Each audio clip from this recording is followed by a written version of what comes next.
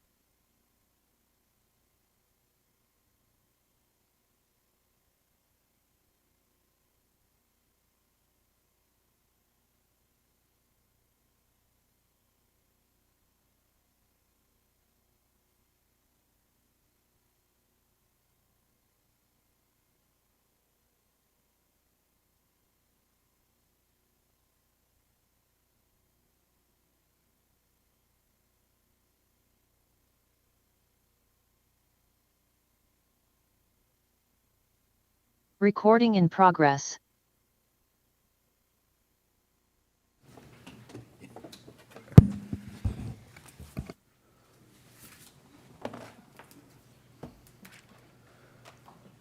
Good morning, everyone, and welcome to the August 26, 2025 Lake County Board of County Commissioners meeting.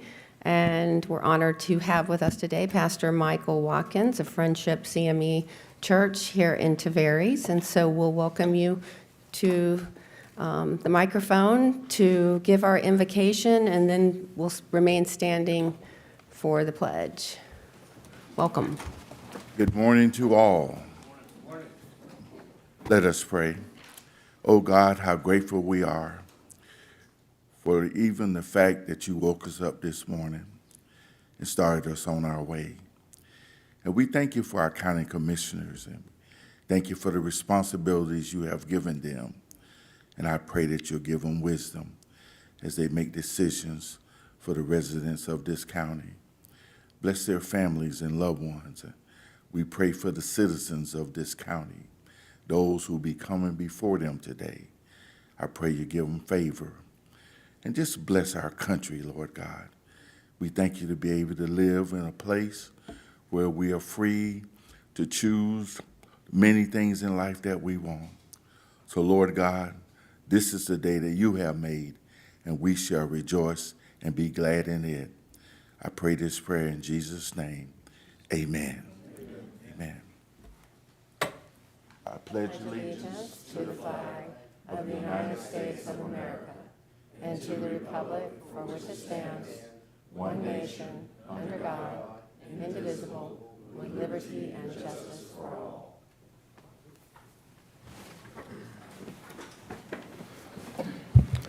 All right, thank you, Pastor. Always a pleasure to have you here. Agenda update, Jennifer Barker, County Manager. Yes, good morning, Madam Chair, Commissioners. First, I would like to request that we pull tab 19. This is an unanticipated revenue resolution that was meant for the Emergency Management Department. However, it was put on the agenda as an Adopt a Lake program, so we're going to pull that agenda item and revise it and bring it back at a later date. So moved. No movement. Second is I'm requesting that we move tab 25 to immediately follow the consent agenda. Tab 25 is discussing our transportation funding options. We have with us today Representative Nan Cobb. She would like to be present to hear the discussion. However, she has a conflict later in the morning. So if we could move that up so we could do that presentation, I would appreciate it.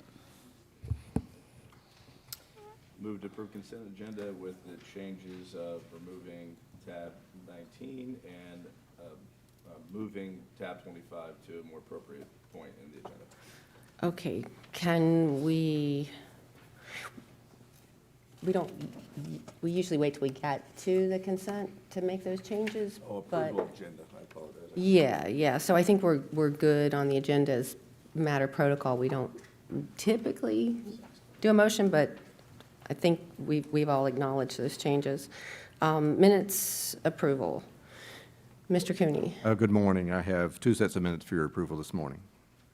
All right, now I'll take a motion, Commissioner Move Sabatini. to approve the minutes. Second. All right, all in favor, say aye. Aye. Any opposed? All right, those minutes are approved, and then we're moving to citizen question and comment period. We have signature cards. If you have not signed up and you wish to speak during this time in the meeting, this is a point in our meeting when the public can discuss items that are on today's agenda, with the exception of any zoning items. Anyone who has joined the meeting through Zoom can use their phone and press *9 to virtually raise their hands. Anyone participating through Zoom, please click the raise hand button to let us know that you wish to speak. Everyone will have 3 minutes to speak, and after 3 minutes, an alarm will sound, letting you know that your time is up. I'll start with the speaker cards that I have, and we have quite a few, actually. So I know we're trying to get Commissioner Cobb out of here, or Representative Cobb out of here. So we have to figure out, this is going to be, let me just look at these just to make 3, 4, 5, 6, 7, 8, 9, 10, 11. This is 40 minutes. Yeah, that's about 40 minutes of time. As far as county attorney, is there any prohibition on us shifting the citizen comment until after we have an agenda item? If the comment's not specifically on that agenda item, you can go ahead and move it around as you need to. Okay, all right, let me just make sure that these are incentives. All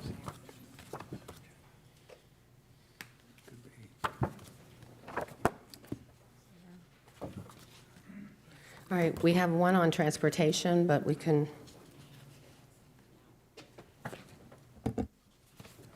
Okay, and we do have veterans here today. Or do you mind waiting for your comments until after we have our transportation update?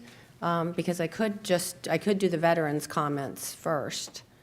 Were you planning to stay for a while, or were you planning to talk and then leave? Okay, why don't we do the veterans' comments, and then we'll come back to the other public comments. Is that okay with everyone on the board? Okay, I think that would be appropriate. So we've got David Bristol.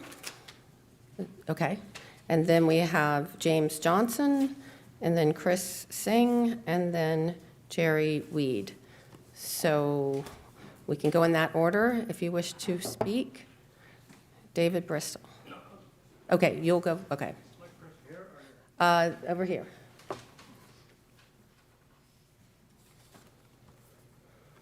Morning, ladies and gentlemen. Respect. Please allow me to introduce myself and what I'm here for. My name is Chris Jerome Singh. I'm a 26-year veteran. I did 10 Marines, 16 Air Force. At 77, I'll go back again if they need me, and if I could serve the boys food, but I will serve. Our problem that we have today, ma'am, sir, we had VSO, Veteran Service Officers, and in the past, I was here maybe 10, 12 years ago, there were 2 guys, we asked for 1. Thank you guys, you give 2 more and you give a clerk. Right now, we do not have any Veteran Service Officer. Ma'am, sir, our veteran here, just about all of them 100% disabled. At one time we were young, we went to foreign country to fight for this country, for all of us.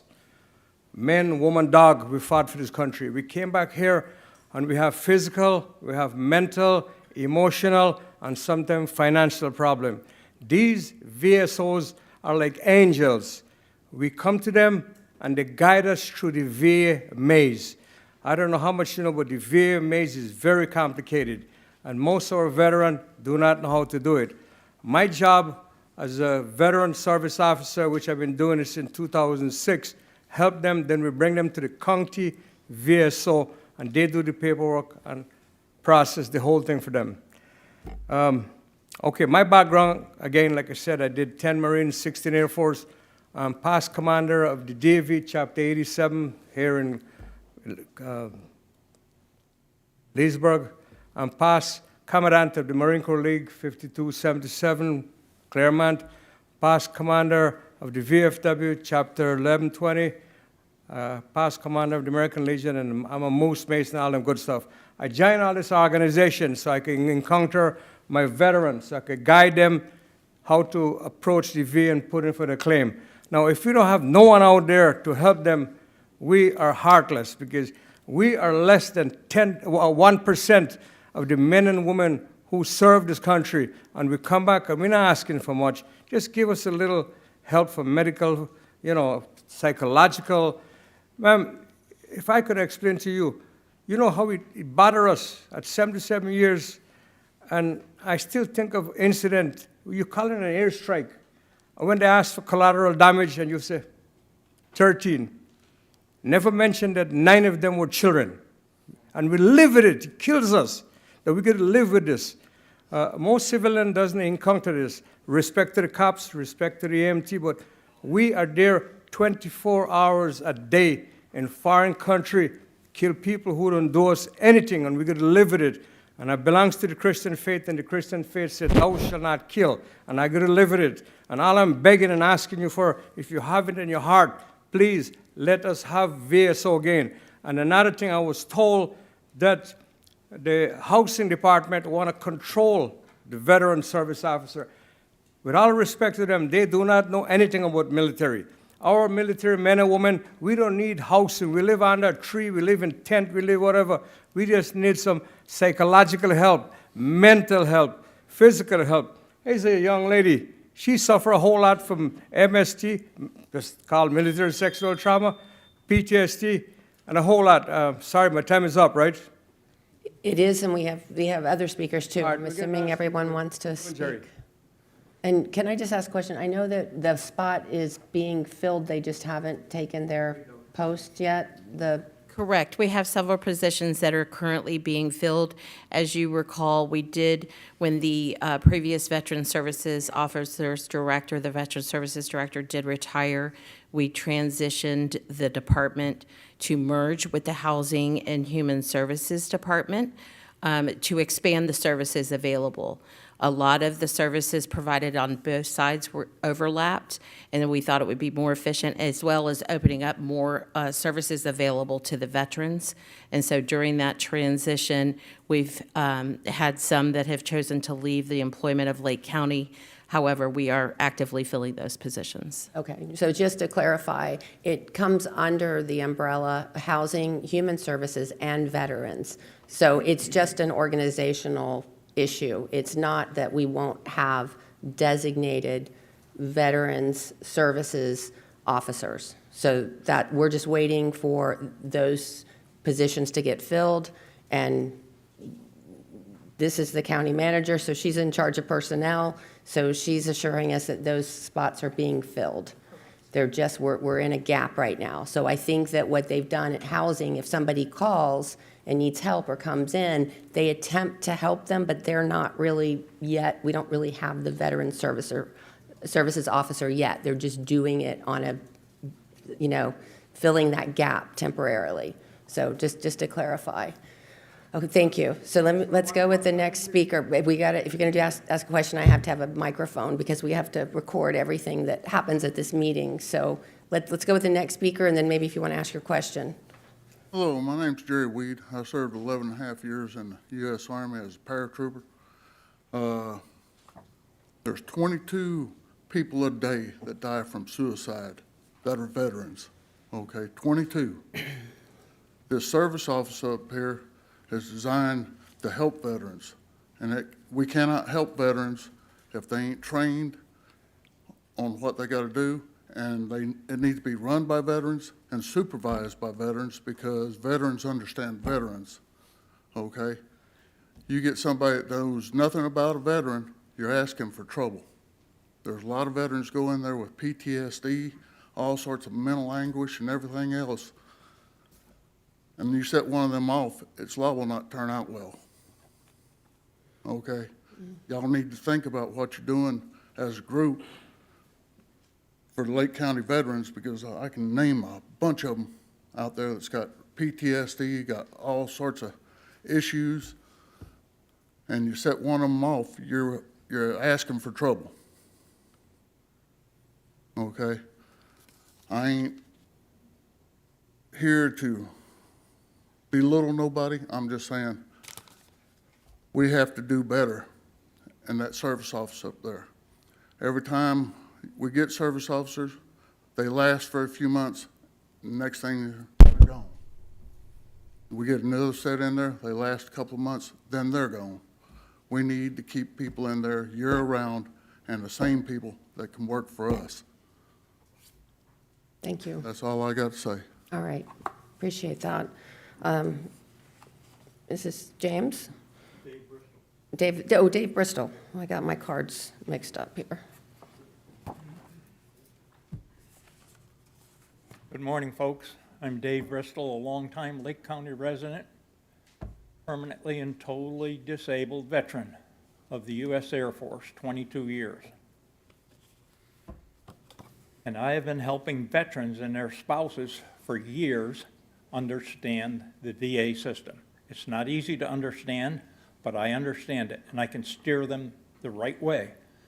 And when I send them to the county VSO, and there isn't one, I get angry, and I am angry.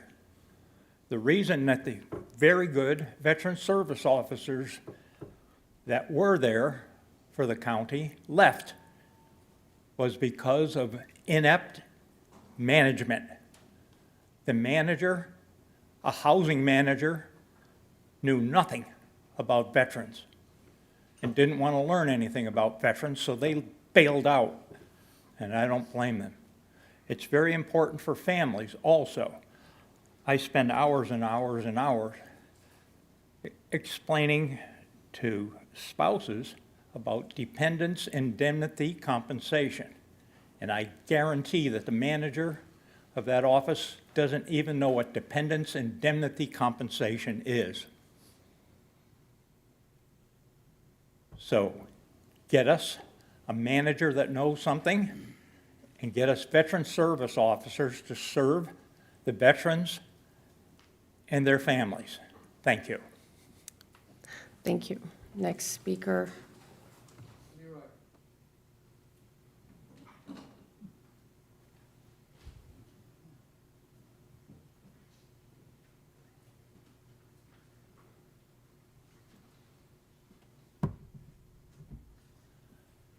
Good morning.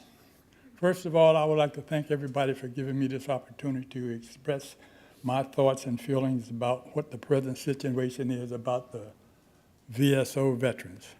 I did my tour in Vietnam at a very early age, right 2 years after high school. I didn't volunteer. I was drafted behind the fact that 15 of my high school graduates, we all signed up to go while we were still in high school, getting ready to graduate, to protect our country at all necessary reasons. But at any rate, as the years went past, 15 of our high school graduates was killed. That tore us apart. Yet 18 years old, 20 years old, you think you know everything but don't know anything. But we were drafted, I was drafted. I went and did what I had to do for this country of mine. I knew it wasn't going to be easy. It wasn't going to be easy at all, but I was trained to do what I had to do. No, we were trained to do what we had to do, and that was protect and defend. And right now, I am here trying to do my best to help the other veterans, the ones that gave their all. I take my hat off to them every day. And the ones who did make it back home, like me for one of them, but when I came back home, I brought a lot of bad things with me. Couldn't sleep, couldn't eat, couldn't do anything. Drugs, alcohol, all of that, it played a major role in my mind, but I overcame that through the grace of God.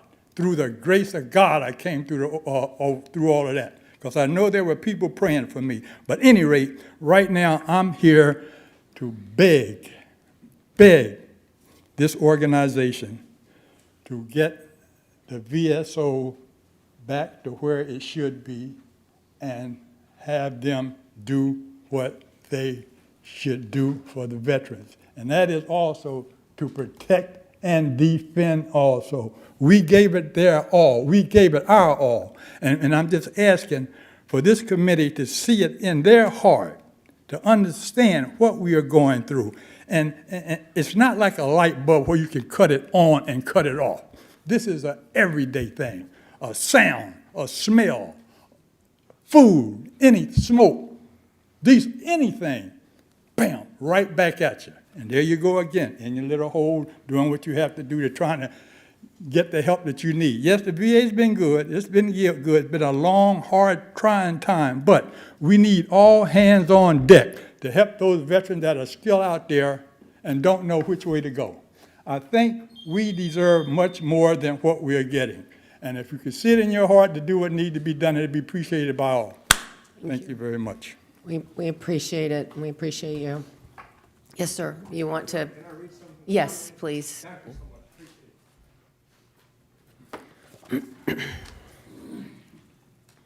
I'll be real quick, okay? I wrote this out. I want to tell you what is a veteran.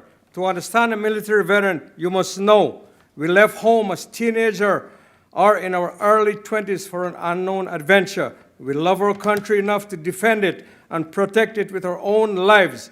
We said goodbye to our friends, family, and everyone we knew. We learned the basis, then we scattered in the wind, far corners of the earth. We found new friends, new family. We became brothers, sisters, regardless of color, race, or creed. We had plenty of good times and plenty of bad times. We didn't get enough sleep. We smoked, we drank too much. We pick up both good and bad habits. We work hard and we play hard. We didn't even earn a great wage, very minimum. We were working 24 hours a day. We were never 8 hours a day. We experienced the happiness of mail call and the sadness of missing important events. We never had cell phone, we never had email. Whenever the mail do receive us, we were so happy that our wife and kids are alive. Okay, we didn't know when or even we were ever going to see home again. We grew up fast, and yet somehow we never grew up at all. We fought for our freedom as well as the freedom of others. Some of us saw actual combat. Some of us didn't. Some of us saw the world, and some of us didn't. Some of us dealt with the physical warfare. Most of us dealt with it, psychological warfare. We have seen and experienced and dealt with things that we can't fully describe or explain, as not all of our sacrifice were physical. We participate in time-honoring ceremonies and rituals with each other, strengthening our bonds and camaraderie. We counted on each other to get our job done, and sometimes we survive it at all. We have dealt with victory and tragedy. We have celebrated and mourned. We lost a few along the way. When our adventure was over, some of us went back home. Some of us started somewhere new, and some of us never made it back home. When our adventure was over, some of us went back home and started somewhere with new families that we never see home again. We have told amazing and hilarious stories of our exploits and adventure. We share an unspoken bond with each other that most people don't experience, as few will understand. We speak highly of our own branches of service and poke fun of other branches. We knew, however, that if needed, we will be there for our brothers and sisters and stand together as one in a heartbeat. Being a veteran is something that we have earned and it can never be taken away. It has no monetary value, but at the same time, it is priceless gift. People see a veteran and they thank them for the service. When we see each other, we give a little nod, we give a little salute, and we smile and we say goodbye. So from myself to the rest of the veterans out there and civilians, I commend in and thank you for all you have done and sacrificed for us while we're serving abroad. Try to remember the good times and make peace with our bad times. Thank you so much.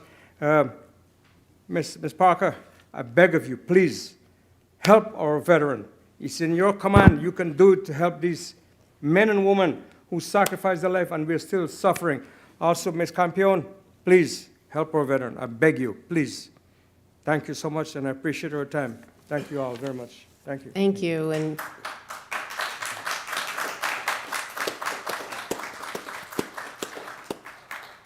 thank you so much for being here today, and we are working hard on getting those two positions filled.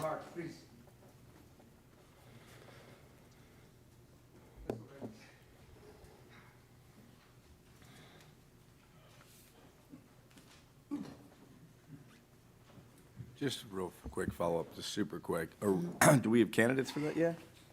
We do have candidates, and in fact, I believe we're already doing the interviews. If not, they are scheduled. We do have candidates.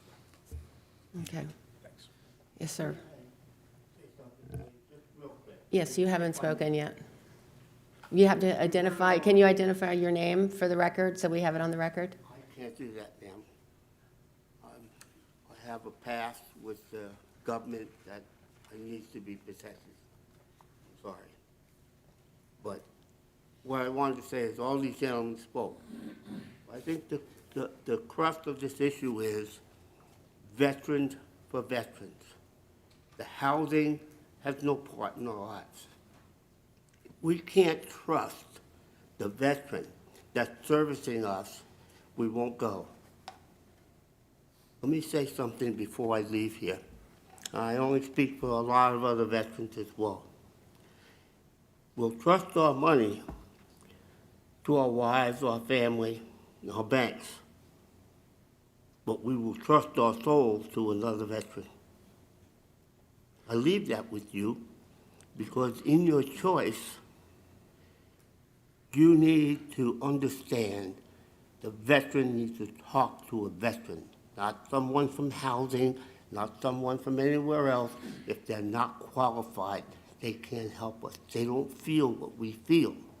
They don't understand what we stand, and they have never done what we've done. I implore you to please take that into consideration in your selection for a veteran service officer or a manager, not someone who has no idea what we've been through. Thank you very much for that moment. Thank you. I appreciate it. Appreciate it, appreciate your service.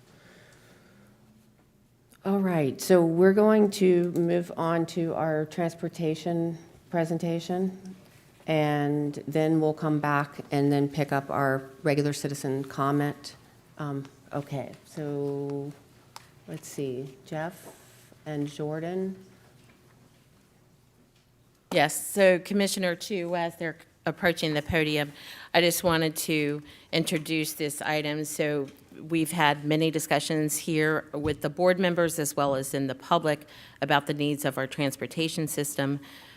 We have a lot of rapid growth, as everybody is aware, happening right now, and the financial resources we currently have available for infrastructure improvements, whether it be road resurfacing projects or capacity increases on our current system, have been lacking. So today we want to just give you an overview of some financing options available to you to accelerate the critical road projects. These are by no means an exhaustive list. It's just a few options we'd like to review with you for your consideration. However, we're open to any other ideas we can talk about, take some feedback from the public. Our goal is to accelerate the road infrastructure projects so we can meet the needs of our residents. And I know we've had a lot of discussions about this, and I know from my standpoint, particularly in my district, but this is countywide, there's a backlog of projects, and the way that our MPO funding works, our transportation needs are sort of all grouped together. A lot of the roads that service our county are part of the state transportation system, and some of those are where we have they've been at the top of our priority list for a really long time, like 44B, 444, 441 widening in Leesburg at Perkins, also in Mount Dora from Donnelly to Renegers, and then 44 from Eustis to Leesburg, that whole stretch of roadway. So we have this massive backlog, and as we all know, we've been trying to sort of bring that to the attention of the state as far as the current transportation funding formula doesn't allow us to get caught up on those things. So anyway, I think the hope was that we could look at some different options, and that's the goal of the presentation today, to see what else is out there or what might be available right now. Thank you. Jordan. Thank you. Good morning, Commissioners, Madam Chair. For the record, Jordan Salinger, Public Works Operations Director. So many counties and local governments face funding challenges when it comes to transportation infrastructure. So the purpose of today's presentation is to look at some of those potential funding options and then hear the board's discussion and further direction. Our outline includes discussion of the current funding sources. We're going to look at some funding overview and trends, then discuss the current resurfacing needs, and then take a look at the additional 5-cent local gas tax option. Then I'll hand it off to Jeff Earhart, Engineering Director, to discuss the road capacity projects.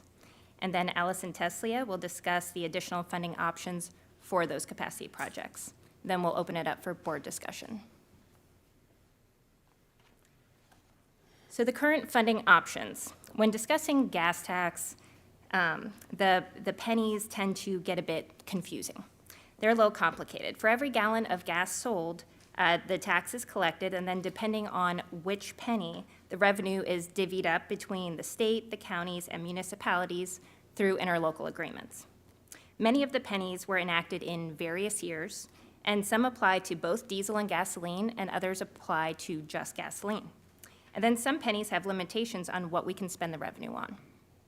So with respect to the state allocated funds, we have 3 pennies. They are collected by the state and distributed to the county. These pennies apply to gasoline only. So the first penny is called the county fuel tax. And the second 2 pennies are called the constitutional fuel tax. And both can be used for road and bridge construction, maintenance, and debt services on transportation projects. So the county essentially receives 100% of these 3 pennies because they're not split with the municipalities. Then we have the locally imposed pennies, which will be our primary focus for today since we have more control over those. There is 1 penny referred to as the 9th cent. The 9th cent is called the 9th cent due to its history. At the time of its implementation in 1972, the state already had 8 cents. So this was the 9th cent on top of the state tax. So the 9th cent is collected on both gasoline and diesel fuel, and this one is split between us and the municipalities 50-50. And then there's the 6 cents local option fuel tax. So these pennies are collected on gasoline only, and Florida statutes allows counties to levy between 1 and 11 cents per gallon of gas in this category. So between the allowable 11 cents and the 9th cent, that brings us to a possible total of 12 cents. So all Florida counties levy a minimum of 6 cents. Our 6 cents was levied 2 cents at a time in back-to-back years in the 80s. The 6 cents are split 66 to 33%, where the 33%, or 1/3 of those 6 pennies, are divvied up between the municipalities according to their population size and their road miles. The uses of these funds includes public transportation operation and maintenance, road, bridge, right-of-way maintenance, equipment and structures used primarily for road maintenance, road and right-of-way drainage, street lighting, sign, signal striping, and the construction or reconstruction of roads and sidewalks. So the uses have expanded a little bit in that category. So while we currently have a total of 7 cents locally imposed, the county only receives a portion, a percentage of each of those 7 pennies. So we just mentioned that we collect 7 pennies, but as authorized in 1993 by state statute, there are 5 cents that are not currently being imposed.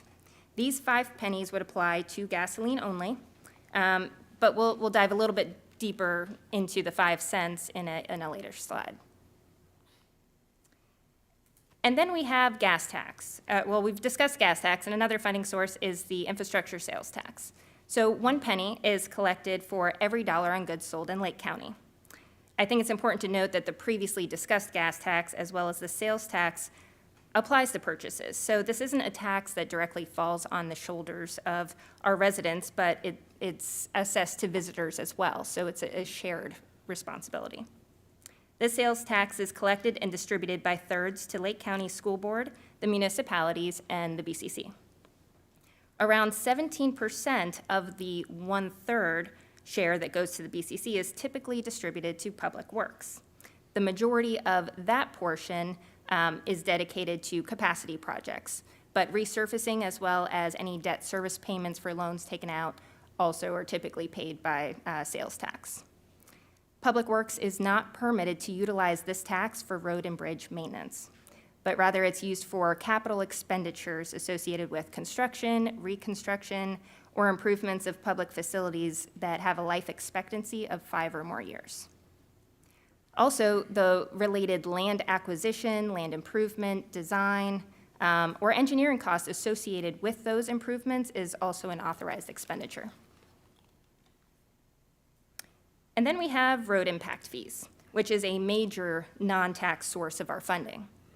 These impact fees are one-time charges that are assessed on new developments, including residential, commercial, industrial. It helps to ensure that growth pays for growth. It helps to address the increased demand on our roadway networks created by this new development. The rates charged vary by development type, but the larger traffic-generating uses will incur higher fees. So as such, these fees can only be used on capital road improvements, such as new roads, road widening, intersection improvements, signal and safety improvements, et cetera, but not for maintenance. So these fees are collected in geographic benefit districts, as you can see, and they don't immediately align perfectly with the commission districts. There's some overlap. And the expenditures of these fees must be used in those geographic areas. This image demonstrates the revenue from impact fees collected for fiscal year 25, about 7.7 million countywide. You'll notice that the West District shows 0. This district is the villages, where there are impact fee credits currently.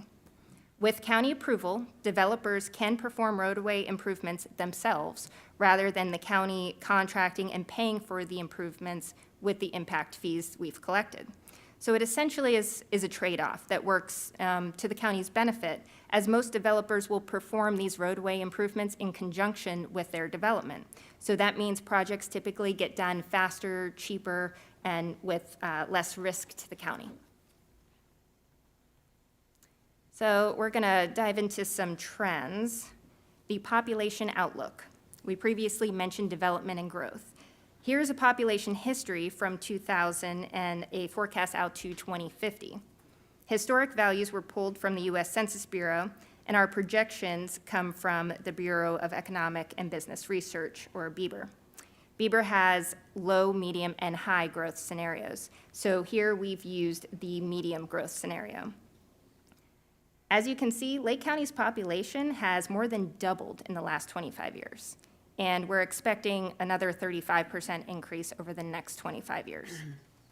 But I'd like to note that, again, this was the medium growth scenario. The high growth scenario was closer to 750,000 population in 2050. So it goes without too much explanation that growth significantly impacts our roadway network with respect to both the capacity and the maintenance because of the wear and tear of all these additional vehicles. And one would think that with the population doubling, that gas tax revenue would also double, but that's not the case. With electric vehicles and fuel efficiency, it can't keep up. So they definitely have not followed the same trend. And then there's inflation. While there's lots of discussion on population growth and inflation, there is another important related trend to note, and that is the construction cost index. So this chart compares the National Consumer Price Index, or CPI, to the National Highway Construction Cost Index obtained from the Federal Highway Administration. While the construction industry has historically exceeded the CPI, there has been significant variance since COVID times. Between 2020 and 2025, there's been roughly a 70% increase in average construction costs. So this trend has directly diminished the purchasing power of the county's available funding. It limits our ability to deliver the same level of infrastructure improvements as we have in the past. So simply put, the dollar is no longer going as far as it once did, so especially as it relates to construction. This is an overall view of public works revenue since 2000. As you can see, some sources have remained fairly consistent, while others have fluctuated quite a bit. We've discussed the gas tax, which is shown in orange, and as you can see, it definitely has not doubled. Road impact fees are shown in gray, and sales tax is shown in red. Resurfacing funding from the MSTU funds is shown in purple. That showed up in between 2007 and 2010 and tapered off. But we've recently received MSTU funds again for fiscal year 25, and they're budgeted for 26 as well. That's a similar scenario to general funds. In more recent years, we've seen a lot more general funds. The green that you see was the 2019 resurfacing loan that was secured in an attempt to catch up on those 4 and 5 critical rated roads. However, that was right around COVID time, so that work was delayed, so the revenue shows up in 2020 and 2021. And then lastly, Public Works charges service fees for our reviews of residential, commercial, industrial, and subdivision site plans. We need to make sure that we cover the cost of staff time associated with these development reviews that are shown in yellow. So last year, Public Works did perform an analysis of these service fees, as it's been a considerable amount of time since those fees have been adjusted.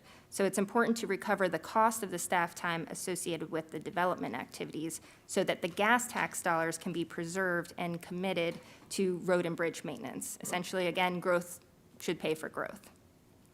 So what is not shown in this chart is the grant revenue, as this is not a consistent funding source. But impact fees do and are often used to match those grants to make our dollars go that much further. So for fiscal year 26, we have budgeted $15.1 million in gas tax, $1.2 million in service fees, $4.4 million in general fund, $1 million in MSTU, $7.9 million in sales tax, and $7.7 million in impact fees, totaling about $37 million from these revenue sources. So if we look at our 26 projected $37 million revenue, this is how it's utilized. Gas tax and service fees fund the operations and maintenance, which takes up about 43% of that total revenue. This includes staff salaries and everyday maintenance costs associated with maintaining our roads and bridges. Capacity projects are funded with impact fees and the majority of sales tax. This accounts for about 37% of that revenue. And then lastly, resurfacing is funded with part of sales tax, MSTU, and general funds when they're available, and is about 20% of our budgeted revenue for fiscal year 26. And again, any grants that we're able to secure, which we try to go after as many grants as possible, extend those dollars. So now we'll talk about the current resurfacing needs. This is a slide that you've seen in our previous May budget presentation. This is the road ratings from 2020 to 2025. The miles are based on our centerline miles. So new roads will start out with a good rating of 10 and progressively deteriorate over their lifetime. So the average lifespan of a higher volume collector road with preventative maintenance is between 15 and 25 years. The average lifespan for a lower volume local road with preventative maintenance is between 20 and 30 years. So these lifespan estimates, without that preventative maintenance component, can be reduced by upwards of 30 to 50%. That's due to the accelerated cracking, oxidation, and moisture infiltration that we're experiencing today. So with additional recent funding made available, we are and have been able to make a little bit of a dent in our critical rated roads. But the roads in the yellow category, which is sort of the danger zone, they are progressively and rapidly deteriorating, and they keep refilling our red bucket. So this is another slide from our budget presentation. We averaged the cost of local and collector roads and applied it to the total miles in that category. This is just to demonstrate very high-level estimates. So currently, out of our 1,293 total paved centerline miles, about 50% are in the green, 25% in the yellow, and the remaining 25% fall into that red critical category.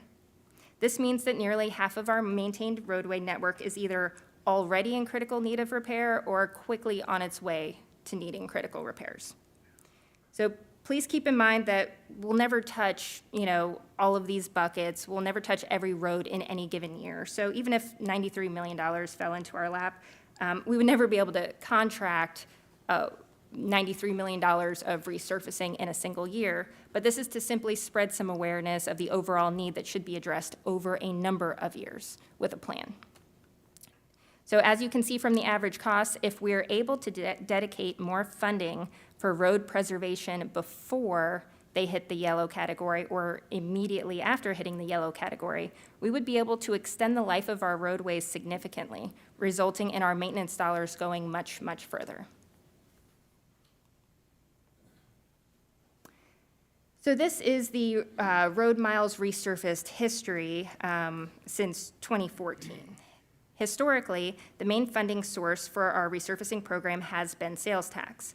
But sales tax is a shared revenue source, and there are competing interests that need to be prioritized at the countywide level. And we understand that. As a result, resurfacing funds have fluctuated, so therefore the annual miles we're able to resurface also fluctuate. So you'll notice a significant increase in 21 and 22, and that was from that $10 million resurfacing loan that originated in 2019, but those COVID delays resulted in the actual work being completed a couple years later. So as you can imagine, it's a bit tricky to program long-term maintenance without a consistent funding source, because it'll dictate whether we complete 6 miles or 35 miles in resurfacing in any given year. So the great news is that in very recent years, additional funding has been allocated for resurfacing. So while in '24, we received approximately $5.1 million, in '25, that was increased to $8.1 million. For fiscal year '26, we're expecting about $7.5 million, and we're hoping that this trend will continue. So if we're able to continue the $8 million, annual budget for resurfacing specifically, this is the 10-year outlook of what this might look like for us. It's not quite enough to get us out of the red, but you can see that the critical roads are significantly reduced. But keep in mind, this is barring any economical craziness like a COVID or anything else that would really, disrupt the construction industry as well. So let's circle back to that additional 5-cent local option gas tax that is not currently being implemented. Should the county implement all 5 pennies and assuming the same 66-33% split with the cities, we can expect roughly $4 million in additional annual funding for resurfacing. This could bring us to $12 million if the existing funding sources remain consistent. So what can we do? What can we accomplish with $12 million of consistent funding? It can get us out of the red well before the 10-year mark. Additional funding would allow us to incorporate pavement preservation techniques so that we can get ahead of that deterioration. This would allow us to transition from being reactive to much more proactive. And it would save on so much road rehabilitation costs in the long term. So the most important aspect of an adequate maintenance program is that keyword consistency. So now we're going to take a closer look at the additional 5-cent local gas tax option. What is the rest of Florida doing? Florida has 67 counties. 39 out of those 67 already levy some portion of this additional 5 cents. That's 58% of Florida.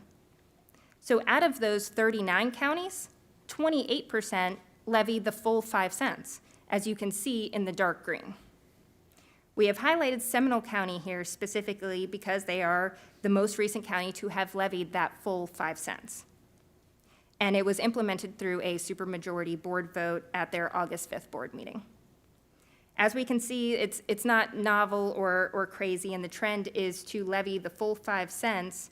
And you can see that most counties in Central Florida and South Florida are already doing that. This view is a slightly different look at what is happening locally.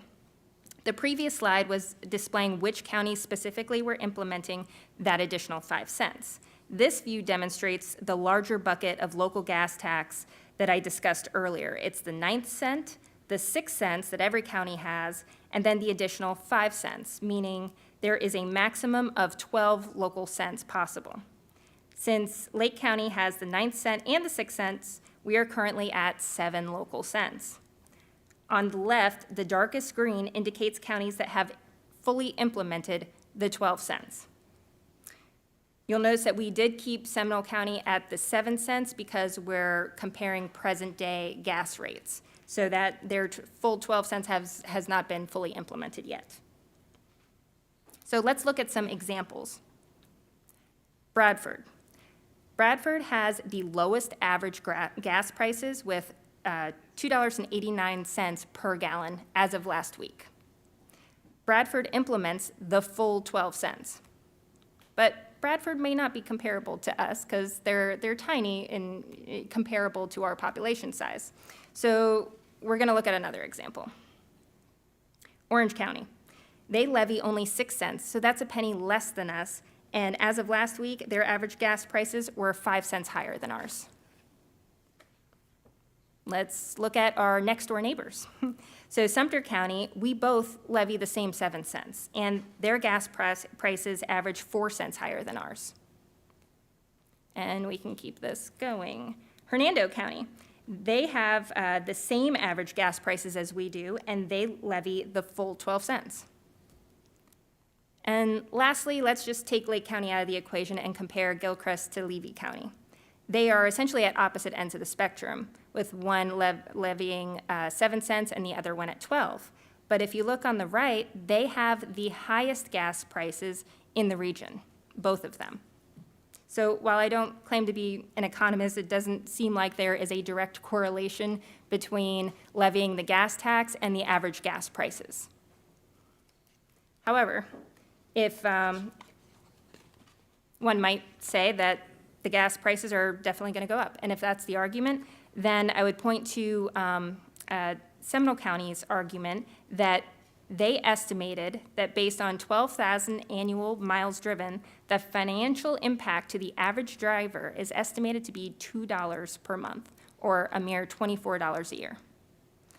They also noted that by implementing the additional gas tax, that the tax burden is shared with visitors, as opposed to the burden being placed on residents alone if it was added as an ad valorem. Which they did also increase their millage rate in a mixed strategy approach to address their funding deficits. But again, the additional 5 cents was passed by Seminole County Board for a period of 50 years, and it is effective January 1st. So, what do we do? Implementing the full 5-cent local option gas tax can secure roughly $7 million in additional funding that would be split with the municipalities. Lake County would see more than $4 million in additional resurfacing funds.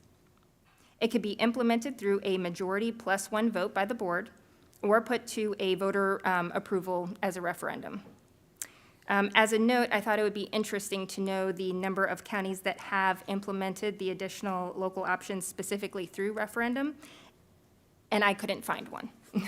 But there was lots of evidence of them implementing through board approval. Almost all of them, I found some evidence that it was through board action.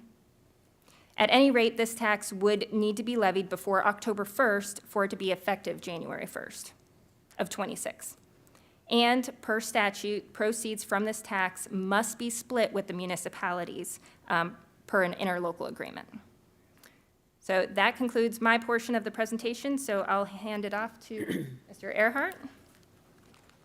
Can I ask a quick question, though, about the 4 million? Would that be the county share, or is that taking into account the split with the cities? That's after the Okay. split, yes. All right, just want to make sure.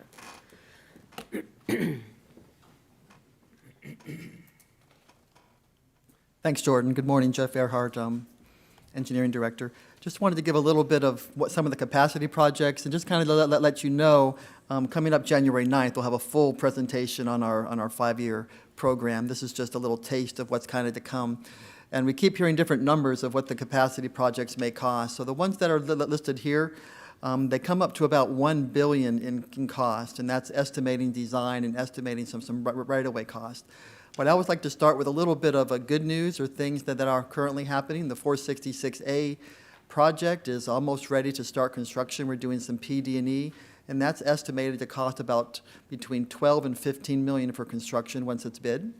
Citrus Grove Phase 2 is also currently in bidding.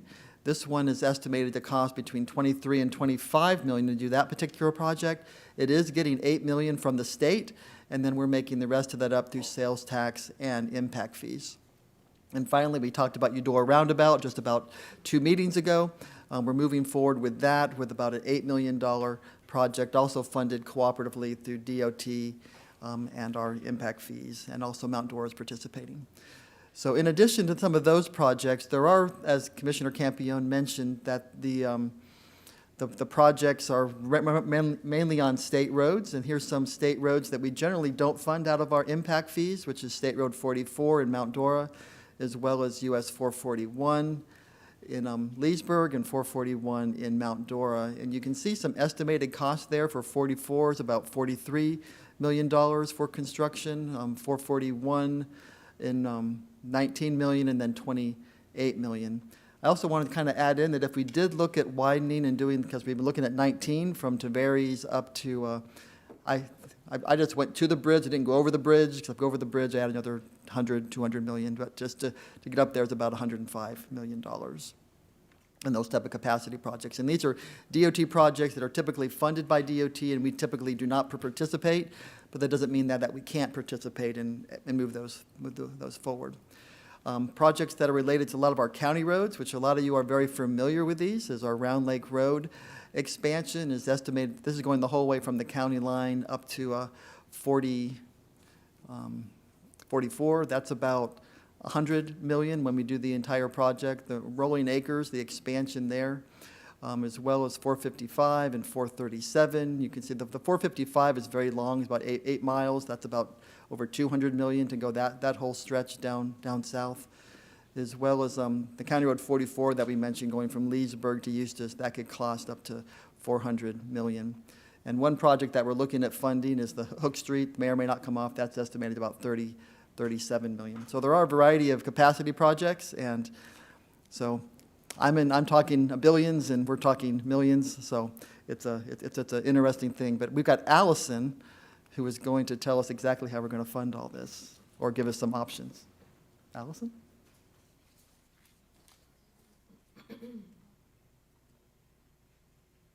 Good morning. For the record, Allison Teslia, Director for the Office of Management and Budget.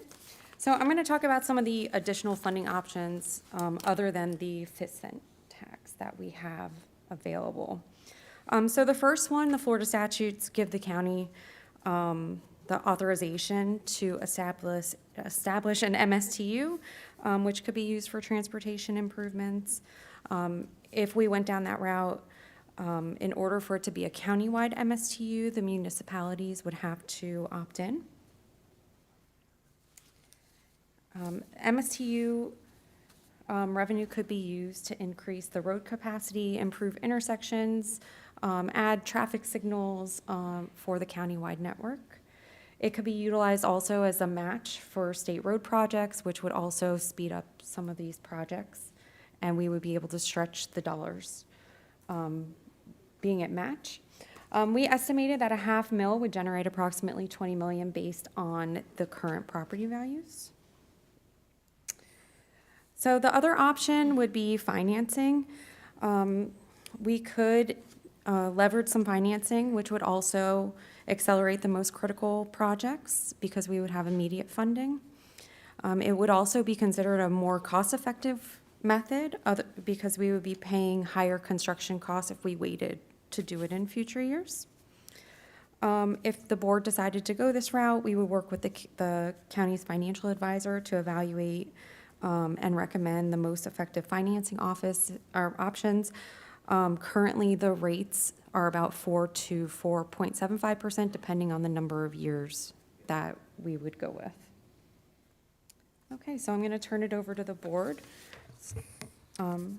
Allison, if you could go back to the financing. So some of the roads that we had proposed, and of course, this isn't, by any means a final proposal, but some of the roads we proposed to use the financing for would be the State Road 44. This would be a partnership with the state. I have had conversations with Representative Cobb, who indicated that if the board chose to go with the financing option, that there would be a legislative request for an additional $5 million for 44B to help offset the cost. Additionally, Hartwood Marsh Road is a major choke point in the South Lake area. We do have some funding identified, not all of the funding identified. It is a partnership with the state as well. They've provided about $9 million, or $7 million, excuse me, worth of funding to accelerate this project. However, we estimate that this project is going to be, for the immediate needs, $18 to $20 million. So we would have to identify that additional funding outside of the state funding. And then finally, the state road project, if we wanted to do a small portion, maybe perhaps by the bridge area where it intersects with 48, 19 and 48, that could be an option as well. So if you chose to go the route of the financing option, we would limit it to just a few of the critical choke points throughout the county. And then you could talk about the other options for long-term maintenance, resurfacing needs, or the long-term capacity improvements for this infrastructure. As far as the ones that you just listed, if we wanted to also run the numbers on, say, 44 from Eustis to Leesburg and the Perkins 441 expansion and the 441 expansion in Mount Dora, where it bottlenecks from 3 lanes to 2 lanes, same thing in Leesburg, we would look at it from a matching fund standpoint, not the county doing the whole project, but state, if we put up this much, will you put up the balance? Correct. And with my conversations with DOT representatives, they did indicate that if the county had skin in the game for these state road projects, it would accelerate the timing of the improvements on the state side. Any additional questions for staff? Okay, all right. Commissioner, Representative Cobb, would you like to come to the podium? Good morning. Thank you very much for having us, and thank you for having the discussion. I have spoken with Secretary Tyler and regarding 44B. The funding is not available till 2032. You all know that we cannot sustain that till 2032. It will just not allow it because it's problematic to begin with now. By 2032, from 441 to 44, you won't be able to drive. It's that backed up now. So he had committed to that it is the #1 project, and it meets all 5 prongs of the priority. And I would ask for $5 million in appropriations. He's aware of all that, and he said the first check that they would write would be back to the county once we started the project, if you all could get the loan. It is a #1 priority for them. It is, Madam Chairman, you know how bad the road is. And I don't see a problem getting the $5 million from the state. I don't. So would they, do you know, though, when you talked with the secretary, would they take that out of our other MPO projects, or would that be like a standalone appropriation? Do you have any idea? That $5 million is a standalone appropriation for that road. Okay, all right, because I know in the past, we've gotten in trouble when we've tried to get improvement funding from our state representatives, and then the FDOT says, okay, that's fine, but now we're going to take that from another project that was on your list. No, this is strictly 444B. Okay, and then another, thing that we had kicked around was the intersection, like a couple of the key places on that road, considering that it's like a $40 million project. Like, what about taking a few of the key locations? Like the intersection at 44B and 44 is just, it's ridiculous. The traffic was backed up the other day all the way to the lakes of Mount Dora. You just don't have, enough turn lanes, and it's, as you know, I was there last night trying to come off of East Lake Joanna Drive, making a turn to the north. I sat there for I don't know how long. Finally, I decided, okay, I'll just go south, and then I'll see if I can find a place to make a U-turn. And ultimately, I found a place to make the U-turn. But it's just you drive it, so you know, and you live it. But I certainly appreciate it from the standpoint of, if we can, that puts a lot of focus on that, on the road from DOT, and the 5 million would certainly help a lot. It's just timing-wise, if there's a way to, leverage, using financing in order to get things started sooner than later would be ideal. That would be wonderful. And I will tell you right now, it's currently 42 million, and if we wait till 2032, it won't be 42 million. I think we just heard the finance portion of that, and you know how much worse it's going to be. Yeah. It's like trying to make a left on Waycross. I think we've finally solved that, but those points are just difficult. Yeah, and, we still have the bottleneck issue at 441, so I think that still needs to stay there, because you go from 3 lanes to 2 at Donnelly, and so that really actually, makes that part, the southern part of 44B, as bad as the north part. But the conversation I had with Secretary Tyler was to get started on 44, but he knows how bad it is, and it is the #1 priority. But we just cannot wait till 2032. Thank you very much. You're welcome. You're welcome. Any other questions? No, I want to, just a comment. I have comments about other things and long-term what we should do, but I think short-term, this is a good move, and I appreciate your discussions. We had a good one last week about this, and I think it's a good short-term, solution for us. It'll address the in South Lake, Hartwood Marsh Road as well too. So, which I know is pretty bad, but you deal with the other one day to day. But yeah, I deal with Hartwood Marsh weekly at least. So I think it's good for us to move forward, and I appreciate your time. All right, well, if there's anything else I can help with, please don't hesitate to reach out. I just have a question. You mentioned something about a loan to get this completed. Would that loan be through the state, or would we be doing traditional routes? No, this would be a loan that the board would secure, the Board of County Commissioners would secure on the advice of our financial advisor.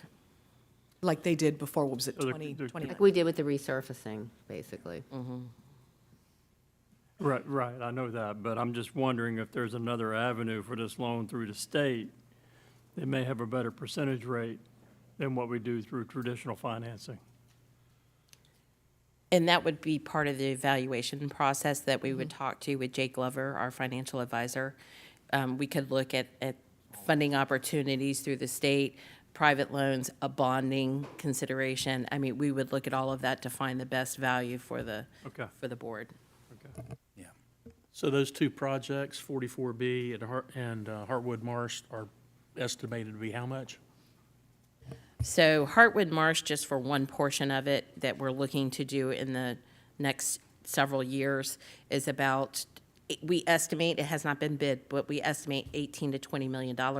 We do have $7 million committed by DOT, so we would have to identify the additional 11 to $15 million that would be needed.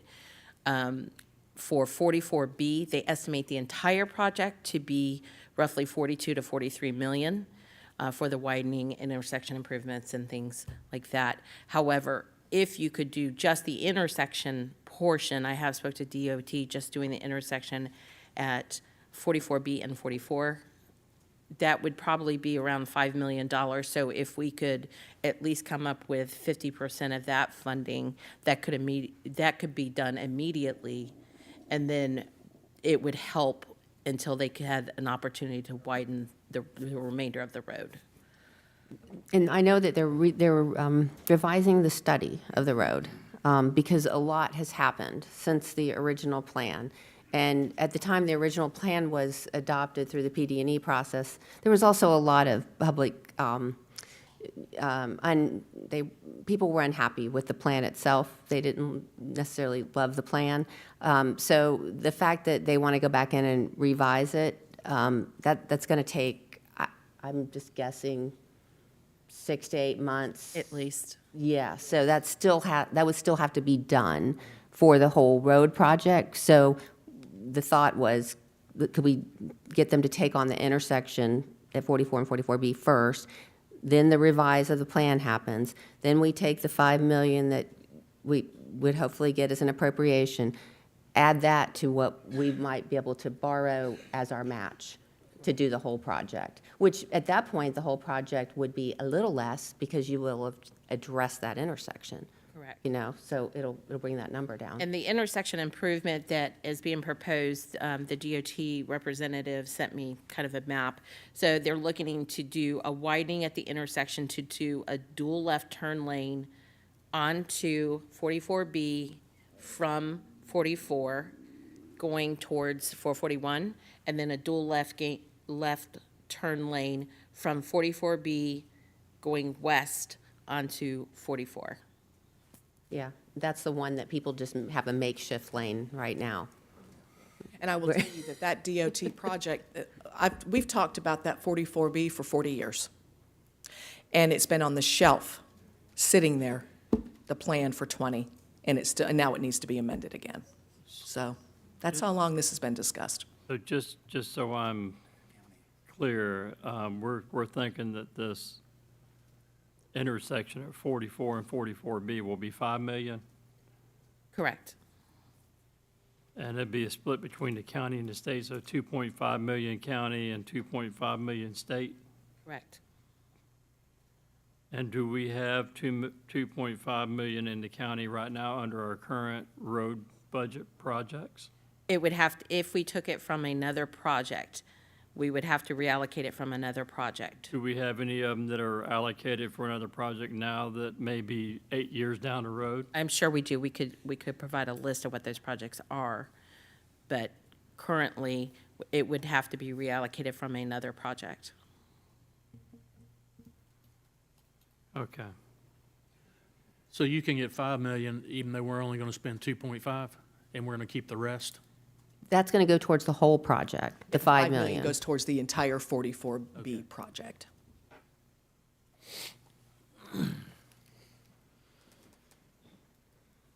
Thank you so much. Thank you, appreciate it.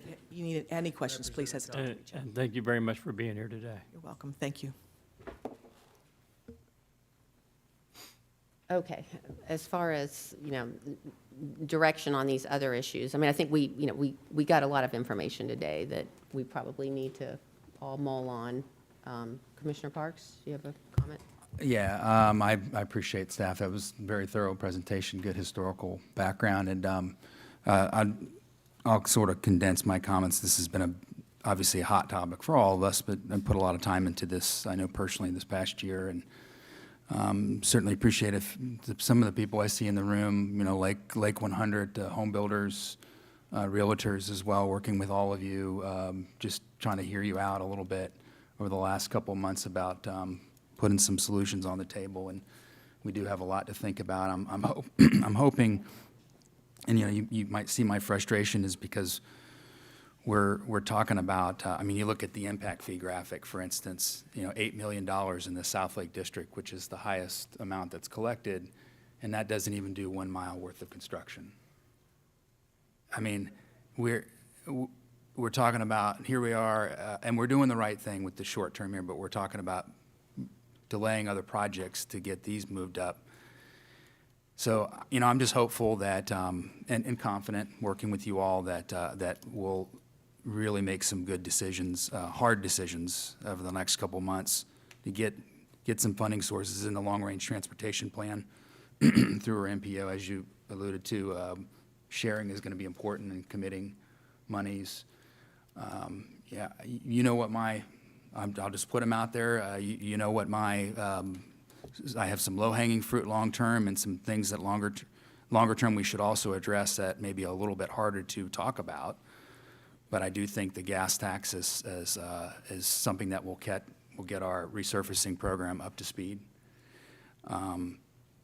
I think that we should commit 8% out of our general fund budget right off the top, and it'll force fiscal constraint of everybody that shares out of the general fund moving forward. And I would ask that the cities commit the same amount as well. Some do, some don't. But I think in some discussions with the cities that they would, I think they're understanding now that now is the time that we have to come together to put money in the pot, so to speak, to start whittling away these projects that end up on the LOPP list and just sit there for years and never get done. And then we're here frustrated, moving projects around, and at the MPO, cities are asking why aren't these projects, as you know, why aren't they being funded? And they just keep getting put off further and further.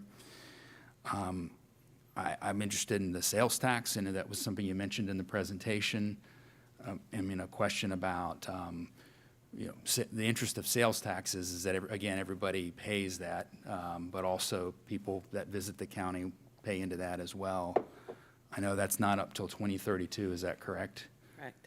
Yeah, I mean, I'll just put this out there. Could we discuss, restructuring that with supporting the county to do, the school board to do an additional half penny for them, and then restructure the existing 1 penny that we have now to commit more towards transportation? I don't know whether that can be done and without going out to another referendum sooner, or do we have to wait till 2032? I would think you would have to wait to the current authorization sunsets in 2032. But you could begin talking to because it would have to go out for referendum. Right. So if you wanted to take effect in 2032, and you would put it on the ballot in 2030. So you would start talking to the public and getting feedback and what their priorities are earlier than 2030. Because the 1 penny, and everybody knows this up here, but the 1 penny that's collected is a third, city, county, school district. So potentially with that change, you would have a half for the school board. They would actually gain more. And then it's a half city, half county, using most of that towards roads. It's just a thought.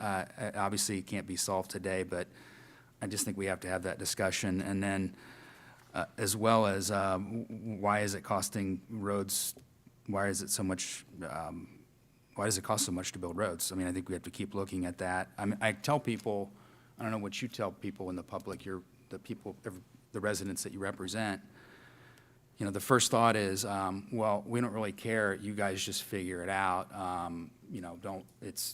cut the cost somewhere. And I'm thinking, where do you cut the cost on building roads? They're so expensive. I mean, one thought is perhaps, I see some builders in the room, what do we need to do to reduce the red tape, the bureaucracy, so to speak, to have some of our local builders build these roads, which I know Privatize it. in some areas of the county where they're building roads cheaper than what we can do.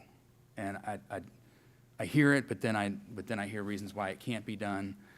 And I understand some of those reasons as well, but I think we have to look at, if we're going to be talking about, at least if we're going to talk about a gas tax and then maybe an additional penny, and then using 8% out of general fund, I think we also need to look at the cost of building Can we roads. just briefly have that discussion real quick with just some staff? What are the options for private sector, maybe smaller contractors? There's got to be a better way on the roads. Every time I go to these FAC conferences, there's commissioners and vendors that say, we found a way to get roads built at a much lower rate.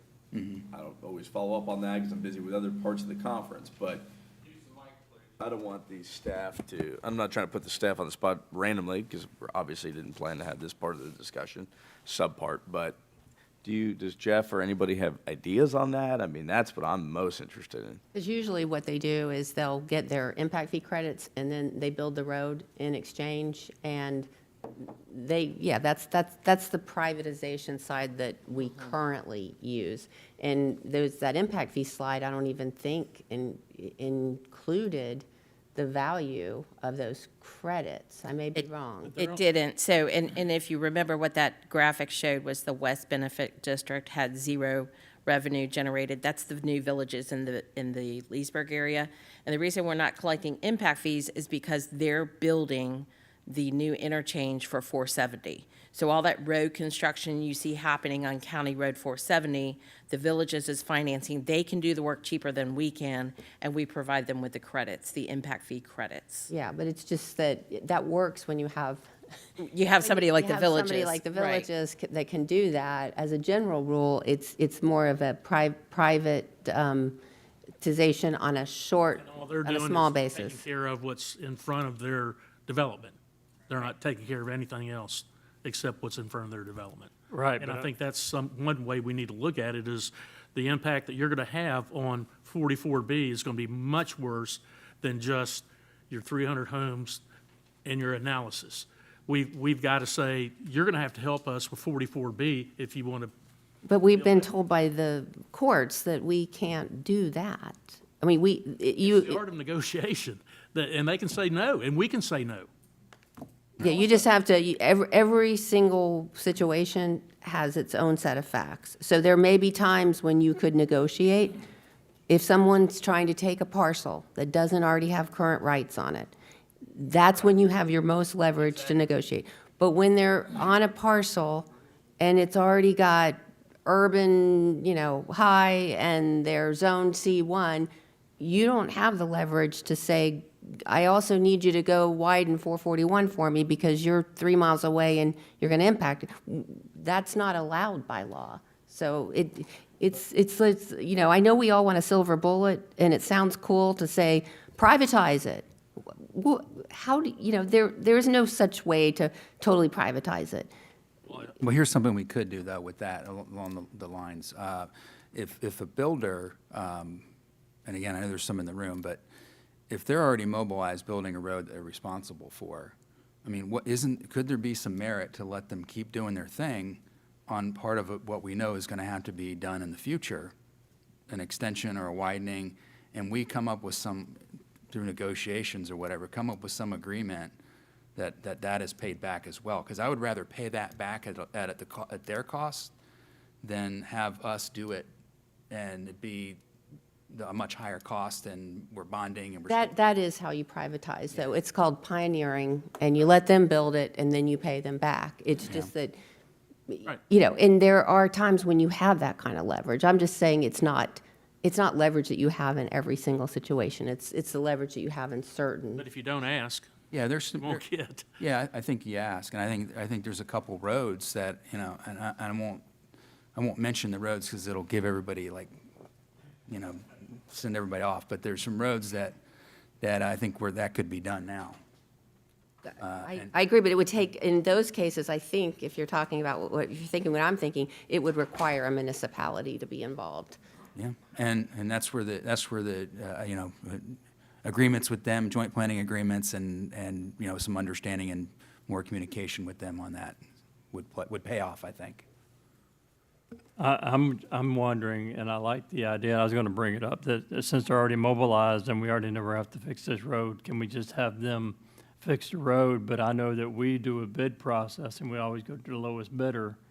Is there a way that we can not get around it? Is there a way that we can incorporate a new philosophy of thought to have this road built by somebody that is already mobilized? It would reduce the cost per mile, and then pay them the money at a savings to the Lake County taxpayers that would have been spent anyway if we would have had them stop and then had another company bid, remobilize, and go back out? We have done certain things like that. There are, sometimes we put in the developer's agreement that they need to get at least 3 bids the way we would and bid it out. I believe we also have in that if they give us an engineer's cost estimate that we can reimburse it that way. So we are taking methods to do that. You've approved extending Hancock Road. Lennar is actually here. They built their section, and they're going to continue building it up to from 5 Mile up to Hartwood Marsh. So we're doing that way.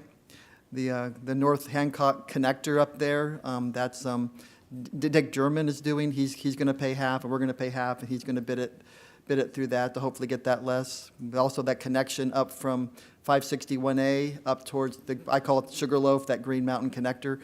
But Lennar actually did that when we gave them 20 million. That was 20 million impact fee credits. So we are looking at those efforts, because it's when we bid it, we do only get those few that have the time to bid it and bid the big jobs. And sometimes if you have a smaller job, and there's also a lot of paperwork associated with doing work with us, as far as trying to get the prices down. You just mentioned it. You've got a private developer doing his part, and then he wants to help with the road, and you say, well, you got to go get 3 bids. Why would we do that? If he's already there, he's mobilized, he's going to get the best price he can get. There's a reason. There's a reason. So it's going to take what, 3 months, 4 months to bid something, and you got to have 3 bids, and it's got to be awarded. That's the red tape that is holding everything up, so. Yeah, and I think with some of the developers too, so they're building the roads, like you mentioned the Hancock. Well, the houses are there, so what we hear is, why didn't you build the road first? And I understand there's some reasons why you don't do that, but you're working on the road, but all the houses are there already.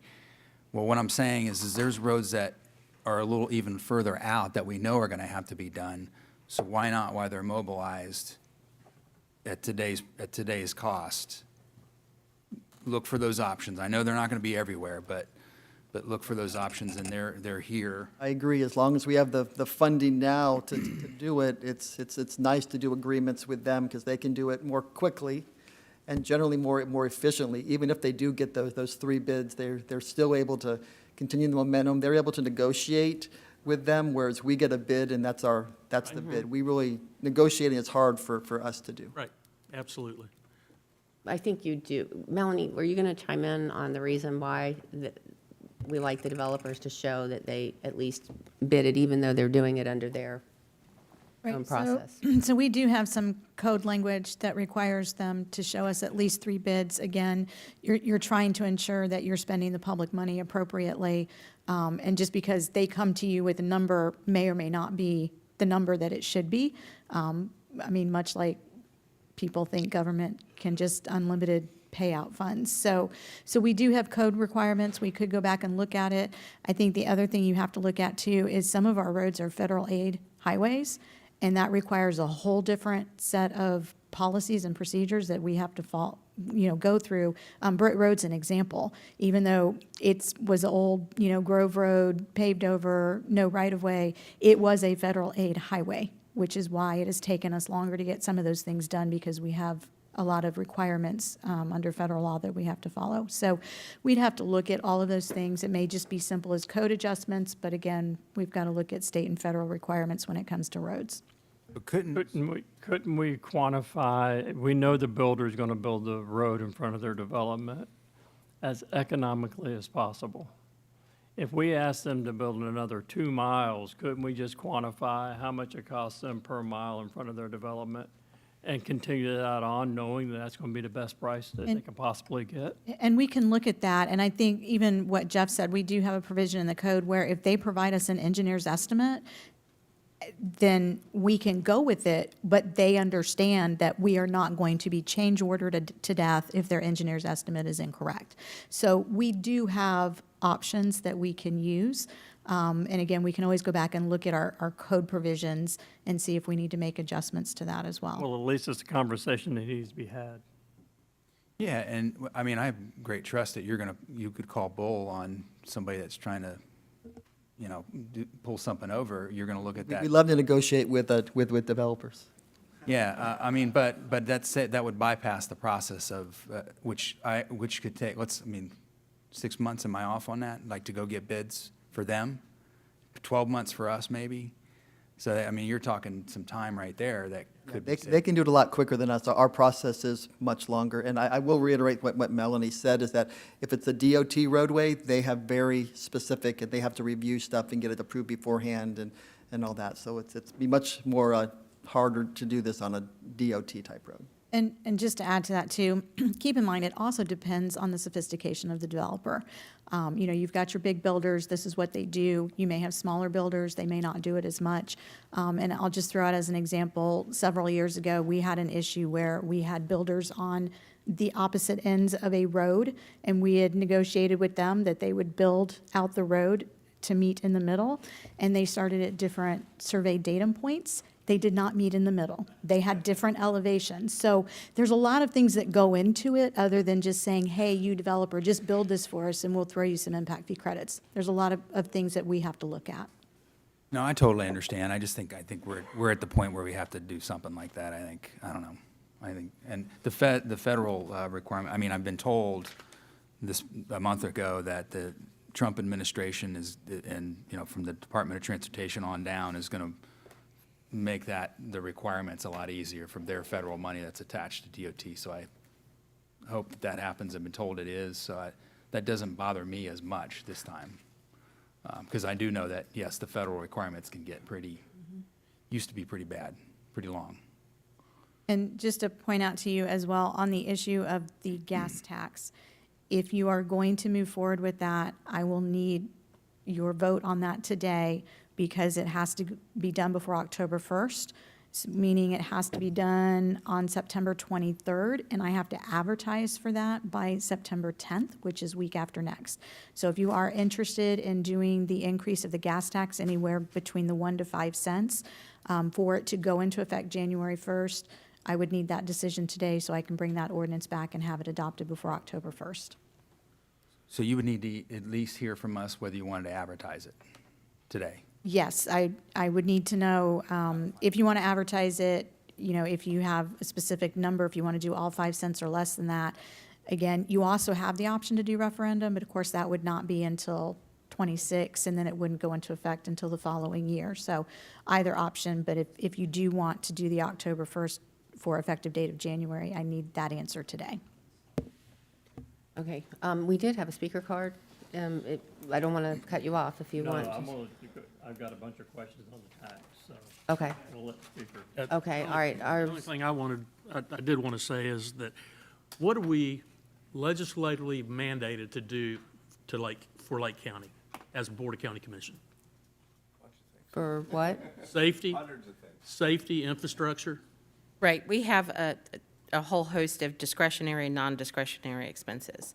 For instance, we have to do public safety, we have to do infrastructure, roads, we have to pick up trash, we have to provide funding for Medicaid, juvenile justice, to the constitutional officers, things of that nature. I would like to get that number based on our budget for 2026, if you don't mind, because I am not one to raise taxes until we've cleaned our own house, and I want to know where all the money is and how we can possibly move money around. And everybody's suffering on the roads, so maybe everybody's going to have to suffer that they're not going to get the money for a park or something like that. I mean, I need the numbers, the real numbers of what we're required to do, and then we'll look at the budget and the rest. All right, speaker cards. Bud Dorman, and then Adam.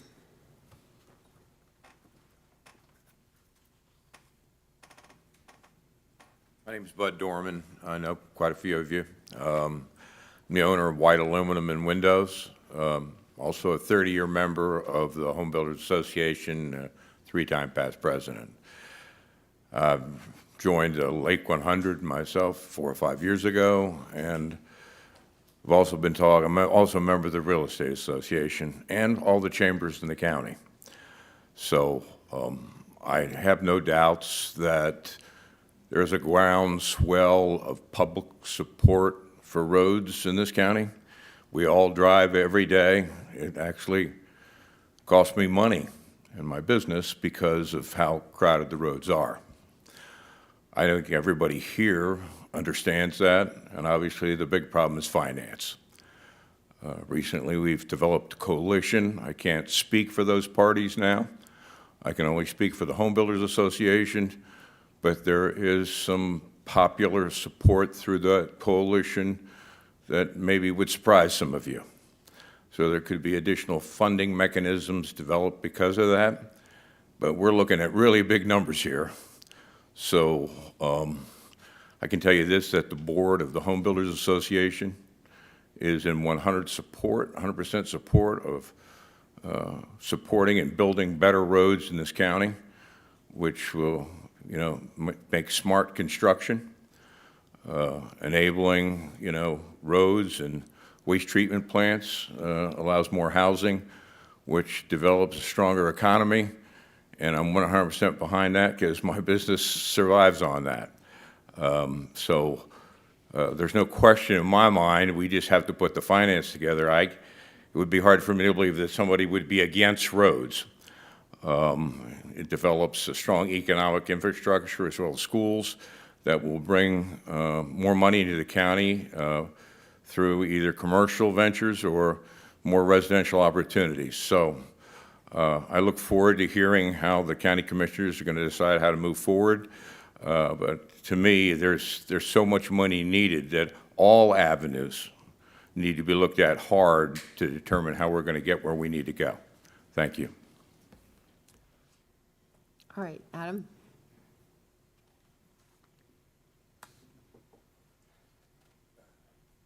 Good morning, Madam Chairwoman, the board. I kind of wanted to reiterate what Bud said. I know that there's a lot of us here that are trying to focus on the transportation issue because we all sit in the same traffic, and now it is it's fairly pervasive throughout the county. I certainly wanted to urge everybody on the board to look at the gas tax, get us equal to most of the surrounding counties. We are obviously a growing county. We're pretty much right on target from the study that the county conducted 20 years ago, where we're going to be. So it's a good opportunity for us to get the same. Nobody here wants additional taxes. This is approved by the state. We'd be looking forward to at least taking what is already allocated by the state. I would certainly encourage it. The public-private partnership, you know, I heard some examples just last week of a road that was put in by a Fortune 500 builder. County's cost $4.4 million, done private side $2.6 million. So there is some opportunity, in my opinion, that we could try to express those deals, as Commissioner Morris noted. You know, the P3s are a good opportunity for us to save money across the board. And then I do believe strongly that allocating some general funds, Commissioner Morris again said he wants to know where the taxes, where we're spending and stuff like that. That automatically is bringing our budget down where it's going to tighten the belt. So that is in keeping with your opinion of trying to sharpen our pencil here at the county. So, you know, when I look about or think about the traffic situation, you know, let's say the state goes and give us all the same tax rate, which, you know, there's been some discussion about the state stepping into everybody's role. If that were to happen, the thing that's going to separate our county from other counties that surround us is really when you're looking to relocate business and bring in good revenue, tax revenue, is all things being the same. What's it like for your truck to pull out in a semi, you know, and stand still 45 minutes in front of your business? So it is important, I think, that we start really tackling it. Out of the couple of months we've been discussing transportation, one thing I have figured out is it is not a big chainsaw to cut down the tree. It's going to be a whole bunch of little axes slowly cutting it down. But I think every opportunity that we can take to get something on the board and start putting money toward it, the sooner the better. You know, the problem's not getting better. It is, in fact, not getting better. So I'd be certainly want to stand behind the board and tell you guys that we are looking for a transportation solution. The sooner the better. It's not going to get less expensive to put in roads, that's for sure. That's all I have. Thank you very much for your time. Thank you. Question on the local option, but this is for staff. The resurfacing, that's where we've been focused on. That would be the way to try to take down the roads that are in the 4s and 5s, that trying to keep them from getting more degraded. Correct. So that would not go to capacity. No. So I just want everybody to be clear, that's not going to change whether you're sitting in traffic, the gas tax. It's going to be whether the roads are crumbling. It's going to provide resurfacing funding as well as a proactive approach to preserving the road. So doing a true CIP where 5 years out you do some sort of, and I don't know if this is the timing's correct, but crack sealing or rejuvenation, and then it extends the life where you're not having to do a full mill and resurface. But yeah, and to the point that, you know, arguably it takes multiple approaches. It's not just one thing is going to, you know, but that, just so everybody, I just wanted to be clear that that's more towards the resurfacing side of things, not the capacity, which was, you know, where we're getting into the billions on the capacity. And then the countywide MSTU, that would require an opt-in by all of the cities to be countywide. You couldn't, what if one city held out? you couldn't do a countywide MSTU? Well, you could do it for all but the city that All but opted that out. city? Right. Okay. And could that be could that be a referendum issue, or? It could be a referendum as well. However, the cities would still have to opt in through interlocal agreement. So if you wanted to take the approach of going to referendum, and then the cities are evaluating how their residents feel about the potential of an MSTU for road capacity projects, they may be more favorable to opt in at that point. Question about that. So if that was an option and it gets on the 2026 ballot and say 2 cities decide not to do it, do the people in those precincts not, is that not on their ballot, or is it So, in the cities? yeah, so I'll jump in there. It really wouldn't be an MSTU on the ballot. You would do it as a bond referendum, like you just did public lands, and then it would be applicable across the entire county. They just wouldn't opt in and, Right, there's no opt-in at that point if it's a referendum. It would just Okay. be a bond referendum. all right. Okay. But it wouldn't be ongoing funding. The MSTU is an ongoing funding structure, so you could set it up for 20, 30, 40, 50 years. Whereas if you did a bond referendum, it's a set amount that you put on the ballot, not to exceed this period of payback. And we had mentioned the possibility, you list 5 projects and say, we're going out for a bond referendum. Does the public support this to get these 5 done? And they might be the matching for the state to pick up the 50%. But it would not be the ongoing MSTU. Okay, all right. Right. Okay. I appreciate Commissioner Morse asking the question of a breakdown on how things shake out budget-wise, like what are essential, what are discretionary, what are mandated by state law. I mean, you can take the budget, I'm pretty sure that you can, whether you use a highlight pen and different colors represent different things, but it would at least break down that dollar amount. So if it comes back and, I don't know, let's just say you find $3 million are discretionary. 3 million more than we had. Well, it's 3 more, but then you have that discussion about what is it used for, and is it really necessary to stay where it's at versus move somewhere else. So I think that's a good exercise. Me personally, I'm not prepared to vote in favor of gas tax today, but So I have several questions on the gas tax and these 3 options here. The first, and I don't know who's going to be able to answer any of my questions, but we'll just try it. Do we have a percentage of Lake County people purchasing fuel as opposed to outside of Lake County purchasing fuel? Will someone please come to the podium? yeah, because you might be able to extrapolate from the sales tax. I don't care who it is. He's getting angry. But I just want to add that when we did the sales tax, referendum, we actually had a study done on who was actually paying the sales tax, and it broke, It was almost 40% Yeah. of other people were paying. but that's for goods, so I don't know if that would be, but just in case you wanted to try to extrapolate from that. I don't currently have those figures, but we're more than willing to try to do some research and see if we can get those numbers for you. Let me put this little anecdote out there too, just along the lines. In South Lake, where the turnpike has been, it seems like under construction for 10 years now, and it's got 10 more to go.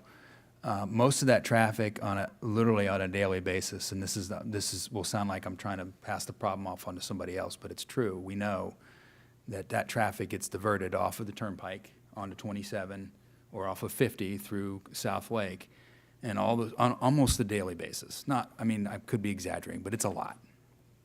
And those people were buying gas in Lake County, and they've been buying it for years now, as that project has been a problem.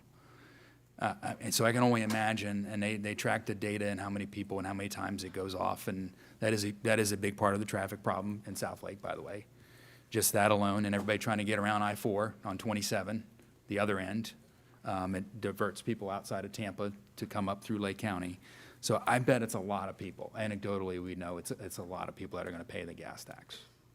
I'm sure, but I'm trying to. I know you want a number. I'm trying to educate the public as well with some of these questions. Yeah, no, and I know a number would be good if you had an exact number. So, We'll try to do that research. Yeah. so is there a way that we can get some type of idea about how much is county citizens are paying for gas as opposed to outside? I don't know if there's a way to do that or not.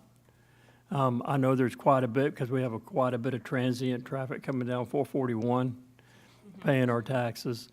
We're a major thoroughfare from the Turnpike to 95, which is going each side. So I know that there's got to be at least 20 or 30%, I'm thinking, of outside of Lake County. And we're including visitors as well, because visitors come and spend taxes on gas, on rental cars, and everything else. So I would like to try to get that number if we can. Try our best. All right, and maybe you can get with Ryan with Economic Discover Lake to see how many overnight stays, and we can kind of extrapolate the driving patterns there as well. I don't know. One of the things that I noticed that 1 cent does not get for diesel. What is that? So let's see. Which one was that? I think it was So- slide 5, maybe. How about the state allocated funds? So, Can you bring it up on the screen? let's see. Backwards.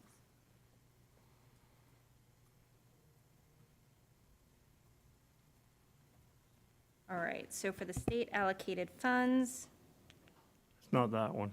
oh, no, not that one. So those two are gas only. The 9th cent is for gas and diesel, and then the 6 cents only apply to gasoline and not diesel. Okay, so it's all of the 6 cents is not diesel. Correct. So we need to quantify how much diesel is being spent compared to gasoline here in the county as well. Okay. That should be fairly easy to do.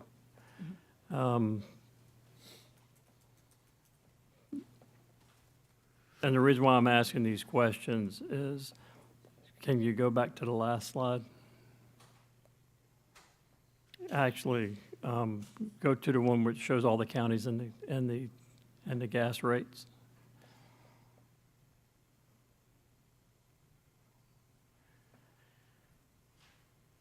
Okay, right there. It looks to me like we're on par just about with every other county, even though those counties are incorporating the extra 6 cents. Correct. That's what we know. Do we know why that is? No, it's. Is it profit that, from the gas stations? I mean, I don't know how how you determine the price of gasoline. They do, the gas stations. So the gas stations are looking at the surrounding counties, they're saying, hey, we'll get that extra 6 cents for our pocket, basically. Yes, essentially, yes. All right. So our next-door neighbors that have the extra 6 cents, the gas station owners are essentially not bringing home as much money as they are here. Okay, all right, that makes perfect sense. So they're using the other counties' 6 cents for their own, for say, profit. 6 cents a gallon, which is either 90 cents to $1.15 per fill-up on a 15-gallon to 20-gallon tank. So essentially, the counties that have implemented the full 12 cents, the gas station owners aren't bringing home as much money. Unless they're charging a higher amount. Correct. That's good. All right, so now can you move to the last slide? The last slide. Oh. Keep going. Keep going.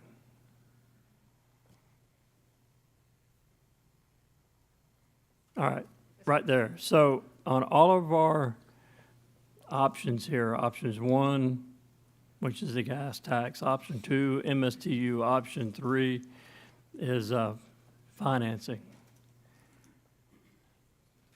Option 1 is the only one that takes into account other funding sources other than solely Lake County people. Correct. The other 2 are solely on the backs of Lake County Yes, sir. for everybody else to use our infrastructure. Yes. Okay. The only way that I would, so also on your slide, I noticed that we were about 20 years behind because for 20 years, general fund was not used at all for roads. I don't know why. When I first got on the board, that's one of the first things that we did was put general fund money toward the road infrastructure. There could have been a myriad of reasons before me. I don't know, it's before my time. But the only way I would even look at an additional tax is if we can guarantee somehow that general fund is continued to be used and our continued MS2U proposals are continued to use. That way we don't have an influx of money and say, oh, we got this much more money, so we're going to take it away from this and do it on that. So I want to make sure that there's a solid way that we can keep our current strategy, and if we implement the 5th cent or the 6th cents or whatever it is, on top of that, and it not be touched, because I know things happen, but I don't know if there's a way we can guarantee that we don't drop, because right now we're using 12% of general fund for our road infrastructure. Last year, we used 8%. Is there a way we can we can't go below 8% of general fund if we go this option? So just a bit of a correction. This year, for fiscal year '26, we're proposing to use 3.5% of general fund ad valorem revenues.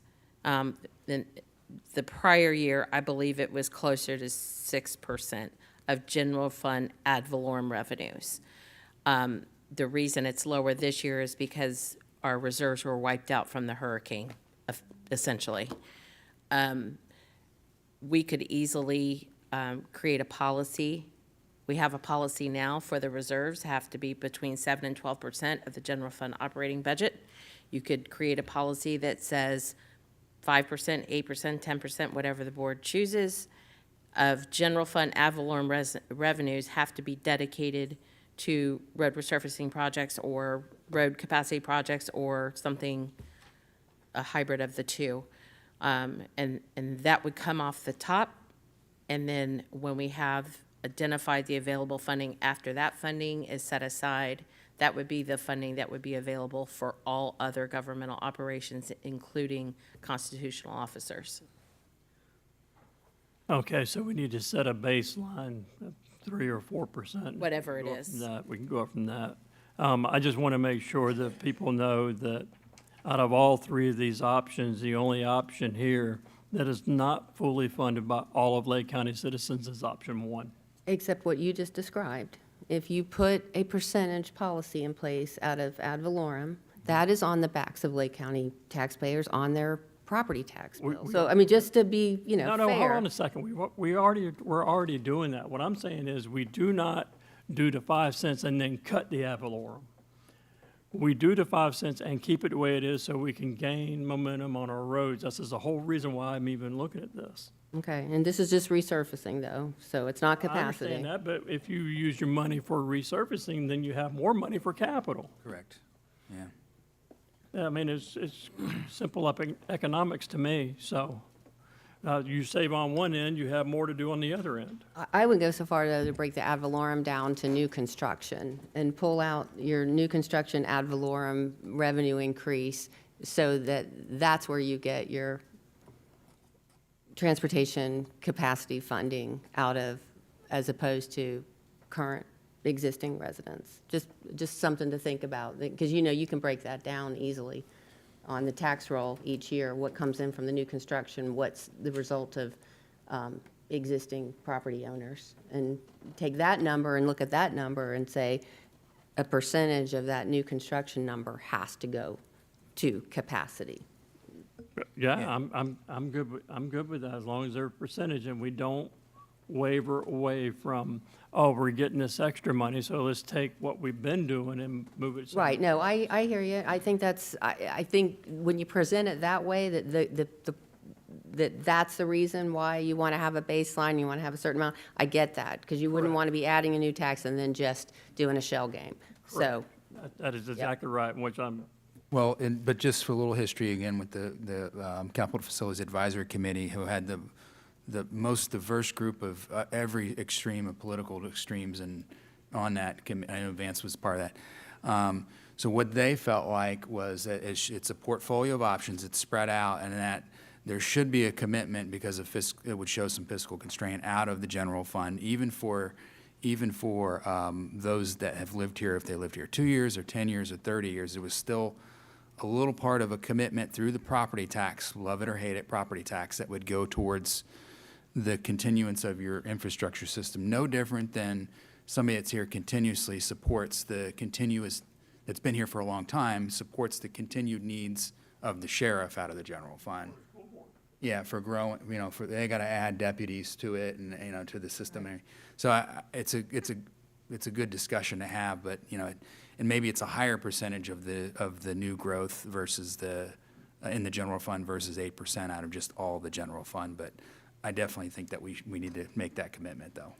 all I know is I've been here for 57 years, and I still use the roads in Lake County.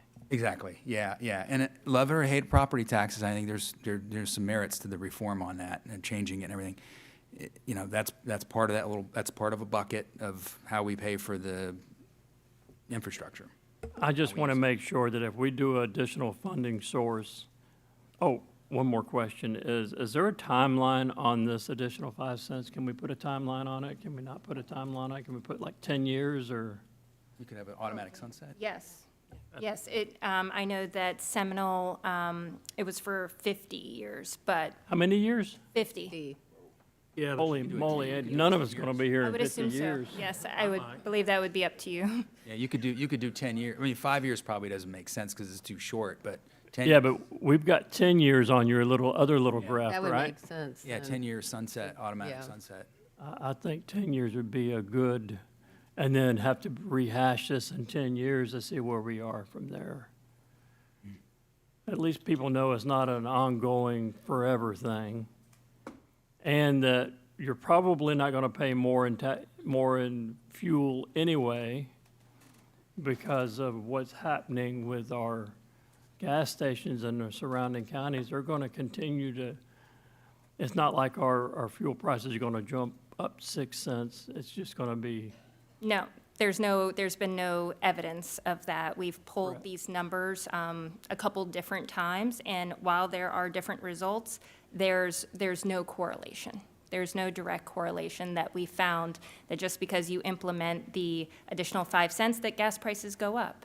But as far as consistent funding sources, really the gas tax that we have in place now in that orange graph, that's the only real consistent funding source that we've had for, a number of years. So as far as resurfacing goes. So by increasing that gas tax, it gives us that consistent dedicated funding source. Right, and if you notice, the blue, the general fund didn't start until 2022, and that was because we took out a loan in 2020 and 2021, and then we just said, hey, we're going to start allocating general fund money to the roads. As long as that continues to happen, I think I would be okay. I'm not okay with putting everything on the citizens of Lake County through an MS or through a loan, per se, because all of Lake County has to pay for that. Now, if we do the gas tax, have the cities and municipalities been contacted about this? Because they're getting a third of it, right? They would be getting a third of it, yes. So how does that work? So we would communicate if the board chose to move in that direction. So several years ago, actually, the board did vote to put it on a ballot for approval. I think it was 2018. However, it was pulled off of the ballot at the last minute because the Parkland shooting happened. And at that time, the school board needed to get more funding for school resource officers and mental health counseling within the school system. And we did not want to have our ballot competing with their ballot. At that time, the board chose to go to a referendum rather than just a supermajority vote. If the board decides to move forward in one way or another, we would contact the cities to let them know that there's the potential of approval of an additional 5-cent gas tax. We would have to work on the interlocal agreements that we have in place currently to identify the funding allocation among the cities. And I would like to have the cities say either yes, they want this, or no, they don't. The ones that don't want it, we just don't give it to them. Well, you have to. You have to If give it to them. if we have to. I mean, hey, if We they say have no, then we just say, okay, fine. Sure. Are you done? Are you? I don't know if I am or not. This is for the additional 5 cents that we're discussing today. But Say- in 2018, they were getting ready to do the full 5 cents. Correct. But by That is referendum, correct. By referendum. It wasn't a supermajority, it was a referendum. And then right before that happened, the Parkland shooting happened, and the state gave school boards the opportunity to go out for the extra money they needed to fund their school resource officers, which was essentially a mandate by the state that was not funded. And so they had to go out for a referendum to try to get the money to pay for their school resource officers. And I bet you if we add this 5 cents, we wouldn't see 1 penny increase in the gas price in Lake. Well, if you go to the rates where it shows Bradford. So if you look at that, Bradford has implemented the full 12 cents. They have the lowest gas price in the state Right, but. because of the market. The market. It's market-driven. The market around us Yep. is from 307 to 306, and we're at 301.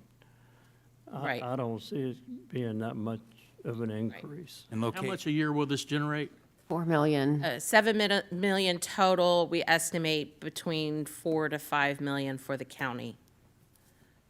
But it's all aimed at resurfacing, obviously. Correct. And can you go to that graph that shows the decrease in the number of the pretty one that we. The resurfacing, where the red goes resurfacing away. one? Where the red goes away. Oh, okay.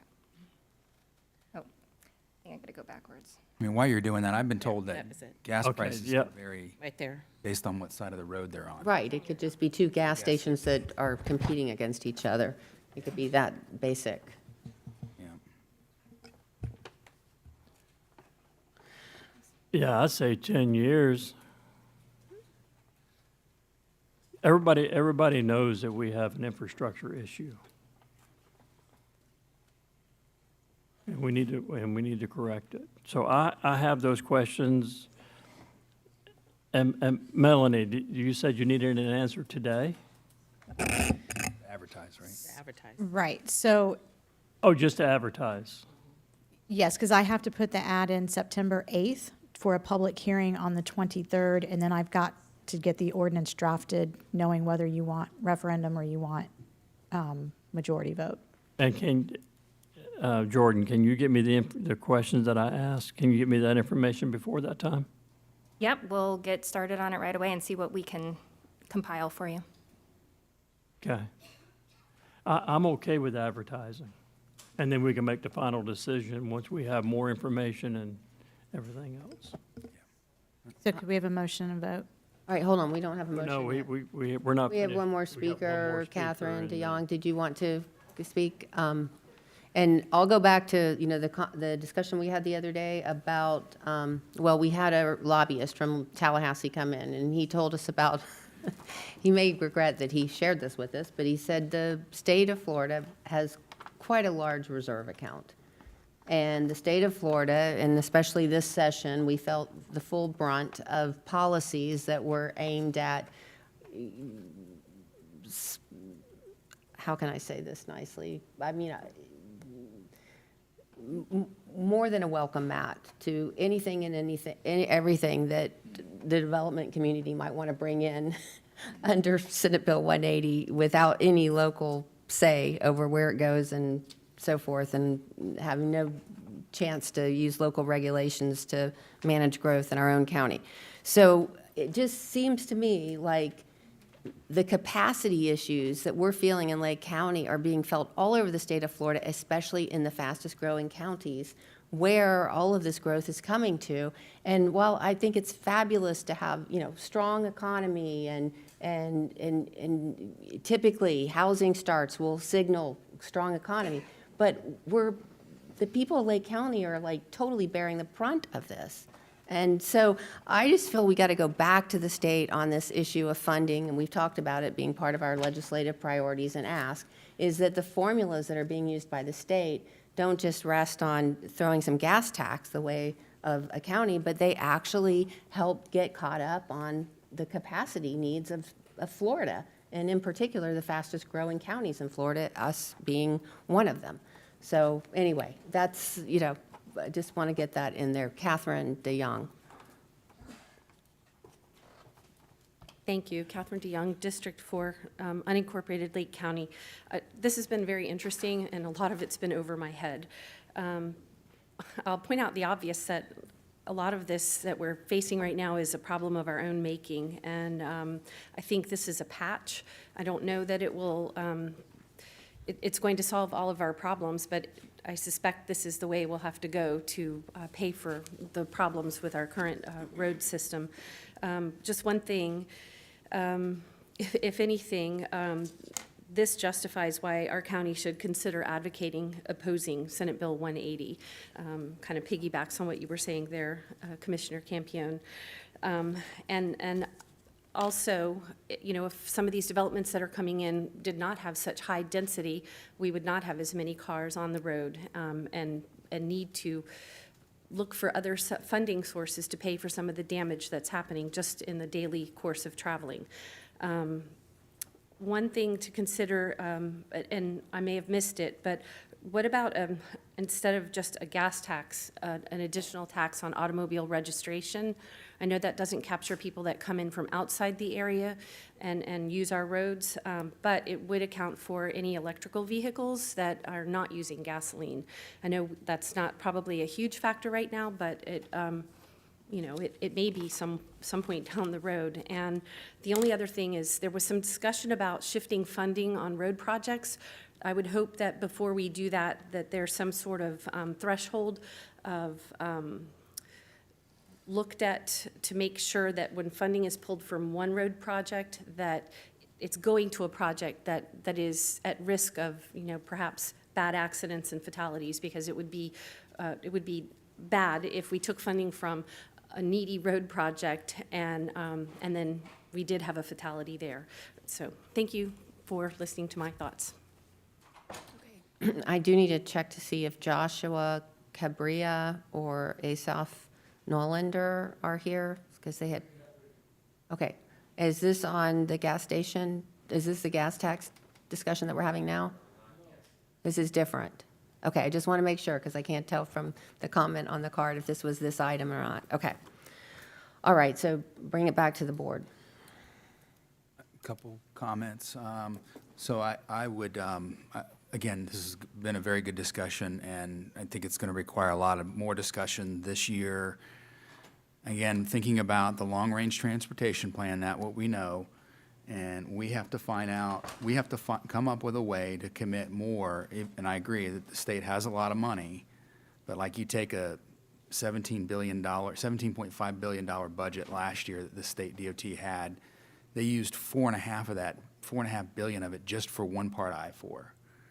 So I know there's more money that's available there, but what I hear loud and clear from all legislators is that it's going to be, you have to show us some money. You have to show some commitment to it to get that money. And we don't have anything to really hardly even commit now. So I think that's going to be the struggle. We have to do that.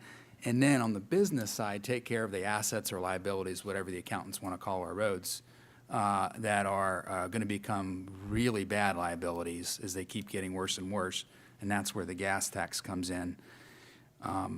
It's not I understand the growth, and I feel like I'm the biggest conservation guy there is, but it's not a matter of just say, no more growth, and then sort of bury our heads in the sand and we're not going to do anything, because we're here. We're going to have to do this. We have to address it.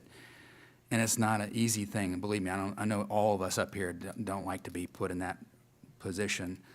I am for at least getting the gas tax advertised, as Commissioner Smith has said. I think we could get some data maybe to put that in there. And maybe I could see a scenario where perhaps that's passed by a majority vote. We look at the MSTU as well there based on some further discussions about priorities.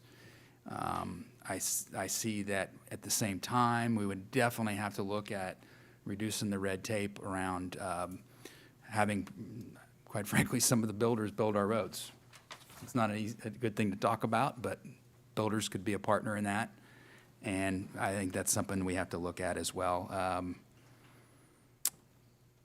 I would, if there's a motion for that, to at least advertise for the gas tax for just one part of this today, I would support that as well. In fact, if there's no other comments, I'll even make that motion, but I don't want to cut somebody else off. Seems like some members of we'll definitely have public input, right? Don't we? I don't know. Well, we don't, Second for discussion? No. Do we want 5 cents? Is that what the board settled on? I mean, it seems like pretty big jump. I don't. The advertisement has to include the number, right? Hold on a second. We got a motion on the floor. I'll second it for discussion purposes. okay, we got a motion, we have a second for discussion Okay. purposes, and that was for the 5 cents. Vance yelled out that he wanted to talk, but I don't have a card on this issue. I have. All right, I'm sorry. I associated that with another matter. He's not going to Okay, wear your shirt. all right. So now we have a problem, because we have a motion, we have a second, and you got a speaker card. I would go ahead and bring him up and let him have his 3 minutes. 3 minutes, and then we'll come back to the motion. And I'll be back. Okay. Thank you.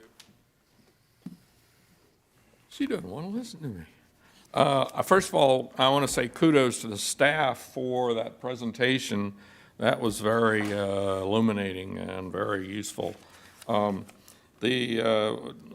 talking about, in general, the road funding, and I agree that the sales tax, fuel tax probably is a good solution. My main concern would be, why don't you increase the impact fees to cover the other part of the roads? Now, the sales tax is going to cover maintenance, and that sounds to me like a good idea because it's funded by the people who are using the roads. But MSTU is for everybody that's got property. We got to stop hitting everybody with property taxes and adding to the list of reasons why the governor wants to get rid of property taxes.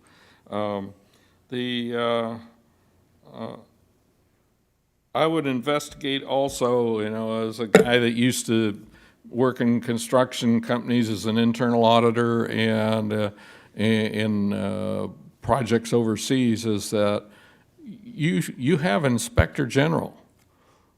I've never seen her in here making a presentation. That used to be what would happen many times in the past when we had an Inspector General that got into a lot of things and saved a lot of money. But why not have the Inspector General or an outside strong consultant review the whole process of all these different things that are impacting your ability to handle traffic and to build roads? I mean, I just smell that there's a lot of money there being left on the table, because I've worked on major, oil field projects and others in auditing and saved millions. So I don't understand why you aren't even having anybody at that level come in. I would also suggest that you get some sort of a shark attorney and go after all the reasons that are removing your ability with home rule to stop construction until, which the HBA would be mad at me about, but to stop construction until the roads are, say it's lower than 70% capacity.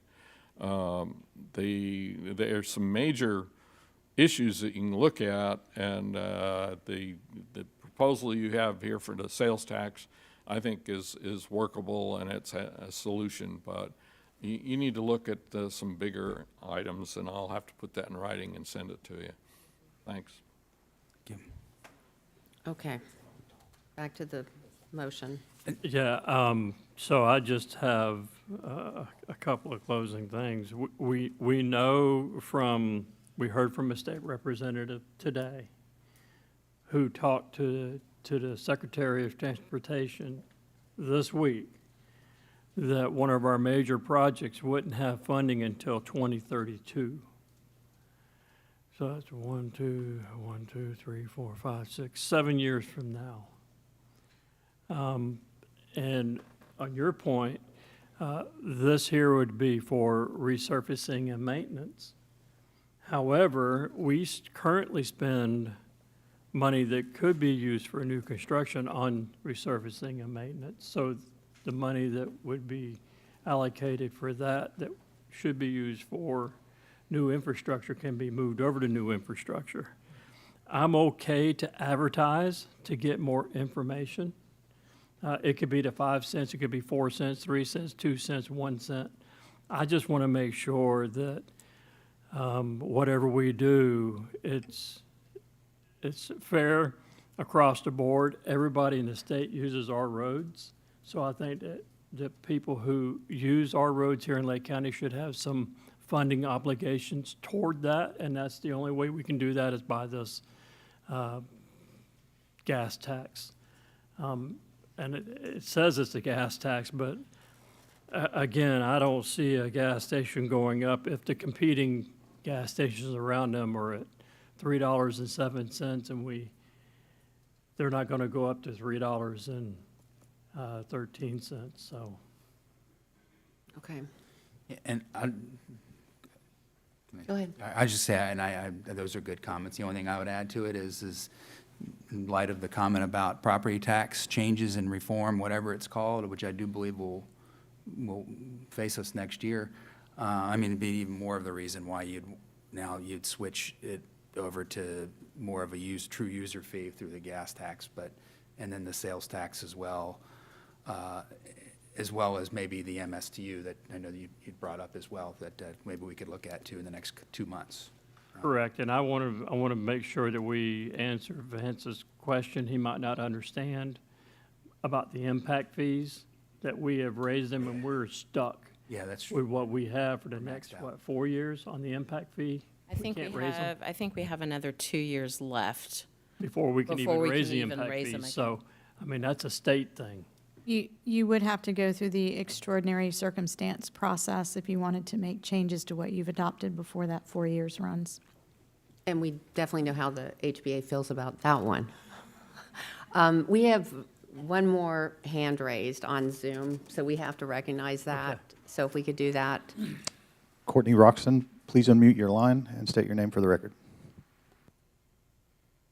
Hi, good morning. My name is Courtney Roxon, and I reside at 22426 Lakeshore Drive in Claremont. I'm also speaking as a representative for my neighbors at 12418, 12442, and 12508 Lakeshore. My husband and I have lived at our home for nearly 10 years, and we are raising our 2 young children at this home. And to piggyback off the trend stated in the transportation presentation and to address the traffic nuisance and the pollution impact on our southern corridor, I would like to offer a possible cost-effective solution to help relieve us of the congestion and the cleanup on our road. The traffic and the speeding on our road has become, or it has been, an issue for some time. I attended the initiative a handful of years ago that resulted in the speed tables being added to our road, which have not been of much help. Today, we still experience the speeding and the people blowing through the stop signs, but to add to it, and even though it is posted, the heavy trucks, including the semi-trucks and countless dump trucks going to these new communities, are traveling our road, and the added congestion and noise because of our town's growth has taken our road from tolerable to cringeworthy. The quality of life in our homes and in our yards has become tumultuous and extremely unsafe, and we are at the expense of passerbyers who enjoy a shorter or scenic drive home. This morning alone, I woke up 4 a.m. to cars already speeding past our home, and at 6:15, I counted 27 cars traveling in the direction from Hammock Ridge to Hooks by using Lakeshore, assuming they're going to US 50 to go to Orlando for work. The disrespect from the passers in the middle of the night is alarming, and frankly, I'm tired of them waking up my kids in the middle of the night. Commissioner Parks, I know you live in the same corridor as we do, and I'm sure you see the changes to Lakeshore Drive, but I'm not sure if you feel them quite like we do. And then with the traffic comes the pollution. We're having to pick up trash from our front yards and our lakeside, and never is there a time when I'll let my kids play in the sand down at the lake without first carefully scanning every inch of the frontage for glass. In fact, it's become less frequent that we even use our lakeside because it's more work than it's worth, and it's just as dangerous when trying to get across the street to utilize our property, as no one stops for pedestrians trying to get across the road. Last night, we happened to go down to the lake, and I stood at the roadside with a baby in my arms to meet my husband and son while they were fishing, and at least 10 cars passed me, not one stopping to allow me to pass. And yes, there are signs posted that this is a residential area and that there are pedestrians, but they frankly do not care. The future is real, and while development on Hammock Ridge and Lakeshore Drive continues to flourish, we are feeling the impacts based on the decisions made in the county and are looking for alternative routes for our new neighbors to go other than traveling our road. I know that we cannot close the entrance to our road down like many have requested before, which is why I'm proposing omitting the left-hand turn from Hammock Ridge onto Lakeshore Drive and creating a first responders median like that on Hancock Road between Target and Legends Way. And for those traveling south, a dual turn signal from Hook Street onto South US 27 to encourage people to take the larger roads on their way home. Our 35-foot right-of-way simply can't handle the traffic load that we have, not mentioning the deterioration of our road or room for foot traffic and shoulder parking. We're basically landlocked on I-4 on this road. I have very low expectations that any of this will be heard because we are here again and not much has been done. Time after time, I've called the police. I've talked to members in the county, and I've been passed around from one representative to another. So I'm curious if there has been any talk or if there's a master plan to help relieve the nuisance that is Lakeshore traffic, because we are getting those people from Tampa. We are no longer an interconnector like I know that we once were for the citrus trucks, but we are a residential area that is pleading for help from the growth of the community around us. I appreciate your call and that information, and I know Commissioner Yeah, Parks has a I appreciate you. Thank you, Chair. Just real quick, I understand it. No, I don't live right on Lakeshore, but I do live a block off of Lakeshore, so I'm aware of how bad it is at times with people moving through there. It is a way that everybody goes to Tampa. And I know there's been some proposals on the table before. Limited access is one that I actually support. So, maybe, I hate to say it, maybe we'll continue to talk about it in the future, but there's still a funding question for that project as well, where the money would come from. And if there's funding solutions on the table, then that could get done a lot sooner. As well as the sidewalk that's planned for parts of Lakeshore as well to make it safer. Okay, back Thank you. to the motion at hand. Does it require a supermajority to advertise or only a vote? No, it's just a regular majority. And then for Commissioner Sabatini's information, if you do the 5 cents, if you advertise that, you can actually approve something less during the public hearing. Or you could advertise something less now. It's completely up to you. And you also indicated before that the vote, you'll advertise it as either a supermajority or a referendum? No, my understanding is that you wanted it to be effective January 1st, which would have to be by supermajority vote. If you want a referendum, you do not have to do this today because we don't have to bring that back until March. Okay. So if it didn't work, whenever we took the vote, then the referendum would be the next one. So I think it's only fair that we advertise this and get it out to the public and let the public come in and either call us, email us, or come to a meeting and let us know their thoughts as well. So that's one of the reasons why I would like to see this advertised, to give the citizens of Lee County an opportunity to discuss this as well. Okay, all right. And we're still under discussion. When this was looked at before, I know my position was that it should be done as a referendum. And I think there's great public information that could be provided. And, but that's where I would be at it on this issue, is I would support it as a referendum with the voters deciding whether they want this, this additional 5 cents. But we have a motion, we have a second. All in favor, say aye. Aye. Aye. Opposed? Aye. Okay, so that moves ahead for advertising. What was the vote? 3-2.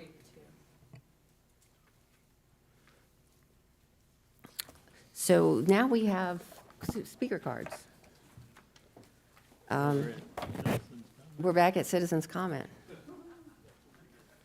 All right, Asaph Nolander.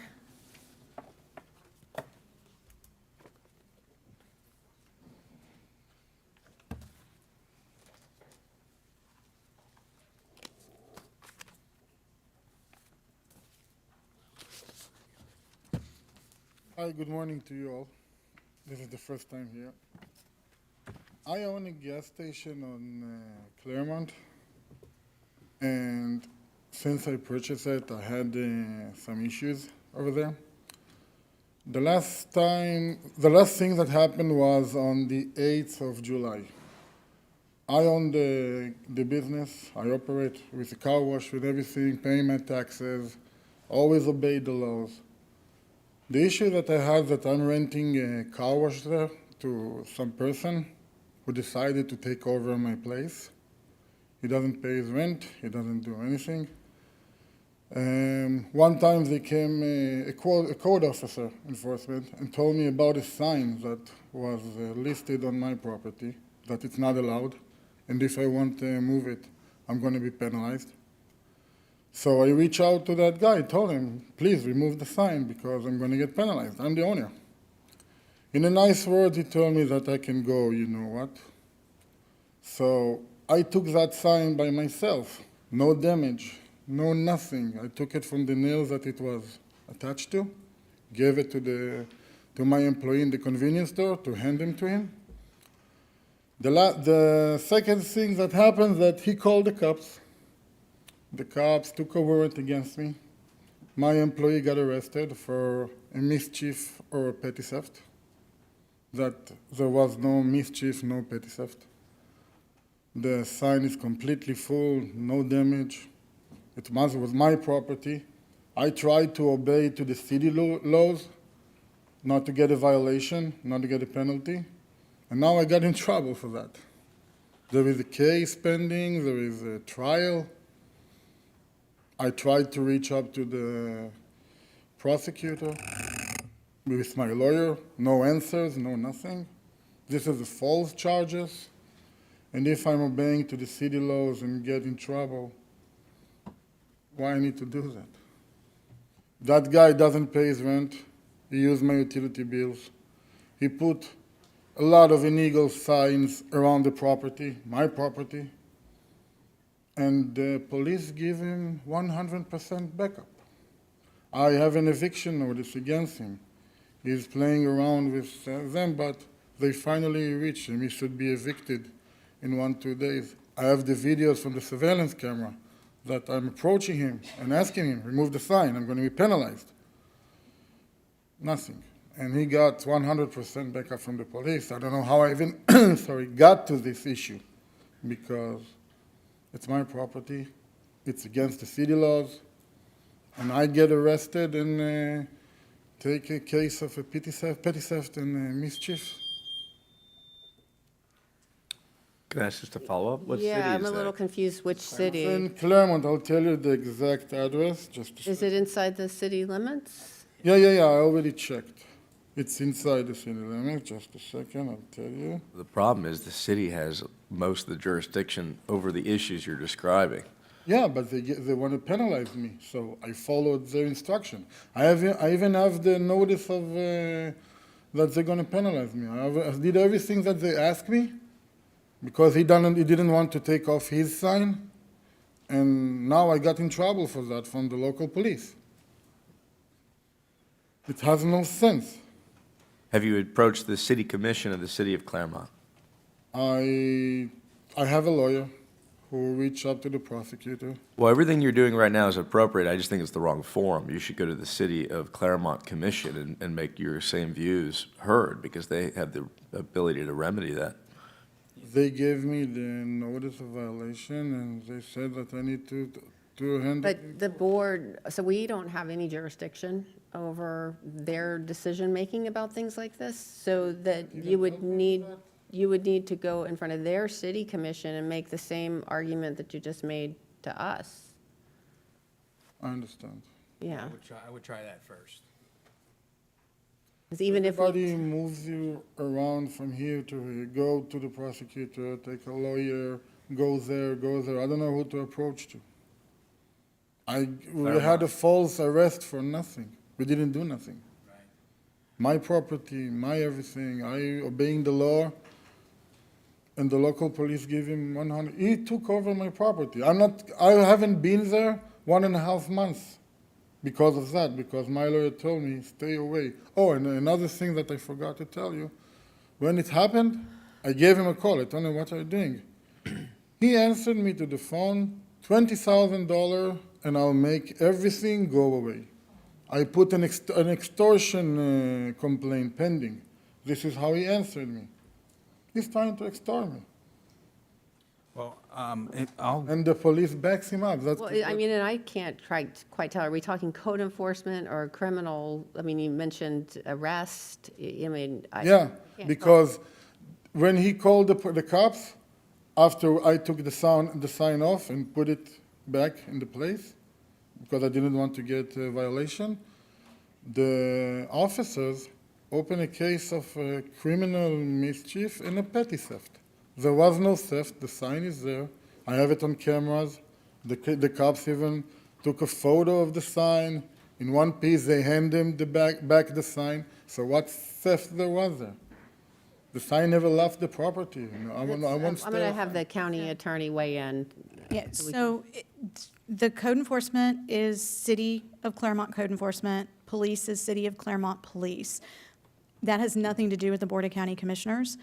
They are only involved with issues that affect the unincorporated residents. So if your property is inside the city limits and all of those things happened with City of Claremont departments, police department, code enforcement, you have to address your issues with the City of Claremont. This board cannot do anything for you.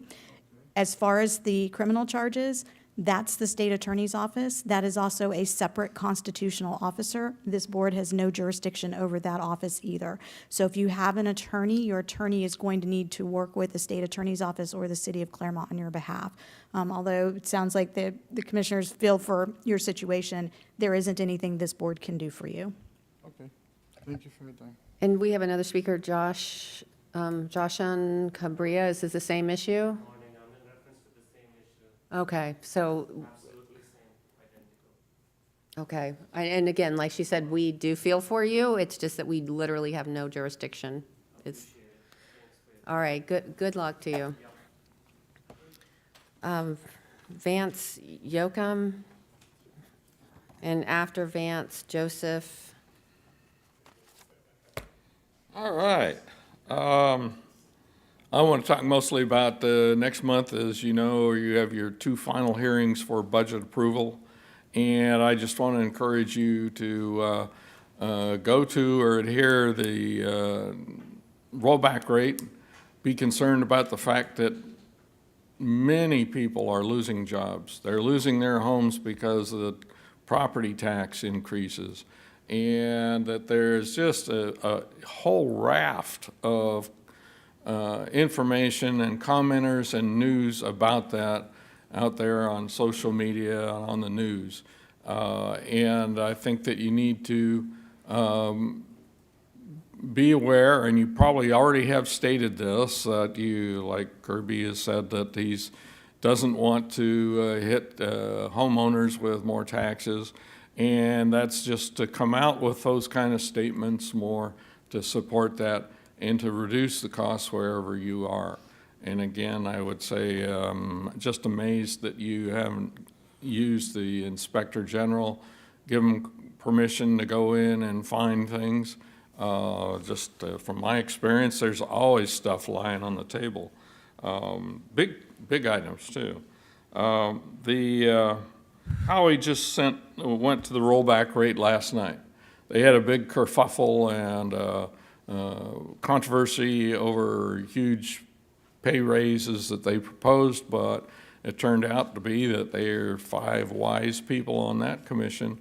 They did give increases to the police because their police keep getting stolen by other departments and other cities, but they held to rollback rate, and they were very frugal, actually. I think very good comment.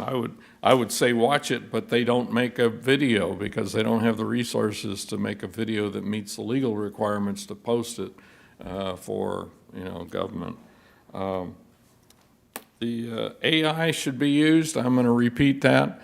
AI is being used around the country by corporations. I haven't seen any information that AI is really being used here at the county. The corporations are now coming out with AI first policies where they say that they want people to, if a department is proposing an expense increase or even their budget, they have to explain why they aren't using AI to keep the costs under control. And it really should be forefront of your review because it could help you offset any possible drops in property taxes. And finally, Doge Florida may audit you, so watch out. Thanks. All right, Joseph Matisse, Senior.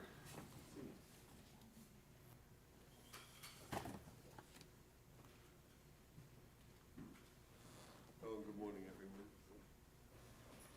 Some of you know me already from my work in the county doing charity work. Some of you are just getting to learn to know me.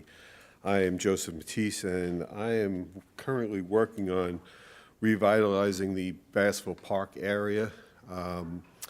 It's a project of mine that I started years ago, and things fell through, and then my wife broke her back, and I'm able to pick back up. And so Giuseppe's and Il Mercato by Giuseppe's are 2 businesses that are coming. We're going to be open up in September. And Giuseppe's, some of you already know, I don't know if you've had the crumb cake. I sent the commissioners a couple of weeks ago.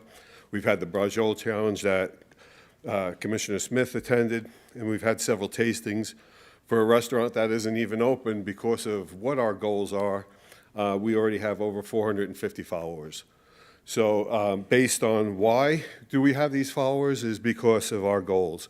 From one tiny little to-go restaurant, we're going to have several programs to help the community. And from the restaurant portion, this would be to go ahead and provide low-cost Italian ice and low-cost ice cream to every entity, including every school that wants to go ahead and use it as a fundraiser so that we can have extracurricular activities for children. We also have an elderly program, a low-cost meal program for the elderly that we're going to implement. Several of our elderly community is having to decide between medicine and food, so we want to ease that. Then also we're using Giuseppe's as a teaching restaurant. We have what's called the Bambini Squad. We've already put them to work. We're teaching children that have never been in a business situation, an organized business situation, that business can be something that's not just greed, it's something that can help the community. And it's also providing them with the education that they want regarding the restaurant business. And then also being able to show them, understanding that the responsibility that the first job for these kids is something that's going to leave a lasting impression. So we're making it a very enjoyable experience so that they can go ahead and either start their own business and be able to carry these ways, or if they move on from Giuseppe's, know and be able to identify businesses that are for the good and for themselves. We've started some of, and if I'm okay, as I go ahead and talk about Il Mercato and the flea market, I'd like to share the pictures of some of the renovations that have been going on. The plaza down there, when I first got there back in February, the walls, and I'll hand them up. Put it on the X down there on the green board onto your. We got somebody to help you. Okay. Thanks. Okay, so as you can see on these here, the walls are urine stained and dirty. It's in dire need of repair. Paint, the paints don't match. Some of them are blue, some of them are red, some of them are black. I'm proud to say that we're almost complete with the changes, and everything looks much more professional, all the same color, everything's been painted. We've cleaned up the area behind the plaza. Behind the plaza, there was the two homeless camps and the drug camp. We've cleared out pretty much about 90% of the riffraff, thanks to the Lake County Sheriff and their cooperation. They've been fantastic in helping us with this initiative to change Bassville Park and the reputation as one as the drug capital of Lake County to one that is actually more family friendly. Then, as I mentioned, we have Il Mercato that's going to be coming up. Everything's all set. I've gone through planning and zoning, and we're ready to kick this off in September as well. It's a flea market and farmer's market.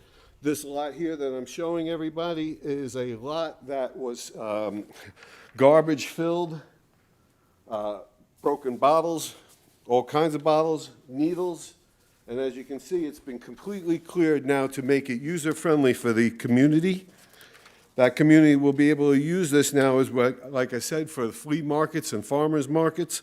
And the goal of those farmers market and flea market is to provide a low-cost area, 10 by 10 areas on that piece of property to help families make ends meet, help families be able to have a better holiday coming, maybe launch a business, or in like my grandma used to do, she used to knit things and sell them for extra cash.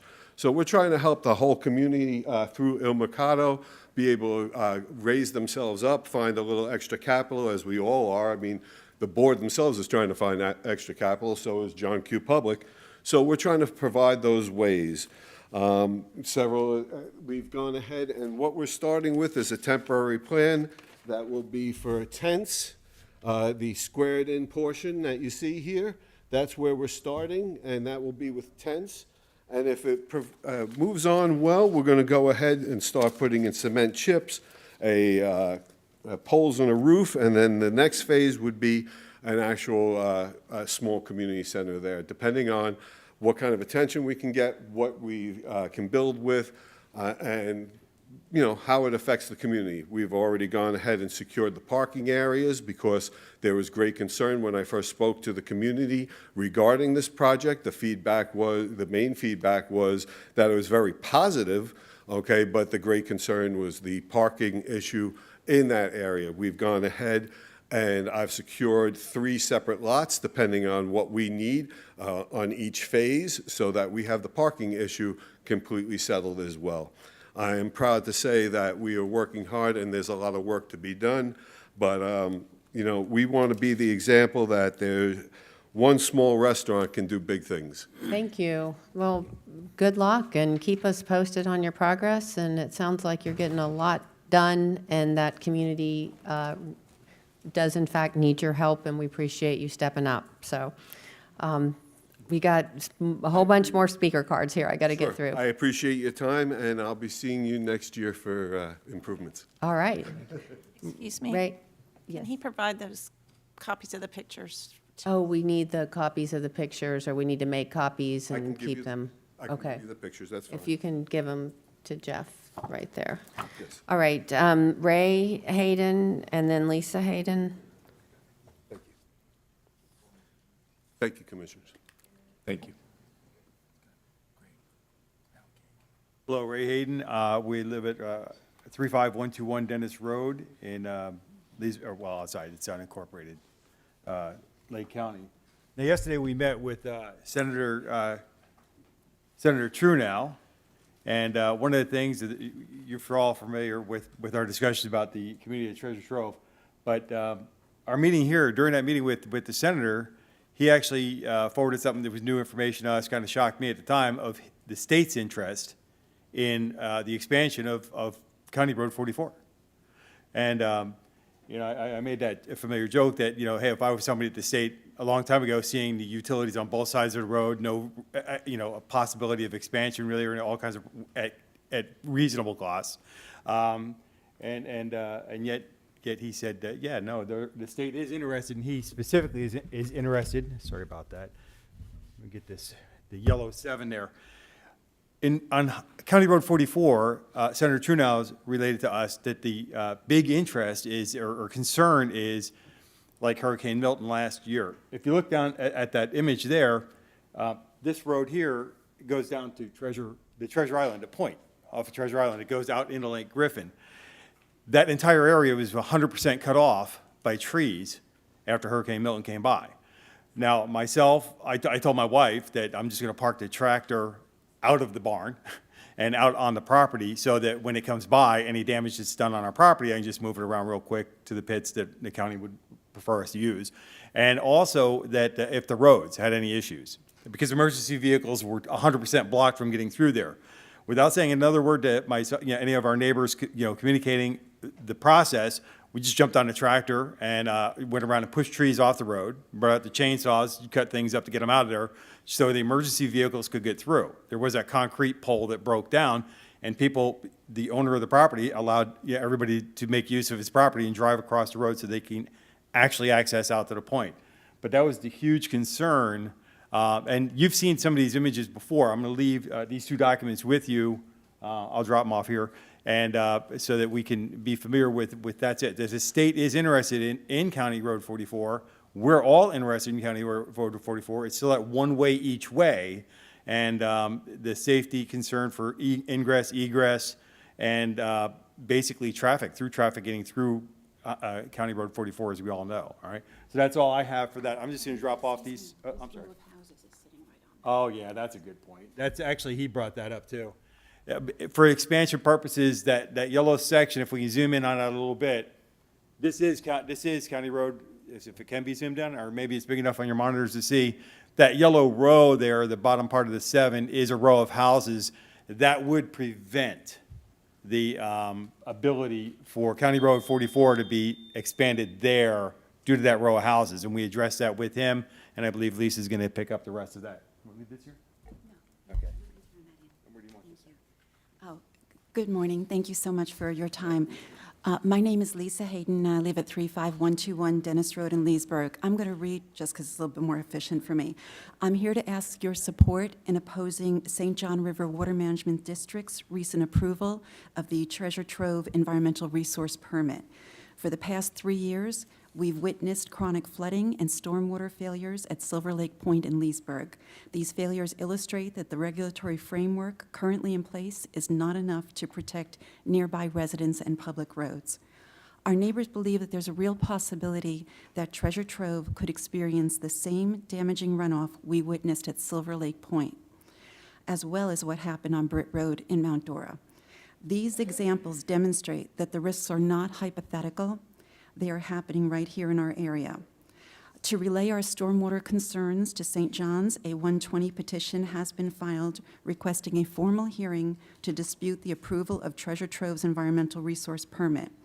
We would be grateful for any support this commission can provide to us, as it is Lake County, among other parties, who will be called upon to address the shortfalls in Treasure Trove's stormwater management. Another concern is that the original applicant, Jerome Hennon, is no longer proposing to build on this property.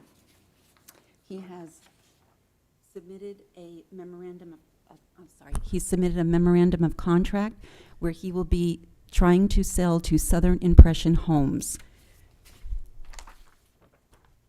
This is the About Us page from Southern Impression Homes. They are a build-to-rent community. Their new construction homes are contracted in advance of the actual build. They are built by investors for investors, and our neighbors' concerns are no one who is looking to live in their home will have even an opportunity to purchase at Treasure Trove. In closing, I'm just trying to speed this up, we're asking this commission to help protect our community by advocating with St. John's and the city of Leesburg, or by placing Treasure Trove on a future BCC agenda so our neighbors can formally present our concerns to this board. And I thank you so much for your time. You're so busy today. But I'm going to leave all this with you. Okay. And would you consider putting it on an agenda? Or having us, because we have documentation from Silver Lake Point that it's an utter failure. And I know that Commissioner Morris can say, you've seen the runoff from Silver Lake Point. It's devastating. And if that happens to private property, it'll be horrible. Okay, all right, yep, we've Just got can I ask a several brief questions. follow-up question? Right, What's the more direct ask? Like, what's the jurisdiction the board has in regard to this that we can do that you're requesting that we do? Well, I'm asking that you communicate to St. John's that our 120 petition, I'm leaving a copy, and you all received an earlier version that they had to update, that you support that this might have implications where Silver Lake Point, we can see it was a St. John's failure. It's still 3 years later a St. John's failure. Okay. And this is the same models that they're using to approve Treasure Trove's environmental resource permit. I'm not saying the models are broken, but there are certain things that they're not taking into consideration, or the build is going wrong. But where it is impacting, Silver Lake Point is impacting County Road 44, washing it out for 7 hours one day. That was a while ago. Then we've had neighbors go out there with the city of Leesburg and St. John's to say, this is wrong. Look at this. This is not operating correctly. And they did make some changes. It's still not correct. But that's impacting County Road 44 and a vacant property that is being used as a de facto stormwater retention pond.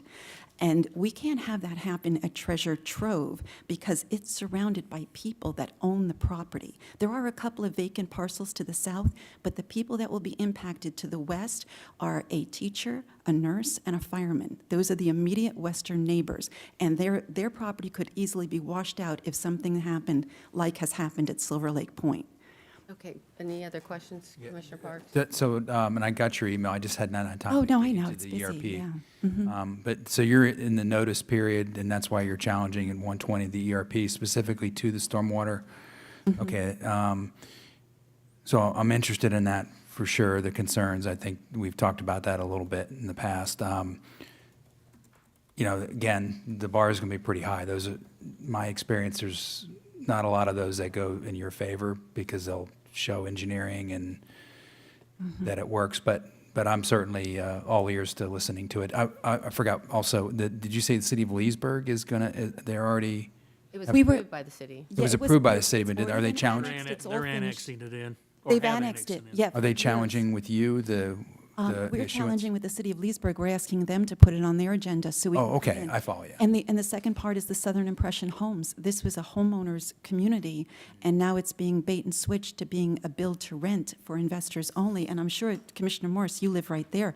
We're not happy with that. We want, And I can imagine, it's just that I know that when this has come up in other cases, we've been told by the lawyers that we don't distinguish between ownership and rental in like our comprehensive plan. There's no distinction whatsoever or ability for local government to say that you have to own versus, you're not allowed to sell for someone, to It rent out became property. a quasi-commercial property if there's nothing but investors. So Yeah, I don't know whether that plays into it's like, from a zoning standpoint, it's like it just says unit. It doesn't say unit owned by someone, and I think it's actually a Fair Housing Act issue too. I'm not positive, but anyway. Right. Currently, our comp plan does not distinguish between whether something's rental or versus ownership. Single family is single family. It is a single family house that a family lives in. So that is something we would have to look at in the future if the board wants us to move in that direction. But for this particular property, it's still back in Right. Leesburg's jurisdiction. So if they don't have a distinction, just like our code doesn't have a distinction, then I don't know how you're going to, whether you even have any merit on that argument. Yes, it makes you mad, and you don't, you'd rather it be Yeah, home and we'd like to ownership. meet with them. But I don't know that it gives you like a point of entry into any type of legal action. But the IRP, that's like another issue. I think we could have engineers take a look at it, see whether there's any merit to a challenge, so we could at least review that and then decide whether to put this on our agenda. And additionally, as Ray had said, those yellow houses are right on County Road 44. If there's any sort of, we've handed that in already, but if there's any sort of expansion, there's going to be an eminent domain purchase that will be knee buckling, for the county. So it's, again, like looking out a little bit further to see if you'd have to buy those houses along County Road 44 to expand because they're only 25 feet in from the two-lane road. So that's we brought it to Senator Trunau's, attention yesterday. We were at Leesburg last night where I touched base with Commissioner Sabatini, and we're just the problem is that we know that there's very little we can do at this point, but we want anybody who has power to step in to stop this multifaceted, poorly, ill-advised development. It's ill-advised being on County Road 44 right there without that cushion. It's ill-advised because it's built on a bayhead, and it's ill-advised because now it's being sold to a quasi-commercial entity. So it's just, boy, it's like 5 strikes. This thing should have been out a long time ago. But I don't want to take up more of your time. Is there? No, I've got a question for our attorney. Go ahead. So, I'm thinking that Ms. Hayden's asking the county to write a letter to St. John's about the stormwater runoff. We have to do some due diligence on our part to make sure that's even possible. Would it be feasible to write St. John's a letter to have them hold off on any permits until our due diligence is over with? We can probably send them a letter to that effect, but keep in mind, they've got statutory timeframes for processing sure, permits. but So, we. At least they we know could that we're certainly do looking that. at it and it's a concern of ours. This permit was approved. There's a 30. It's in compliance. There's a Oh, 30-day notice period, which is your end, probably trying to, that's where the time frame is going to be. oh, okay. Yeah, that's another thing. All the other residents that are surrounding this would be impacted, would be county. And we've had that catch-22 with Silver Lake Point. It floods. Well, that's a county road. We can't do anything. Then we call Leesburg. Then it's like, well, that's, then we call Lake County. They're like, well, that's a Leesburg development. We're going to have more of that here. And it really gives us, no place. We did eventually bring all the parties together, and Public Works is always, very helpful here at Lake County, but we just don't want that to impact people's personal primary residences, and that would be a big difference than what Silver Lake Point has done. So did you file the 120 challenge already? Yes. Mm-hmm. Okay, and you're asking basically the county to put an agenda item in place to consider whether we would join in on that 120 challenge? That's Yes. the ask? Yes, yeah. All right, so I say let's put it on the agenda, and in between now and when the agenda item comes back, we have our engineers look at it to advise us to what extent we have merit to argue that the stormwater management plan is not sufficient or has the potential of flooding other properties in various storm events. I would also like to know that if this project that is in the city of Leesburg will stop the 4-laning of a state road. Okay, now you're getting into inverse condemnation. Well, I know that's a state issue, but, No, it's a county road. oh, it's a county I road. support both ideas, but can we, maybe we just move forward with this one and then we take that one up? Separate Right. that one out and take a look at that, just because, once you start looking at, I'm okay with putting this on the agenda, but I also want to make sure that we don't hamper ourselves to four-lane the road, down the road. okay, so we'll include that review and all that that entails And on just- our agenda item. Just to clarify, when does the 30 days run? Oh, for I appeal? received the email on August 7th. So I got the Your next approval. board meeting is September 2nd. Okay, Well, we're just can in we- the window. Can we call St. John's and say, we've got to, Well, these things, when you do a 120, when you have challenges like this, there are hard and fast rules. And so you can call them and you can tell them, but if, they have that window, I mean, we certainly can let them know that it's something that we're taking a look at, but it's not going to give us necessarily legal standing like they will have. So we will put it on the agenda for September 2nd, and if we have grounds to intervene, we'll have to do it pretty quickly. And they can get a continuance based on that. Well, we couldn't ask for more, and thank you. I appreciate all of your support with this. Thank you so much. All right, Joe Famasi, and then Cindy Newton, and then Vance Jochum. Lance again? The hit list. It's our key players. Good morning, Commissioners. Actually, good afternoon. We come here today as a group, Claremont New Residents for Change. We stand with you, Commissioner. You have been very good to us, and we've heard some of your critics. And we choose to stand with you. Thank you, Chair. Mr. Morrison, thank you, and Commissioner Sabatini, thank you. Thank you for helping representing our area down there. I wanted to redefine the word stakeholder in Wellness Way. I think it's the people that buy the homes down there that are paying the taxes should be the #1 stakeholder. In the past, I've heard stakeholder developers, former landowners, but we are the ones that are investing down there forever.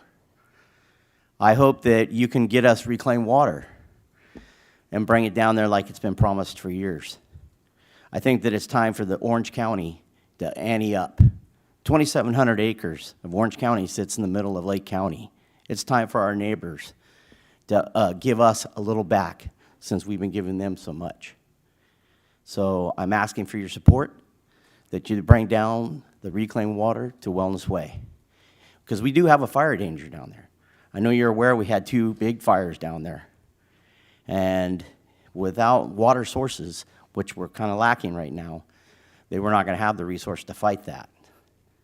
Also, I'd ask if there could be gates put on 5 Mile Road to prevent traffic instead of foot traffic and bicycles should be allowed to use it. Because I've noticed at night that there's a lot of trucks going out there, four-wheeling, tearing that thing up, and I think it needs a little bit of protection. So I appreciate all the support you could give us down there, and I hope that we can continue the partnership.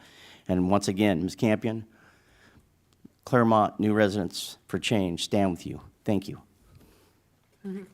Yeah, sure. Yeah, and the call for reclaimed water and alternative water supply is absolute music to my ears. We've been trying to work with Conserve 2, and as we know, the Claremont and the county for probably 10 years, and there's with Orlando and Orange County.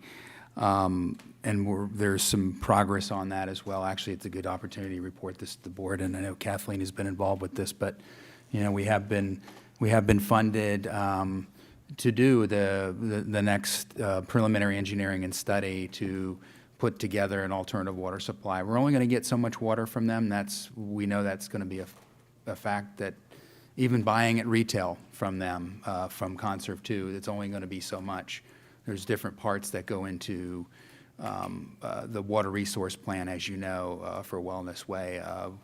It's a multi-pronged approach of, yes, getting some water, reuse water, but that won't do everything. It's also conservation. It's also engineering for stormwater capture as well. So all those options that were, are on the table again, and we're looking at through this next study.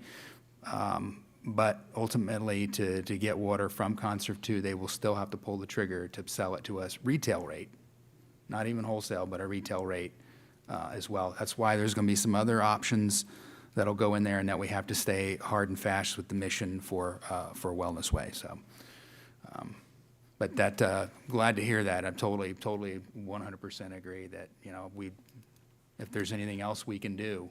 So will that be the owners of the houses that have to pay for the reclaim? Retail? Anybody, there would be, so if it goes to like Claremont, it'll be built into their retail rate, the Claremont part of Wellness Way. If it goes to Sunshine, it'll be built into their rate as well, yeah. How far off is, I mean, you're having negotiations now, the discussions are ongoing, any estimate on timeframes? No, I mean, we've had negotiations for 10 years, on and off, different legislators coming and going, and commissioners and mayors and things. But this looks like a little more positive this time as well. It does. But they're ongoing now. Okay. They're ongoing. They're actually ongoing with our a couple of our legislators. Rep Yarkowski. Okay, Cindy Newton, and then Vance. Cindy, you okay? No, Vance first. Vance, are you okay to come up and do? This is on, You've already. okay, I'm sorry, this is on number 7, so we have not gotten to our consent agenda. All right. All right, all right, number 7. All right, that's it. Do we have anyone online? D. Shelley, please unmute your line and state your name for the record. Deborah Shelley. Good morning. I have one quick question. Are you taking public comment for regular agenda, tab 24? We're not to tab 24 yet. Are you taking public comment for that, though? Only if you can't stay with us. If you want to make your comment now, make it. Otherwise, we'll do it when we get to that agenda item. Okay, it's a couple of different topics, but related. I'll talk now if that was okay. First, quick comment. Thank you so much for your support for our veterans. I did hear the veteran comment this morning. I have veterans in my family, including a Bronze Star and Purple Heart recipient, so thank you very much for your support for our veterans. I'm asking today that you consider additional protections for county-designated rural protection areas by supporting changes to Chapter 171 Florida statutes that, of course, deals with annexation law. I know you tried once before, but there were issues with the language in HB 1171 in 2023. That bill died in committee. I would like to mention that there is value in the idiom that states, if at once you don't succeed, try again. The wildlife corridor legislation took more than several years to pass. Regarding rural lands, you may be aware that Chapter 570.70, Parent 3, Florida statutes states that agricultural, rural, natural resource, and commodity values of rural lands are vital to the state's economy, productivity, rural heritage, and quality of life. But we are still losing rural lands to annexation and urbanization. So I'm not asking for support for all rural lands because I know we cannot protect all rural lands, but I would hope that we could put extraordinary effort into protecting county-designated rural protection areas. The joint planning agreements do not appear to lock in precluding annexation of rural protection area lands. So I'm asking that you consider submitting changes to 171 Florida statutes that says where there are county or state designated protected areas, that any proposed annexation must incorporate county comprehensive plan policies, zoning regulations, and land development regulations.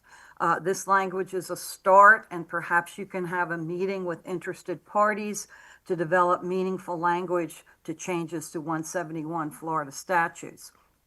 Lake County Conservation Council has previously submitted information, draft language for changes to 171, and that language can be resent to you for your consideration. So please consider a meeting with interested parties to develop meaningful language for changes to 171 Florida statutes and make this one of your issues for your legislative priorities. Thank you, Deborah. Appreciate it. Okay, anybody else online? Barbara Morris, please unmute your line and state your name for the record.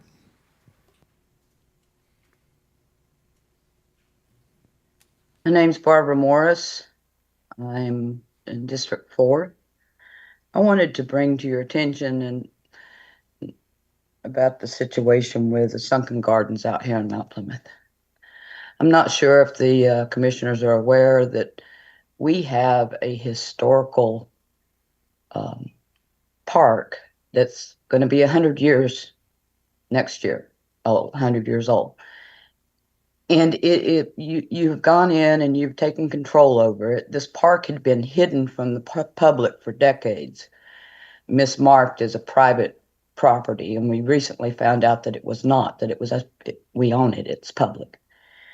This park was designed and built by Sam Stoltz. It is the only property that he did under landscape architectural engineering that exists now anywhere. Orange County has preserved a whole lot of his properties for buildings, but this is the only property in existence anywhere with his landscaping architectural engineering. I had proposed that we work with the state and get a historical designation on this property, because when you guys went in, you didn't know about the history of the bamboo that he had originally planted, and it got wiped out, all except for one clump that is just outside the fence in a road that has been vacated. And I can't even get a designation that we actually own half of that road, even though when it was vacated, the county attorney at the time designated that half of that went to the park. I was trying to preserve that last clump of bamboo that he had planted. I would like some help in getting this property designated as a historical site, state-wise, possibly even federal-wise, because we have this. Orange County doesn't. Seminole County doesn't. Nobody else has this specific thing. And if you really are interested in economic development, this park is a gem for the county. And I want to bring it to your attention and hope that I can get some help in getting it protected so that as we go forward, a historical designation will help us make sure we don't make another mistake like wiping out all the bamboo. I support native plants and the native plant program, but this particular park was designed as a tropical park. And as we plant native plants in there, I would ask that these plants be more towards the tropical criteria, if possible. They recently went in there and planted pines. And that is taking away from the historical value of the park. Thank you, Barbara. I think those are good comments, and I know the Parks and Trails folks are here today, so they heard it, and they'll take that into consideration. So good comments. Okay, did we have anyone else online? Okay, all right, now we're moving to consent agenda. Clerk of Courts. Thank you. Christy Mullane with the Lake County Clerk's Office. We recommend approval of the clerk's consent agenda. So moved. Second. All in favor, say aye. Aye. Any opposed? That passes 5-0. Consent agenda tabs 3 through 19. We have a cards on 7 and card on 21. Nope, So was 19 pulled? 19. I'm sorry, 19 was pulled. So if we could get a motion for consent minus 7 and 21, and then we'll take the cards and do a separate vote. Move to approve, minus 7 and 21, was it? Yeah. 21's not a consent. Oh, I'm sorry. Just minus 7 then. 7 through 18. Okay, oops, just minus 7. Yep. Move to approve, minus 7. Second. All right, all in favor, say aye. Aye. Any opposed? All right, that passes. And picking up 7, comments on 7. This is Economic Development Business Incentives, Cindy Newton, and then Vance, and then Catherine.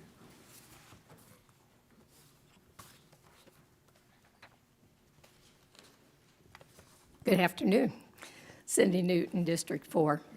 I just had some questions. It was unclear to me how the funding for these grants work. And it states that it's not coming out of the ad valorem taxes, but then it's calculated with those. So I'd like clarification on more detail on the funding. And with the deficit that we have for road maintenance, I'm wondering about the waiving, or at least the ability to waive, reduce, and defer the transportation taxes on this. If it's only done for capital improvements for that property, I can understand it. If it is shown that what they're going to be doing would be less than the cost of what the county would be able to do it under. And also, the fact that the hotels are being added, is this going to be including hotels that have already been approved, or is this going forward for approval? Because just going by my memory, I could think of 3 that have already been approved in Mount Dora, 5 in Claremont, 1 in Mineola, and Eustis is also trying to get one downtown. So it just questioning why more hotels at this point. So thank you for your time. Okay. Does anyone have any questions? Oh, wait a minute. I'm sorry. Vance, you're next.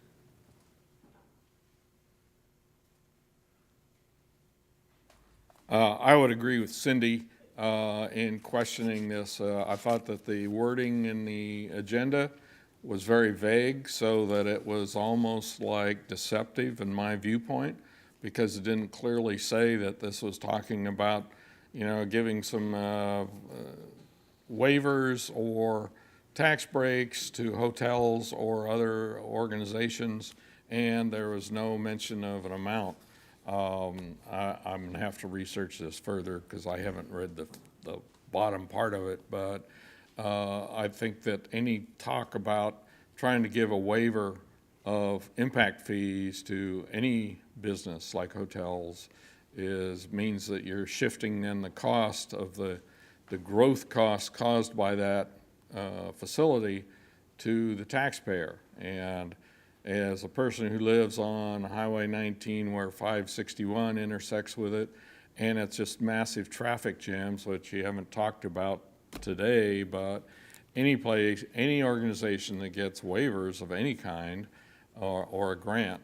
Now, I don't know whether TDC has funds that they're going to give to it if they collected taxes, which they do, and they allocated that instead, but I'll just have to go with the flow that I agree with Cindy because she's read more than I have at this point. But I really object to giving any waivers on impact fees to anybody.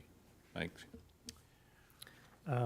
Chairman, if I'm not mistaken, this is just to advertise, and then there'll be a presentation once it becomes advertised, and it's going to be a public hearing, right? That is correct. It would, So all of our information will be at the public hearing. This is just to advertise. that is correct. Right. Catherine, thank you. Catherine DeYoung, District 4. And I understand it is just a move to advertise, but I think maybe there's some questions that can still be asked ahead of time. we've just acknowledged that Florida is experiencing unprecedented growth. Kim Lee Horn's survey shows residents believe that Lake County is crowded, and aside from that, some have even asked for a moratorium on growth and building. So incentivizing development in the form of hotels is unnecessary, and I think in the long run that it's going to shift some of the burden. I mean, think of the transportation burden that it's going to put on the taxpayers, and I think it's a betrayal to our residents and our taxpayers, and I don't think it's necessary. And I think maybe just put a little bit more thought into this before you bring it up for a legitimate vote. Thank you. Okay, all right, so this is an agenda item to advertise this ordinance. It'll come forward for a public hearing in the future if it passes to advertising. Do we have a motion? I got questions about it, but I'll wait, because I do share some of those concerns, but obviously I'll make a motion to advertise it. And commissioners and Madam Chair, we did hear the concerns. We'll make sure that all of the answers are included with the presentation that comes back on September 9th. Okay. So move to advertise. Oh, sorry. First, we have a second. Any further discussion? I'd like to have a list of the strategic corridors that we currently have now, and somewhat include them in the ordinance. And then if there's another strategic corridor that we want to do, it has to come back to the commission. I think I like that. Would that be part, well, it's separate from the motion, right? Well, we'll move forward with the ordinance, but I think that that can be part of the presentation. And with that in mind, staff could include language so that when it comes forward, we have some language for. The strategic corridors are listed in the ordinance. That's part of your agenda packet. It is Wolf Branch Innovation District, Wellness Way, the Christopher C. Ford Commerce Park, and the Mineola Interchange. So there's four. And that's all. That's the only four corridors. That's the four that we have right now. But the ordinance requires them to be used already in that. What's being advertised, we would require this to apply to those corridors. Correct. Okay, all right, so that's already there. Got it. All right. Okay, all in favor say aye. Aye. Any opposed? Okay, moving then to tab 20.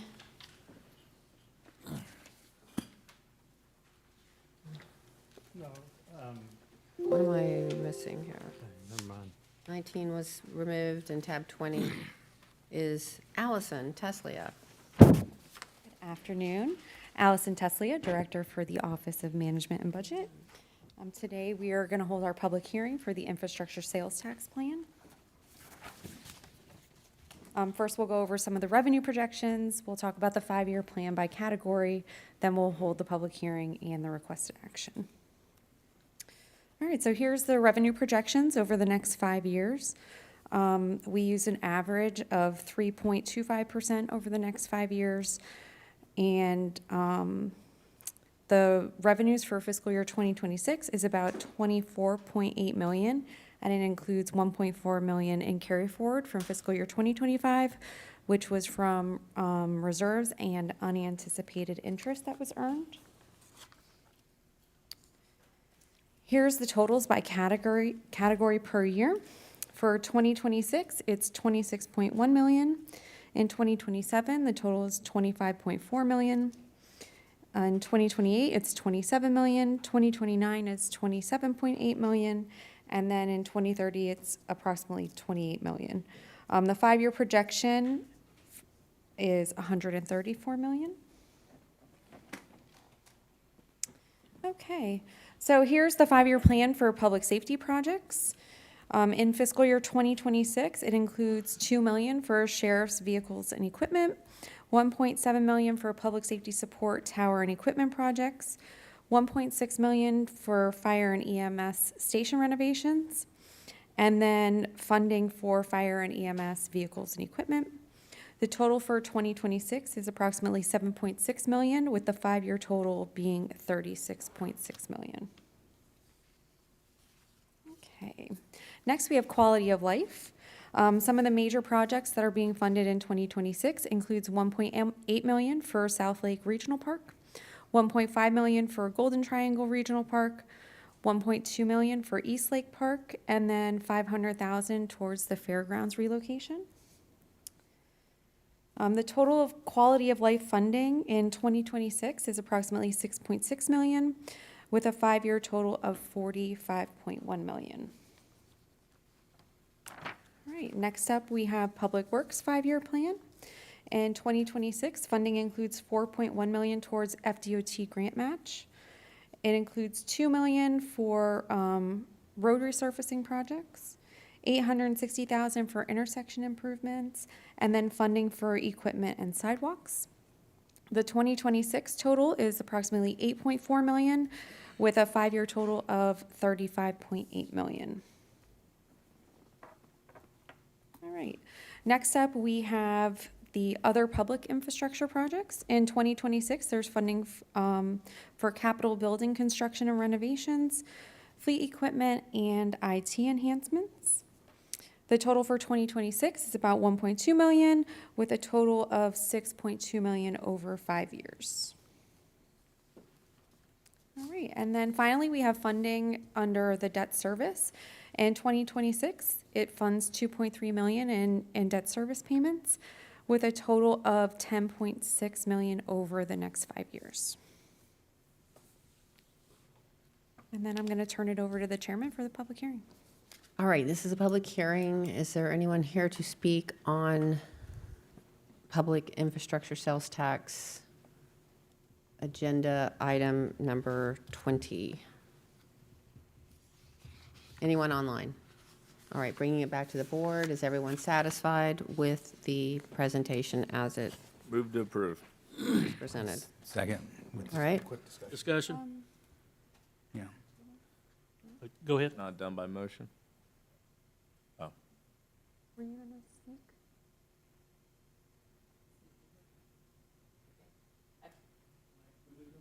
Yes. For the public hearing? I believe Mr. Teeters would like to speak. Oh, okay. Here it mentioned. For the record, Zane Teeters, Mayor of Astatula.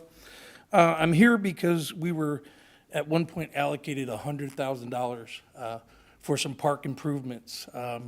That land deal that we were going to purchase went south. The builder of the development decided to raise the price and double it when he noticed the municipality was buying it.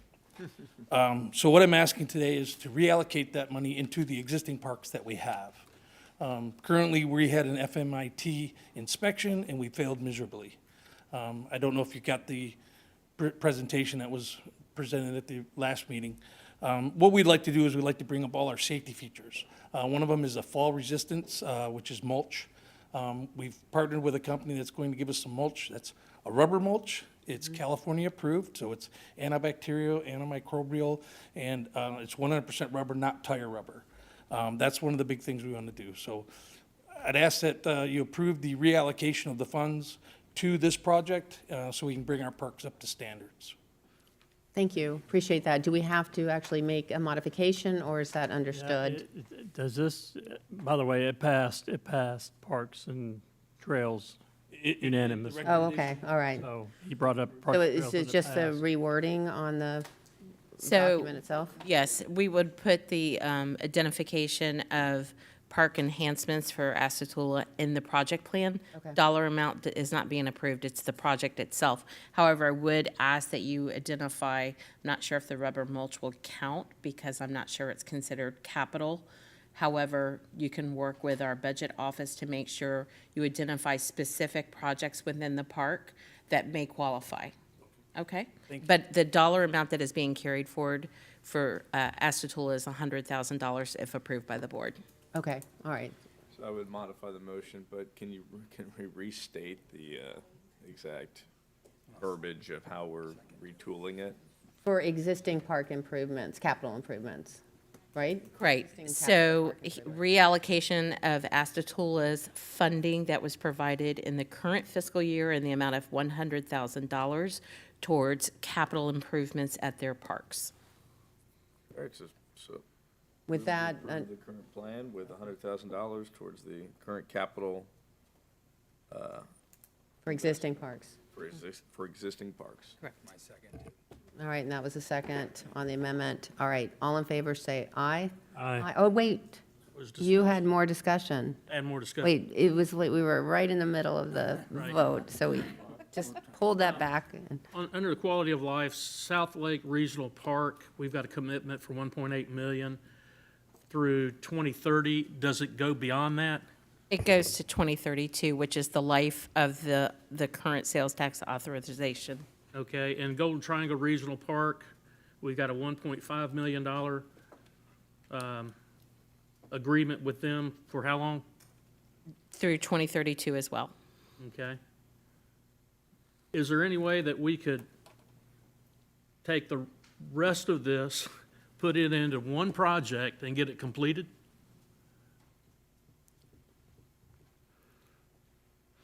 So like put all the rest of the remaining funding Yeah. into and East Lake get something- Sports. I mean, because something needs to be completed. And we're just Well, that, 1.8, 1.8, 1.8, 1.8, and Well, but they're paying as they go, so it's not like they're not getting something done each time with the dollar amount, right? I mean, it's yeah, not they're- just they're sitting working on there, it. is it? Like the South Lake Park, they're working on that right now. right. Yeah. That's, So can they, how much is it going to cost to complete it now, if they continue to work on it? I believe their estimate was 22 million. 22 million. I mean, that's, I think what you're trying to get to, this plan is probably what they can spend within that year. okay. So it's conditioned out per year what they think they can spend for their capital improvements. Without financing the cost. right, so, I mean, it could be that they're stabilizing a parking lot, and then the next year they're actually doing the paving, or they're putting in the bathrooms, and then the next year, it's like they stage What about the Golden Triangle improvements. Regional Park? Have we done anything there? Oh, yeah. So, has it been completed? It has not been completed. Like you mean, your But question you is can't- 100% you can't- completed? You wouldn't be able to complete Golden Triangle Regional Park in a year. Right. You wouldn't be able to do It's any a of them. 5 or 6 year project just for the building infrastructure. Okay, even if, okay. Even if you threw $100 million at it, you couldn't do it in a year. Yeah, you couldn't do one in a full year, yeah. And, I mean, like South Lake has been for 12 or 14 years, right?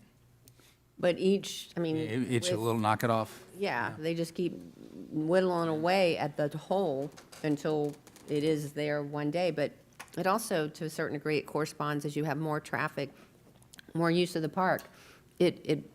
Bobby's been a master at doing it this way so that you're growing the parks, but you're doing it in a way they still can be used, and then they're being expanded.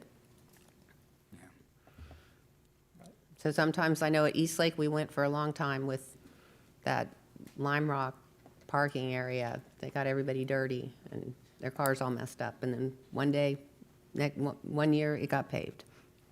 But people were so happy to have that park, they didn't mind that their cars got messed up.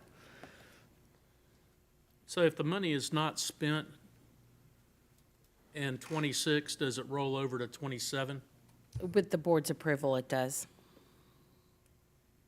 on all of these? On all projects. For instance, we have about $1 million being rolled forward from prior years for FDOT projects, because what we're doing is cobbling together enough money to have a match requirement in the year that FDOT is funding a road project. Perfect, thank you. That's all I had. Okay, any more discussion before I call for the vote? All in favor, say aye. Aye. Any opposed? All right, moving along then to tab 21. And this is Jeff Earhart as the presenter. Good morning, Jeff Earhart, Engineering Director. Yes, I'm the introducer. So I'm happy to be able to tell you that the PD&E study for North Lake Trail is almost complete. This is like the last portion of it. So I'm going to invite Beth Beam up from Stan Tech to kind of review it for us. But just to kind of give you a little hint, The recommendation is kind of, it's going for like Umatilla up to 40, and we're looking to go up 19 and then take 445A across to get up. And of course, there will be spurs related to kind of getting to Alexander Springs, but there's some cultural issues there. But Stantec, did you come up, Beth? Where are? She's hiding back there. So right over there is the clicker. So.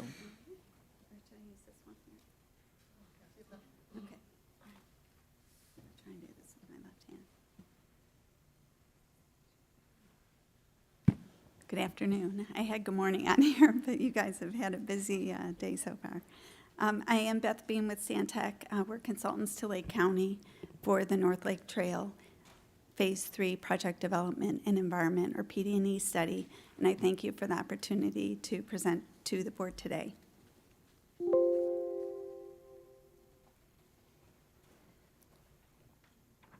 So the purpose of today's presentation is to present the findings of the PD&E study, and then Jeff will come back to request the board's action on that.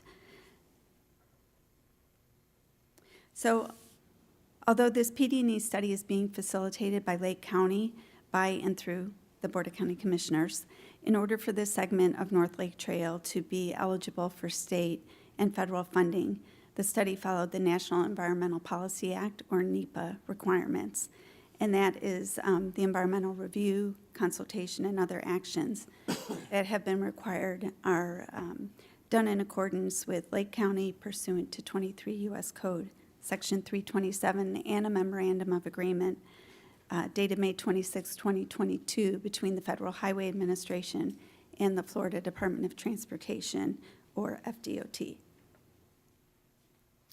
So throughout this PD&E study, Lake County has complied with various non-discrimination laws and regulations, and all the public meetings that were advertised were conducted in accordance with state and federal requirements, including Title VI of the Civil Rights Act of 1964. So the North Lake Trail begins at East Altoona Road on State Road 19 and terminates at State Road 40.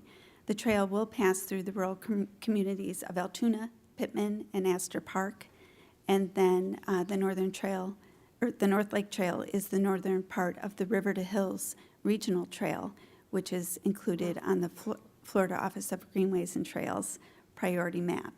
Most of Phase 3 is located within the Ocala National Forest.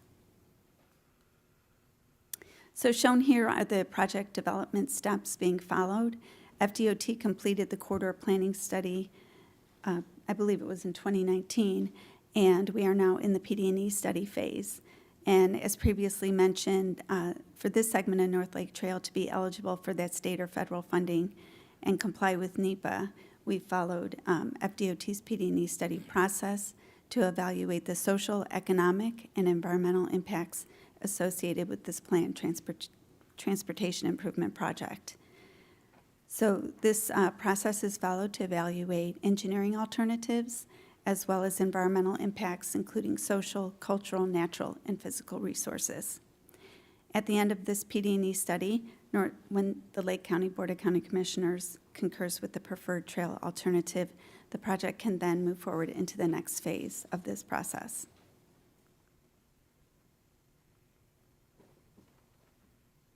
So there has been a long history of consistent support for the North Lake Trail, beginning with its inclusion in the 2008 Lake County Trails Master Plan. It remained in the county's updated Trails Master Plan and Comprehensive Plan in 2018. Other agencies have also identified the need for North Lake Trail, including the City of Umatilla, Lake Sumter MPO, FDOT, through their planning study completed in 2019, and then again the Florida Department of Environmental Protection through its Office of Greenways and Trails, which added this portion of the North Lake Trail to the priority map.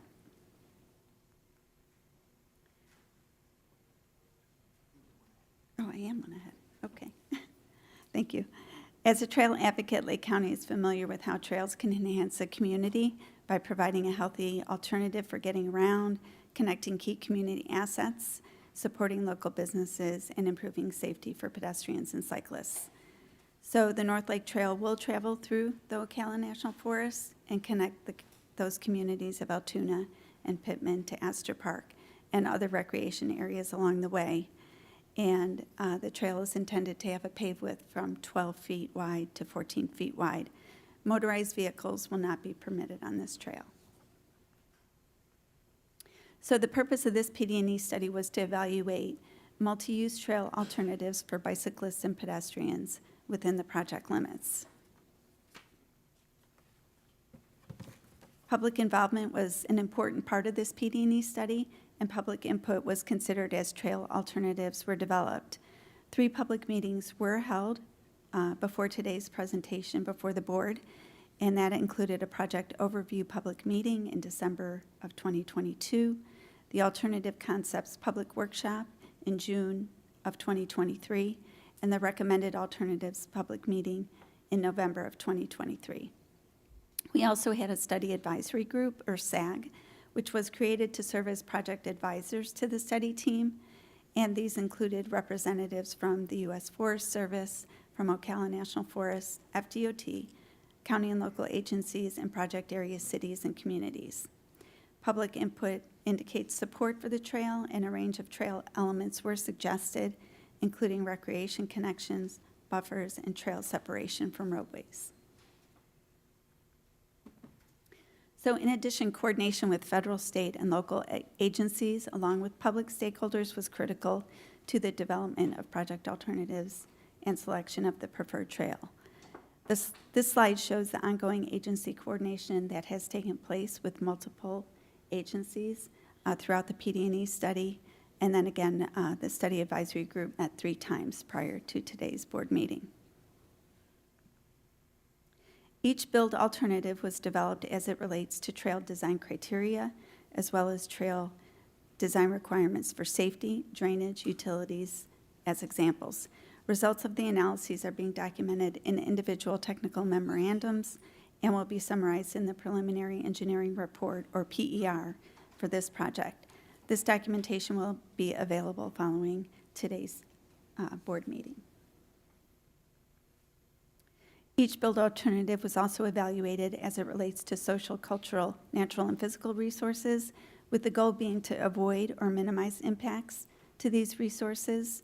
And the criteria included community and recreational resources, historic and archaeological sites, wetlands, water resources, water quality, floodplains, wildlife, and habitat, and contamination. And again, these results are being documented in technical memorandums or reports that will be available. So the National Environmental Policy Act requires that the no-build alternative be considered during the environmental review process and serves as the baseline for comparison of the build alternatives. The PD&E study limits were separated into 6 segments, as shown here on this slide, and the segments were combined into 3 build alternatives, which allowed for more detailed understanding of each alternative and provides the opportunity to phase construction as funding becomes available. In response to public input following the May 2023 Alternative Concepts public meeting, Phase 2 included a potential spur along County Road 445 to Alexander Springs, and that's segment D in this graphic. The Phase 2 spur did add to overall mitigation costs due to additional wetlands and surface water, habitat and species impacts, and potential significant impacts to cultural resources in this area. So at this time, it is not under consideration for the preferred alternative. The results of this evaluation are summarized in this matrix, which will also be included in the project documentation. And the evaluation criteria are shown in the left column, with the alternatives shown to the right, beginning with the no-build alternative, which I think it's changing on me. It's not. The benefits of the no-build alternative include no additional environmental impacts, no disruption to Ocala National Forest operations, but the drawbacks are there's no trail improvements, there's going to remain a gap in the River to Hills Trail, and there are safety issues, which will remain due to mixing traffic with cyclists and pedestrians. The no-build alternatives does not meet the purpose and need for the project either. The legend serves as a key to the color coding, showing most favorable in green, favorable in yellow, least favorable in red, and no change in gray. And shown here is a summary of that evaluation matrix. This table shows the results of the engineering and environmental analyses. Under the no-build alternative, there would be no impacts. However, again, this does not meet the study's purpose and need. And build alternative 3 provides a safe paved trail. Are you doing that to me, John? Trail connection, which completes the northern segment of the North Lake Trail, Phase 3. So the preferred trail alternative follows State Road 19 and County Road 445A to State Road 40, which was shared as the recommended alternative at the November 2023 public meeting. So this alternative completes that gap. It's the best fit within the existing right-of-way. It provides an opportunity for future connections to Ocala National Forest recreation areas. It minimizes impacts to cultural, natural, and physical resources. It avoids the congressionally designated Billy's Bay Wilderness Area, and it maximizes connections to other trails that are in existence. It does minimize construction costs and satisfies the purpose and need for this project.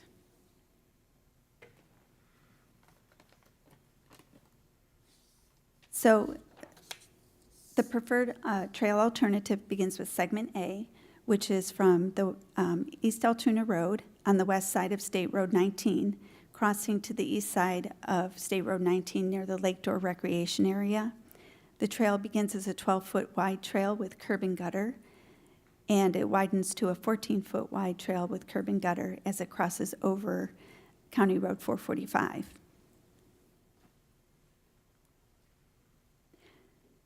Then segment B begins on the north side of County Road 445, and it is a 14-foot trail that continues along the east side of State Road 19, and it transitions to a 12-foot wide trail with a roadside ditch north to County Road 445A.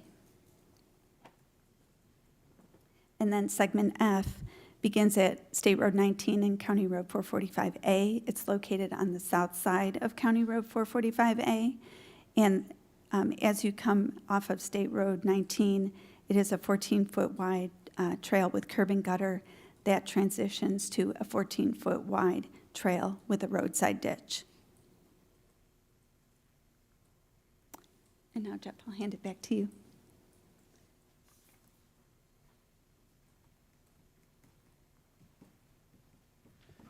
Thanks, Beth. I told her this would happen at 9:30 this morning because I guess really badly when it comes to schedules. So with this, I'd like to open it up for the public hearing, and then afterwards, I'd like to vote on the recommended alternative, which would be number 3. So I'll pass it back to the chair. Okay, I have a speaker card. Mike Stevens.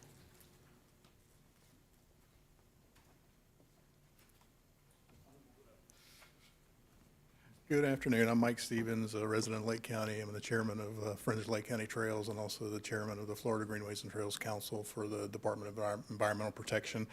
I'm here today reluctantly supporting the North Lake Trails Hills PD&E that is being presented today, and I'm asking you to move it forward and vote for it because it does offer a north-south long-distance trail coordination and connection with the Heart of Florida Loop as well as the Coast to Coast and the St. Johns River to Sea Loop. Unfortunately, as it currently stands, the PD&E describes a trail that's really provide a less than optimal user experience and one that doesn't really connect with the most popular recreational areas, the main one being Alexander Springs. Nor does it, it's not the best user experience. Unfortunately, we really don't have any other alternative because the U.S. Forest Service is kind of dictating the route because of environmental and cultural concerns along the route to the springs. It's a shame because there's plenty of successful examples of trails that are built within forests by the Department of Environmental Protection in the state of Florida within state of Florida forests, but we really don't have any control over that with the U.S. Forest Service. Members of the public have written several letters, made pleas in persons, and attended numerous meetings, and I've gone to Tallahassee numerous times to meet with the U.S. Forest Service, Florida Forest Service supervisors, and it really hasn't changed anything. No matter what mitigant we presented, there was no wavering in their stance in terms of where they wanted the trail to go. Hopefully when the design is done, we can design something more curvilinear in an approach and as close to the forest as possible and get the best we can out of it. We're still waiting to see that.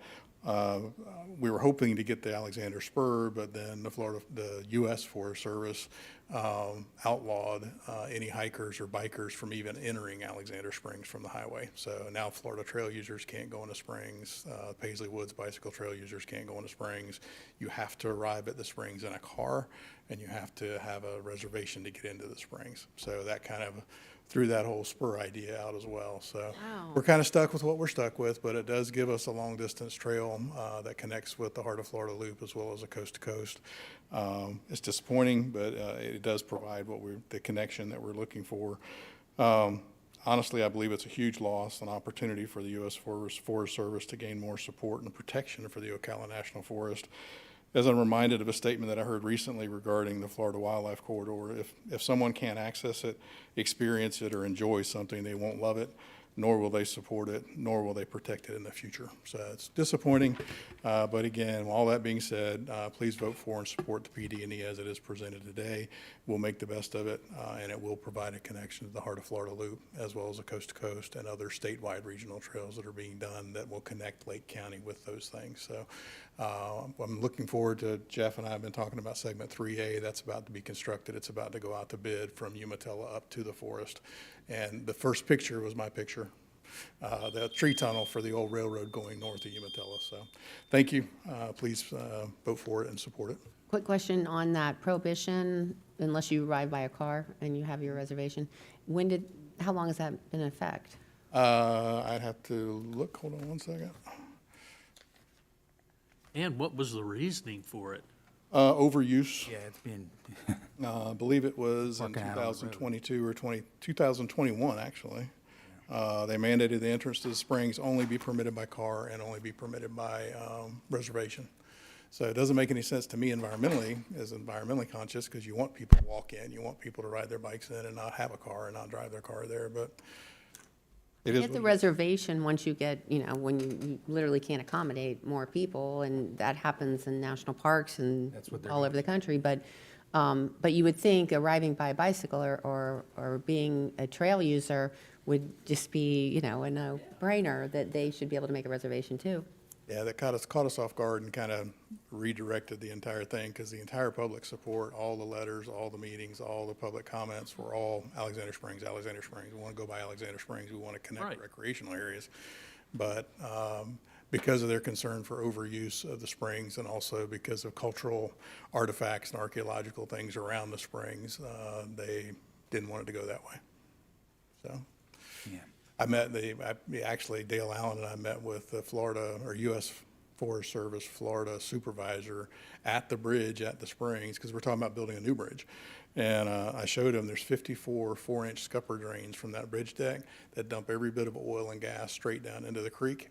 And they still supported the old bridge. It's built in 1959. It's almost 80 years old. In addition to that, there's 44 pilings that are driven into that creek. And the new bridge was no pilings in the creek, pilings on the outside, just like the Wekiver Bridge was just done. So I don't get it. I don't understand it. But I beat my head against the wall for 8 years and gone as far as I can go. So Thanks for everything you've done. yeah, I appreciate it. But hopefully we can at least design something that is a better user experience and as close to the forest as we can, going up 19 to 445, or 445A. Thank But you. it will connect us to the Heart of Florida Loop as along 40, and the state of Florida is working on that now. The Heart of Florida Loop goes all the way around Central Florida. It's a 250-mile trail, and it's already built in a U shape. All we got to do is finish the piece up on 40, because it goes over to the Greenway on this side and Bush County on the other side. So that'll connect us to that. So I thought we were supposed to use the old railroad bed. We are. The county bought up the railroad bed that wasn't in the forest, and we're using that for segment 3A. That first picture you saw there, That'd be the that's prettiest picture part. I took. That is the old railroad bed. Yeah, I'm kind of disappointed this thing goes along 19. Yeah, they're gonna try that, once Is you. there get any on other full way 40 we can get there besides 19? Because it's like you're riding. No, because it is constrained through there. There is an opportunity possibly along the Ocklawaha River and coming into Leesburg that way and coming down to Lake County, and we're talking to Marion County about that. But this is the best route right now that we've got going up to, Well, doesn't the railroad bed go all the way from Astor down to Eustis? it used to. Lake County bought up as much railroad bed as they can from Umatilla up to north of Altoona, and we're about to build that. That's gonna start next year, right? I'm holding you to that. But that segment's going to be built. That's already designed. That's in the railroad right away. That is the railroad that was there. Actually, I walked it with Gallus last week. We met with Seco to make sure they weren't going to cut down all the trees in there because they're about to start trimming trees along the transmission line. So there's an old tunnel of trees that goes north of Umatilla up to Altoona and then up to the forest. So yes, that'll be on the old railroad bed. From there, the railroad bed kind of disappears and it's all private ownership up until you get up into the forest. You can still see the old railroad bed up in the forest, and it is along 445A. So that is the route that the old railroad took. The Forest Service, again, did not want us building it on the old railroad bed in the forest to the west of that and going up 19 because they didn't want a paved trail going through there when they don't pave the roads for the residents, and they were worried the residents were going to get upset about that. So, and also the horses use the old railroad bed on the Ocala National Forest on that piece. So we're trying to follow it as best we can, but that's what we've ended up with now. So. Okay. I'm still disappointed it's going up 19. Yeah, and I appreciate your work, and yeah, it's unfortunate. It's all in the management philosophy. When you have state lands, different state agencies, federal, goes to Forest Service is they're not a access, they're resource based. They go back to the 1800s, and the National Park might be a different story, but we're dealt with what we're dealt with now, and yeah. They do have a recreation mandate, but they tend to forget it. Yeah, it's not quite like the others. Yeah, but I appreciate all your hard work, though. I wanted to say that. As I mentioned, I'm the chairman of the Florida Greenways and Trails Council with the Florida Department of Environmental Protection, and we work with the Florida Forest Service all the time. And if you look at the Cross Florida Greenway Trail and all the other trails that the DEP has built, they all wind through the forest and are perfectly fine, and they're beautiful trails. But again, I do ask you to support it. It does give us a connection, and it does give us a north-south corridor through central Lake County, and that's the south part of it is being built. Jeff mentioned it already.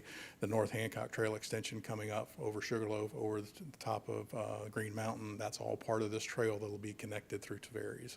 So Eustis and Tavares. And in that sense, I might bring up as well, the Eustis, Tavares, Umatilla, and Lake County are all under an interlocal agreement to find the next segment from Umatilla down to Tavares through Eustis. So they're all working on that. And they're going to be getting a feasibility study done for that. So. That's great. That's good to hear. That's good news. And I think that one segment you described, that's the Altoona one, that's going to be beautiful. Yeah, that's the best looking segment, and so I'm looking forward to that. And So not to open up a can of worms, and I know we're all getting anxious to get out of here, but I noticed that, Representative Fine was having like a big, press conference up in the forest, and he was going to push for this like Springs National Park designation. Don't know if that's going anywhere at all. And I also, when I started reading that it would restrict people from hunting in the forest, I knew that was going to be like really, really unpopular with the Lake County, Marion County, Volusia County crowd, and anybody that enjoys hunting up in that area. But that all being said, if that were to go anywhere, then maybe he's somebody that we should talk to just to see if there's a way, even if they pulled out the springs and they left the forest alone and then maybe they incorporated a trail. I don't know. It's just always worth a try. we'll continue to work on it. What I read so far would actually make it worse, but we'll continue to work on it and see what we can do. And again, once we get it designed, we'll push it as far close to the forest as we can and get it, some additional trees planted in there to get it a better user experience. But again, the big thing is it's a connection. It connects us to the other statewide trails that are being built and investing in. The number one trail for the state of Florida is the Coast to Coast. Number two is the St. Johns River to Sea Loop, and the number three is that Heart of Florida Loop, and that's how they're working them in terms of getting them funded and getting them done. So once that Heart of Florida Loop is done, then everybody from Ocala, everybody from Volusia County will be able to come down into Lake County through this piece. So. And park at a trailhead, get in a car and get their reservation at Alexander Springs, and then they can go to the Springs. You can't go there on a bicycle. You can't go there from the Florida Trail. You have to arrive at the spring. No, I mean, they'll just have to, somebody will come up with a way, a car service or something. Let's hope. Okay, all right, well, so we need a motion and, Move to approve. all right, I think we all feel reluctantly to approve, as you stated so eloquently. Appreciate all the hard work. Like you said, 8 years you've been working on this, and we appreciate you taking the time to do all the things you've done. Thank you. It's been more like 20, but 8 officially. 8 officially. All right, all in favor, say aye. Aye. Any opposed? All right. Moving then to our next item, which is our tab number 22. Okay, this will be an ordinance of the Board of County Commissioners of Lake County, Florida, amending the following sections of the Lake County Code, Section 5-3 entitled Airboats at Lake Yale, and Section 16-54 entitled Pine Meadows Conservation Area, to comply with Section 327.75 Florida statutes, which is known as the Watercraft Energy Source Freedom Act, as created by Senate Bill 1388. Repealing Section 5-7 entitled Motorboats Powered by Gasoline or Other Motor Fuels, prohibited on Lake Elsey. Repealing Section 5-8 entitled Motorboats Powered by Gasoline or Other Motor Fuels, prohibited on Blue Lake. Providing for inclusion in the code, providing for filing with Department of State, and providing for an effective date. If you choose to approve this today, it'll become ordinance 2025-39. And this is a public hearing, and just to be clear, this is an ordinance that brings us into compliance with Senate Bill 1388. All right, do we have anyone online who wishes to speak? Do we have anyone in the public wishes to speak? All right, we'll bring it back to the board. Do we have motion to approve by Commissioner Smith? Second. All right, all in favor, say aye. Aye. Any opposed? All right, moving along then to tab 23. All right, this will be an ordinance of the Board of County Commissioners of Lake County, Florida, amending Chapter 6 Lake County Code entitled Emergency Management Powers and Procedures, updating and clarifying regulations and authority, providing for removal of disaster-generated debris from public and private roadways, providing for severability, providing for inclusion in the code, providing for filing with Department of State, and providing for an effective date. If you choose to approve this today, it will become ordinance 2025-40. All right, and this is the one we had a presentation on by Megan at the last meeting. Do we have anyone online who wishes to speak? Anyone in the audience who wishes to speak? Bringing it back to the board. Move for approval. Second. All in favor? We have first and a second. All in favor, say aye. Aye. Any opposed? That passes 5-0. Moving now to tab 24. Ms. Barker. Yes, Madam Chair. So at the last board meeting, we discussed fiscal year 2026 proposed legislative priorities. At the time, the board wanted to elevate the transportation concerns as the number one priority, as well as add the addition of the roads named as the high priorities for this board. So in the interest of time, I'm going to go ahead and scroll to the language that was included for the legislative priority. Aaron, if you could go forward, please. Keep going. Go back one more. There is the transportation funding. So this is the legislative request that FDOT provide the state provide FDOT with additional financial resources to accelerate vital infrastructure improvements on state roads or roads providing relief to state roads within Lake County. Those roads would include State Road 44 widening, the 441 widening in Mount Dora, as well as Leesburg, State Road 19 in the Howey area, as well as the Hartwood Marsh widening. The other proposed legislative priorities include the $2,500,000 request for design, engineering, and reconstruction of the washed-out two-lane roadway and an upgrade of the box culverts and riprap basins at the culvert inlets and outlets on Britt Road. And this will help mitigate the risk of future washouts from hurricanes. The next item, judicial center expansion. So we know now that we will be assigned one new circuit judge as well as one new county judge here in Lake County.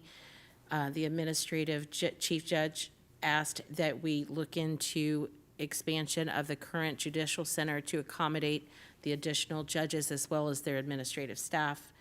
We're requesting $1 million for a master site plan and architectural design for the expansion of the Judicial Center, as well as adding an enclosed elevated walkway over Sinclair Avenue from the public parking facility over to the Judicial Center.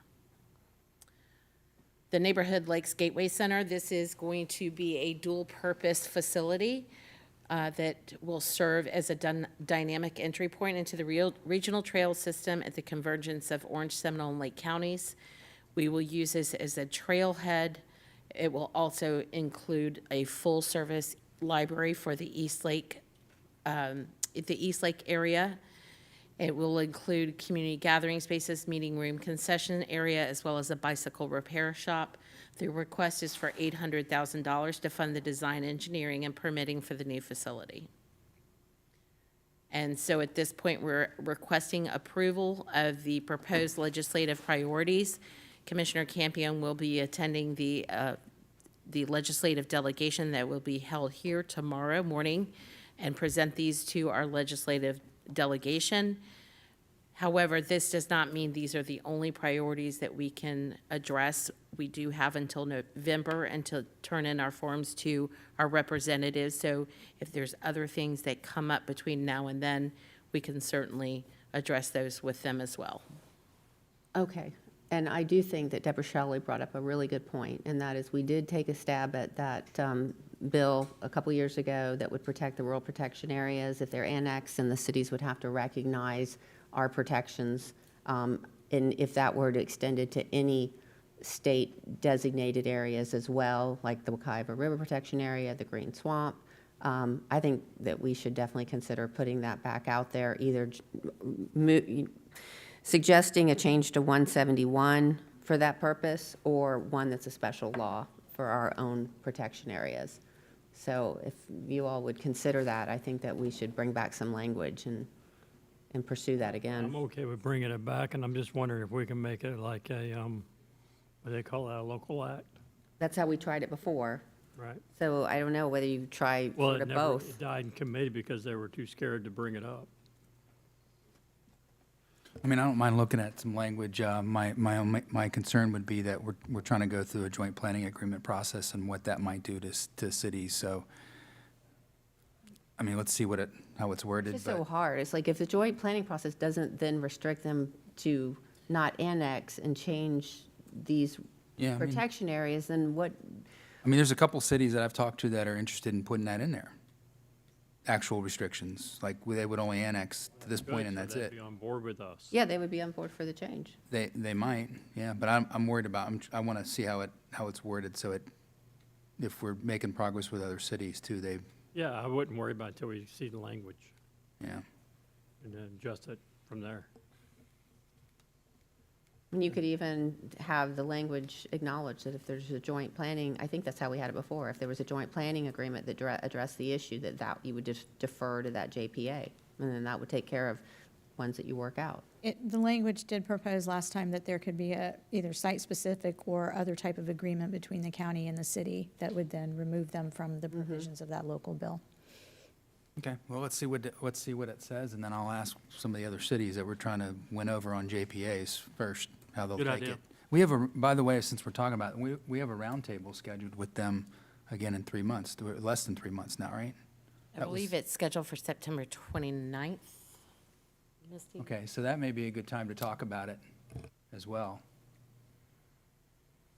Just saying. Okay, all right. So we're okay with requested action, approval of the priorities as they stand now, working on this other one that we just discussed, and any others that come up between now and. This doesn't need a formal approval, does it, Melanie? Well, wait, I have one.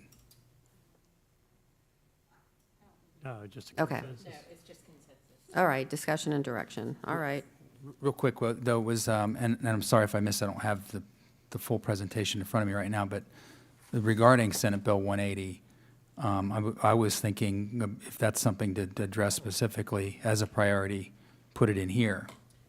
We were not bringing that forward until we had a chance to meet with each individual commissioner, and Senator Truenow is why it's not included as a legislative priority at this point. But we did receive that request for a letter. Yeah. or- And we have that. And we have that. So, I mean, I noticed that on the agenda for tomorrow, that Mayor Homich from Mount Dora is addressing home rule and Senate Bill 180. But, you know, we have our priorities. Do we bring it up and just say, as you know, we are asking for either a full repeal or revisions? Yes. I think we need to ask for it. I mean, they're there. We know it's like an elephant in the room if you don't say anything. Repeal. It's the worst bill to ever pass in the history of the state of Florida. So, yeah, needs to be total repeal, has to be number one on the policy list. Yeah, I think it should go in the priorities. I don't know how exactly it's worded, something like that, but yeah. It's two sentences. Could be- I mean, it's a yeah. 60-page bill, 40-page bill, whatever. There's two sentences that are the meat Yeah. and potatoes. Yeah, I mean, if Right. the idea was to protect properties that had been damaged by hurricanes, you know, we've offered up a suggestion for, we'll make the bill about that, not take away local government's right to adopt regulations and. Yeah, and I've talked with the legislators, and Melanie and I worked on some changes, and I gave them to the legislators, and I was, you know, told that, yeah, it has to be addressed. So I would put it in as one of our priorities to get it changed. I agree. I mean, I think that we have to ask. I think it has to be brought up. Well, everybody else is doing it. We're just along for the ride. I mean, everybody else is fighting it. They've got a bunch of cities and counties that are doing a lawsuit. I mean, we voiced our opinion to our local legislation delegation, and they tell me they're working on it. They're working on fixes. Yeah. So, True. A conversation last night with one of our representatives, and they're saying the same thing. They're working on right. fixing it. So I wouldn't be in favor of putting it on our priorities, but, you know. But we're considering joining the lawsuit, but we wouldn't include it on our legislative priorities? That's something that's. Well, I wouldn't vote to join a lawsuit. I wouldn't vote for Yeah, a lawsuit we're either. speaking in sort of categories here. There's voicing it, and then there's speaking very loudly. This is a complete and total shutdown of all local government control over literally everything when it comes to land development. So it's one thing to just mention it, and okay, we'll take a look at it. It's another to announce it as the single most important, devastating reduction in local government control over land use in the history of the state of Florida, ever. There's never been one singular bill since 1985 when the Growth Management Act was passed that's cut down more at once. So just to address it lightly I can almost guarantee it does nothing. So yeah, there's going to be a chorus of voices. There's a lot of voices, but there should be as many voices as possible. It should be as loud as possible, as consistent as possible. So that, therefore, if there's a lack of action, lack of co-sponsorships, bills being introduced, then obviously that's easier to demarcate that, they did not take it seriously. And so that's why I would say, I would move that make it number one on the policy list, not to say that, and by the way, when it comes to priorities, you should have the request for funding, appropriation priorities, like this is what we want the money for, and then a very, very short list of policies next to it. And then, obviously, I think this is the most important one. That's me. I mean, you guys have read the bill. You know what it says. And we're not allowed to adopt any regulations. We can't do floodplain regulations. We can't do anything. Well, currently, under the current bill, we haven't had anything that would have been kicked back that we have done since Oh, we don't know. 2020? No, it's the hurricanes.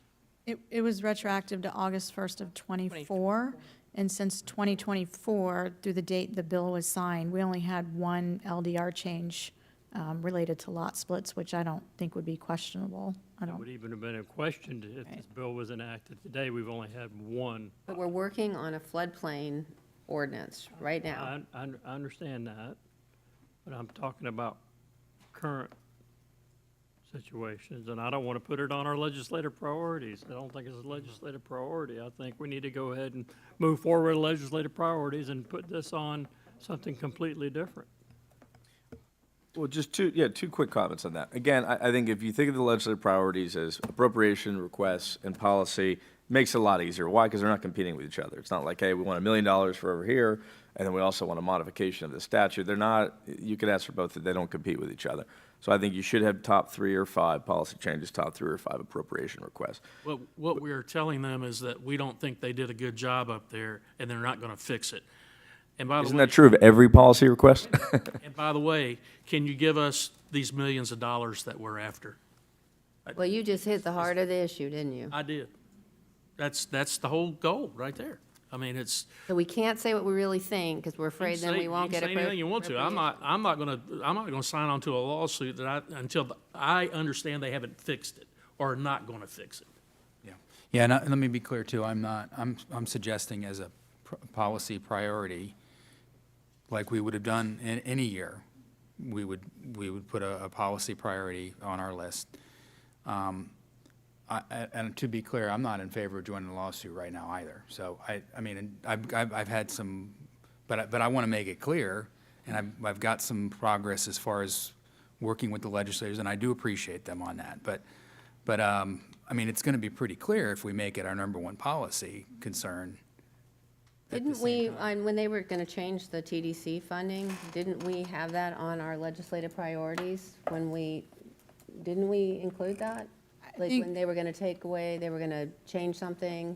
I believe we did that as a FAC proposal. We did it, I think, yeah, maybe we added it to our list too, but that was the one where it was that We did that through fact. we couldn't use the money for the engineering, but you could use it for construction, but we wanted to use it. No, this is the bill that they were going to take away TDC completely.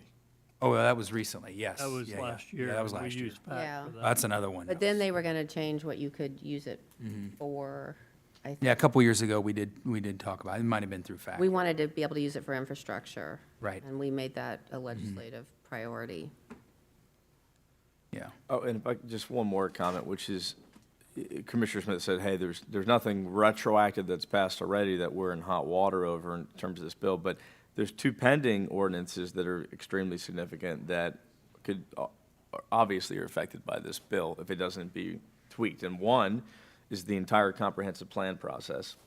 And so we're gonna spend a lot of money and time creating a comprehensive plan that is not gonna be legal, in many ways if we don't get Tallahassee to change this. And then number 2, the native plant ordinance, it's not as burdensome, but clearly, I mean, of course I support it, but that thing is definitely in the realm. It's in the category of something that could be challenged. And so I would say there's just, point out, there's 2 pending. And then there's the third that our staff has been working on, spending a lot of time on, and that's the floodplain provisions.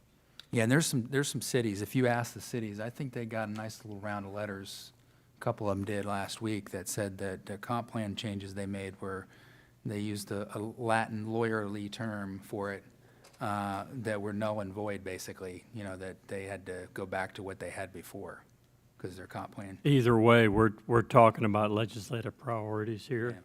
And I don't think this Bill 180 is a legislative priority, is something completely different. It could be voted on and done something separately. I think we need to stick with what we've done in the past with these legislative priorities. And then if we have something we need to bring to the state, or the chairman needs to bring up to the state, then we vote on that and have her bring it up as a separate item on its own, so it has more merit. If I could maybe we could just take a back step. Obviously it's my first year on the board, right? When I look at the legislative priorities, I just want to make sure we're on the same page so that when we go into this conversation, not thinking they're 2 different things. I look at the legislative priorities as saying, what are the policy-wise, what are the statutory changes you're requesting? And it's not a brutal criticism that there's a statutory change. It's just, hey, this would be better for the county, period. Secondly, the funding requests. I think they're separate, basically Part A, Part B of the same list. So for me, it's hard to think that SB 180, which stops, I think we just demarcated 3 different major projects dead in its tracks, wasting a lot of time, a lot of money, and then, of course, handcuffing us, is not a major legislative priority. In fact, I think it's truly, if you look at the actual root word, priority, is the priority. There's no more, there can't be a legislative statutory change we request that affects more items than SB 180. And so its modification or repeal is the biggest one. That's why I think it deserves to be at the top of the list. I can't get past, legislative legislation. I mean, it's the laws that they make. To me, it's like, we go up there and we're like, please give us some more, please earmark money for us. We have these needs. And then, on the other hand, you're passing laws that are severely impacting our ability to do our job. I see these things as so intertwined, but I mean, we're obviously at an impasse here. We are, because I'm not going to vote on any legislative priority that includes 180. I think it needs to be completely separate, on its own, with its own merit. I'm only asking, I'm not trying to argue it. What's that other list? When you say, hey, we're going to do it separately, I'm fine This with one right like here we got talking in front about of it. us. What's the other list? Right here. It's in front of us. She just went over them. That's the list. But you're saying we don't put SB 180 on the legislative priority list, we put it on a separate, Put 180 completely separate, away from this list. because now let me ask you why. Is it because this should be more local, like focus just on our local stuff, or? All local stuff. Okay, 180 so. statewide. Okay, got it. So you want a legislative priority list that's really the stuff that's unique to Lake County itself? And that can I'm willing to, yeah. help. It has to also be conducive to other counties in the state. Sure. But I think these here are strictly for Lake County. Okay. 180 is for the entire state. This is, I would say 3 lists then. I would say funding list, the super local list, like, hey, we want a policy change that would allow Lake County to do something, and then just one of statewide interest. I mean, I get where you're coming from, right? We'll call it a legislative policy request, or legislative policy, And let's that's just fine, but use it doesn't need some, to be done tomorrow when we're giving up our legislative priority list. It can be, Be later.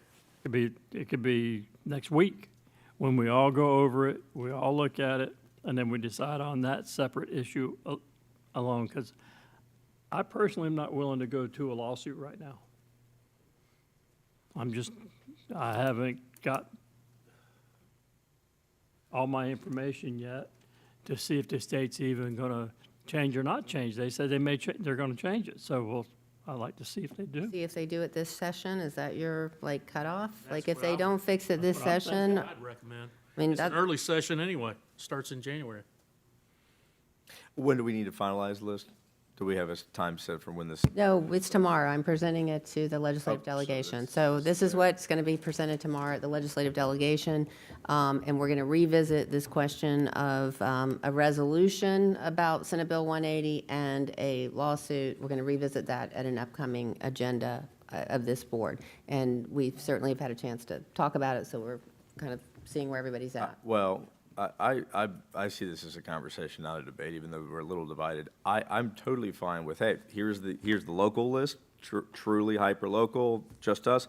Here's what affects us, but it's multi-jurisdictional, it's multi-county, it's still a major issue, and then here's the funding. But with that said, there might be some division here, but I would move to add a repeal of the burdensome language, more burdensome language of SB 180, as one of the priorities, however we want to categorize it. I would make that motion because I think it needs to be spelled out, and I think it's truly become a statewide grassroots phenomenon where we almost look bad not speaking up on it and prioritizing it. I mean, I'm getting more calls about this week than I did the week before, the week before, the week before. It's truly the gathering force. And it's coming to a head, the overdevelopment's coming to a head, and so for me, I would make that motion. yeah, and I'll second it, because I think adding it as a policy statement is okay. I'm not in favor of the lawsuit. So I know we're gonna talk about that at a later date, but I think between this and just discussions that I've had, I feel like we'll have had good communication. We'll have had good communication with our legislators on that, so. And the motion is the request, repeal of Senate Bill 180. Repeal of Senate Bill 180. All right. So does that mean that this doesn't have to come up on our next board meeting and makes our meeting a little shorter, because we're already going to put it on the priority list, so we don't have to vote on it? Just saying. Well, the request is about tomorrow. It's being agendized. 180 is being specifically agendized at our next meeting for this same thing, and now we're just going to go ahead and circumvent everything we've been doing to put it on here. I don't see how it's a circumvention. I see it as just, I think the discussion of the agenda item was a resolution and a potential joining of the lawsuit that the other cities have started and the counties have started. This is a question of whether, when we make our presentation tomorrow, do we include on it a request for the repeal of Senate Bill 180? And that's what's in front of us right now.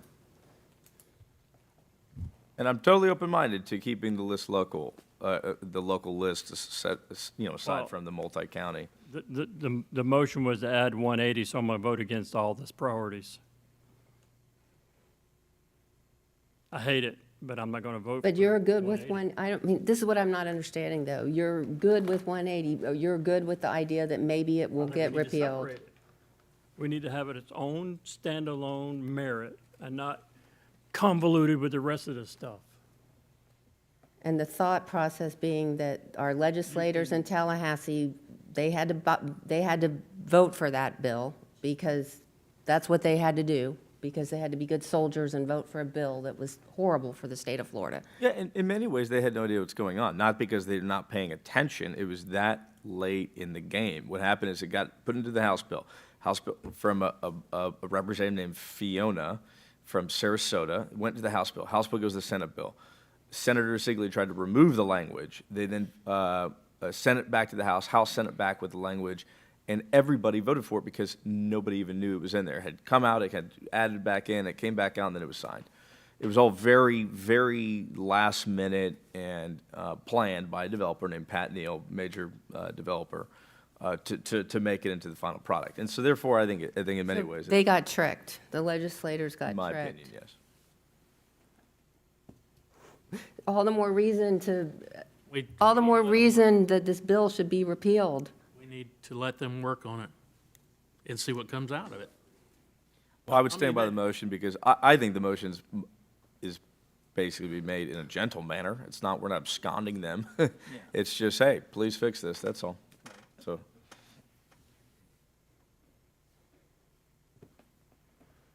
All right. We have a motion, we have a second. All in favor, say aye. aye. All opposed? Aye. Okay.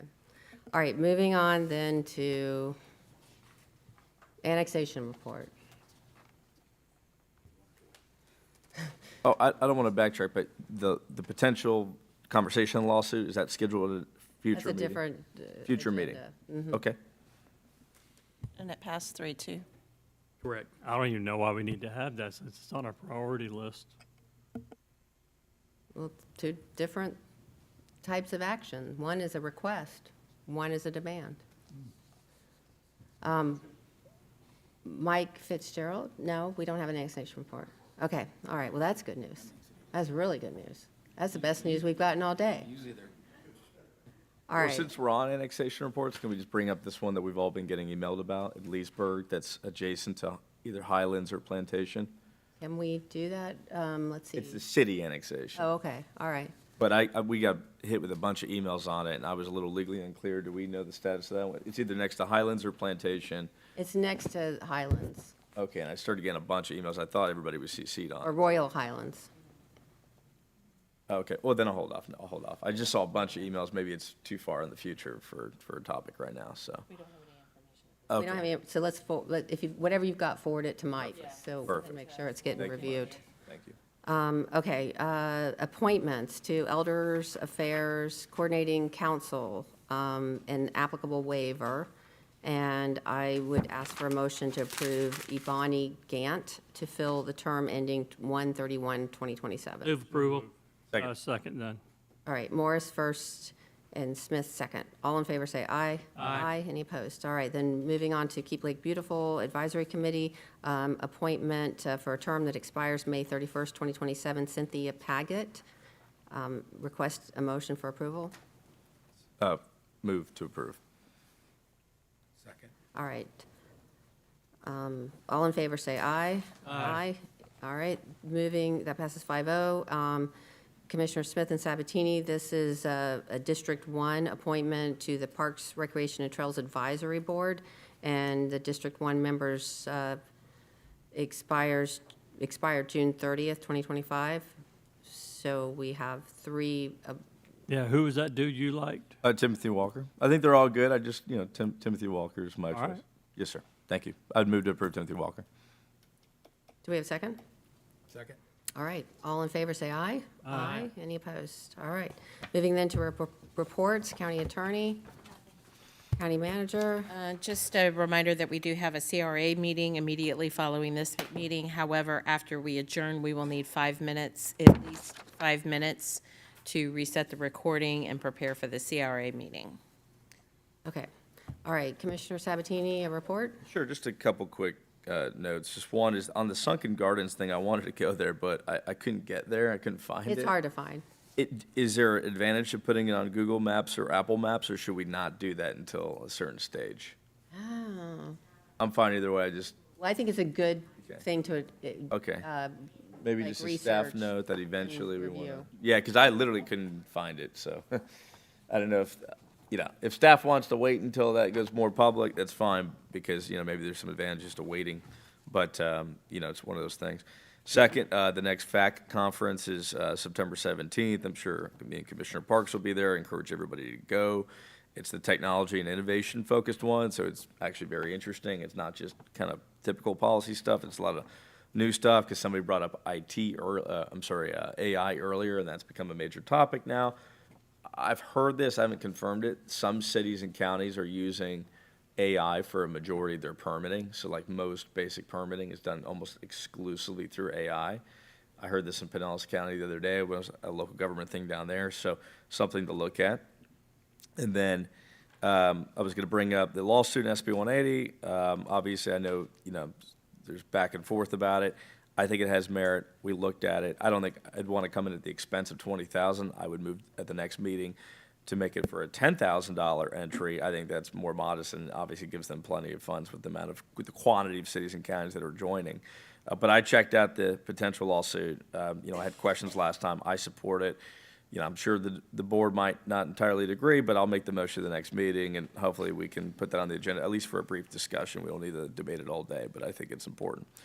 And then lastly, I think this is somewhat public of an item, but it's still, a union item. The firefighting, the firefighters, there's an emerging issue about cameras in the vehicles. I think the county and the firefighter association is divided on that. I just want to state my position publicly because I think it's important. I'm against the cameras in the cab of these vehicles. I think it's the benefit is outweighed drastically by the even if it's minor, just the psychological effect of being filmed for that duration of time that often. I don't like it. I think it's bad. I'm against cameras being in most vehicles, except for maybe very limited purposes. So I would not support standing by the county if that's become an issue that they're pushing on the union or the firefighters down the road. I don't like the camera thing at all. So obviously, I think the conversations are happening now, but I just wanted to let my position be known publicly on that, and that's my report. Commissioner Parks. I had a couple items, but in the essence of time, I'm just going to wish everybody a happy Labor Day, and I guess it's the beginning of college football too. So your team everybody's team is undefeated at this point. Yeah. So that's it. Great point. Oh, go Knights! Oh, charge on. There you go. All right, Commissioner Smith.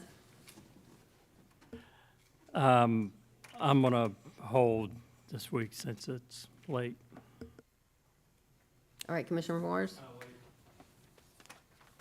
All right. I'm going to wait. I was just wondering if Commissioner Sabatini, if you would write up like a little memo or something that outlines what you just described about the maneuvering that went on around Senate Bill 180, just because I find that fascinating. And I think it's very informative. And I can certainly appreciate the fact that these legislators have a lot on their plates, and they rely heavily on their staffs, and they have a lot going on. And I could see how something gets put into a bill, and you didn't realize that what seemed like a good idea, which was to help places where they had been hit by hurricanes, and they were trying to rebuild, and you didn't want to create roadblocks for them. I could see where that sounded great in concept. And then something gets snuck into the bill, and then it literally just, like, takes away all of the local government power to do the things that we, by virtue of the Florida Constitution, are supposed to be doing. And so that's why it's just, it's just overwhelming to me that this would be looked at as anything other than just, really, really bad legislation that needs to get fixed, like, really fast. So anyway, with that, we will stand adjourned, and we'll move into our, do we have a day? Okay, what is today? So today's actually a good day, and it's a great day for today. Is Whitney here? Whitney's not here. Today is National Dog Day. All right. So go home, pet your dog, love on your dog. I know I'm going to love on my grand dog after this meeting, so today is National Dog Day. Okay, well, that definitely makes you feel good. All right, so we're going to adjourn. We have 5 minutes. We have 15? No, I think we should, it's not going to be very long. Okay, all right, Okay, we'll jump back in just a minute. all right, if it's not too long. Because I have lunch up there. We do? You know, I do. Oh, you do? You're not going to share it with the rest of Well, us? I mean, I guess I could next time, but I should probably, but, no.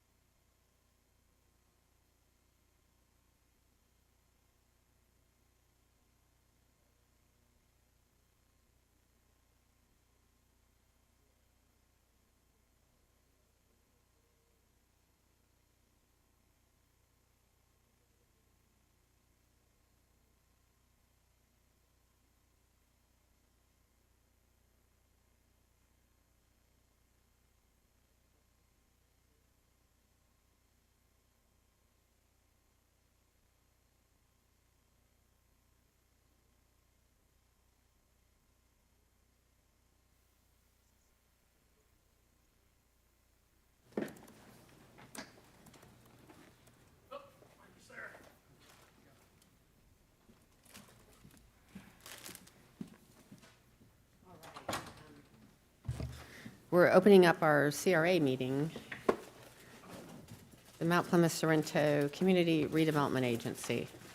And I'll turn it over to Meg. Fantastic. Good afternoon, Commissioners. For the record, Meg Brew, Director for the Office of Economic Development. This meeting was properly noticed and advertised in accordance with Florida statutes and Lake County Code. We have just one item on consent agenda for your consideration, and that is the approval of the May 20th, 2025 CRA Board meeting minutes. All right. Do we have a motion? So move. Second. All in favor, say aye. Aye. Any opposed? Okay. All right, next up, we had the audit report for fiscal year '24, which was transmitted by email to each of you in May of this year. It's been included in this meeting's agenda for awareness. There were no negative findings from the report, and a copy of the report has been posted online for public review per state statute. And if there's no questions, I can move on to the next item. That brings us to our proposed fiscal year '26 CRA budget. As you are aware, the CRA uses tax increment financing to steer tax revenues from increases in real property values towards specific projects in the CRA. Here you can see the increase in TIF revenues over time since the TIF was first collected. There has been somewhat of a slowdown in collection compared to last year. However, with the recent approval of the Hillcrest PUD, this number could increase in coming years.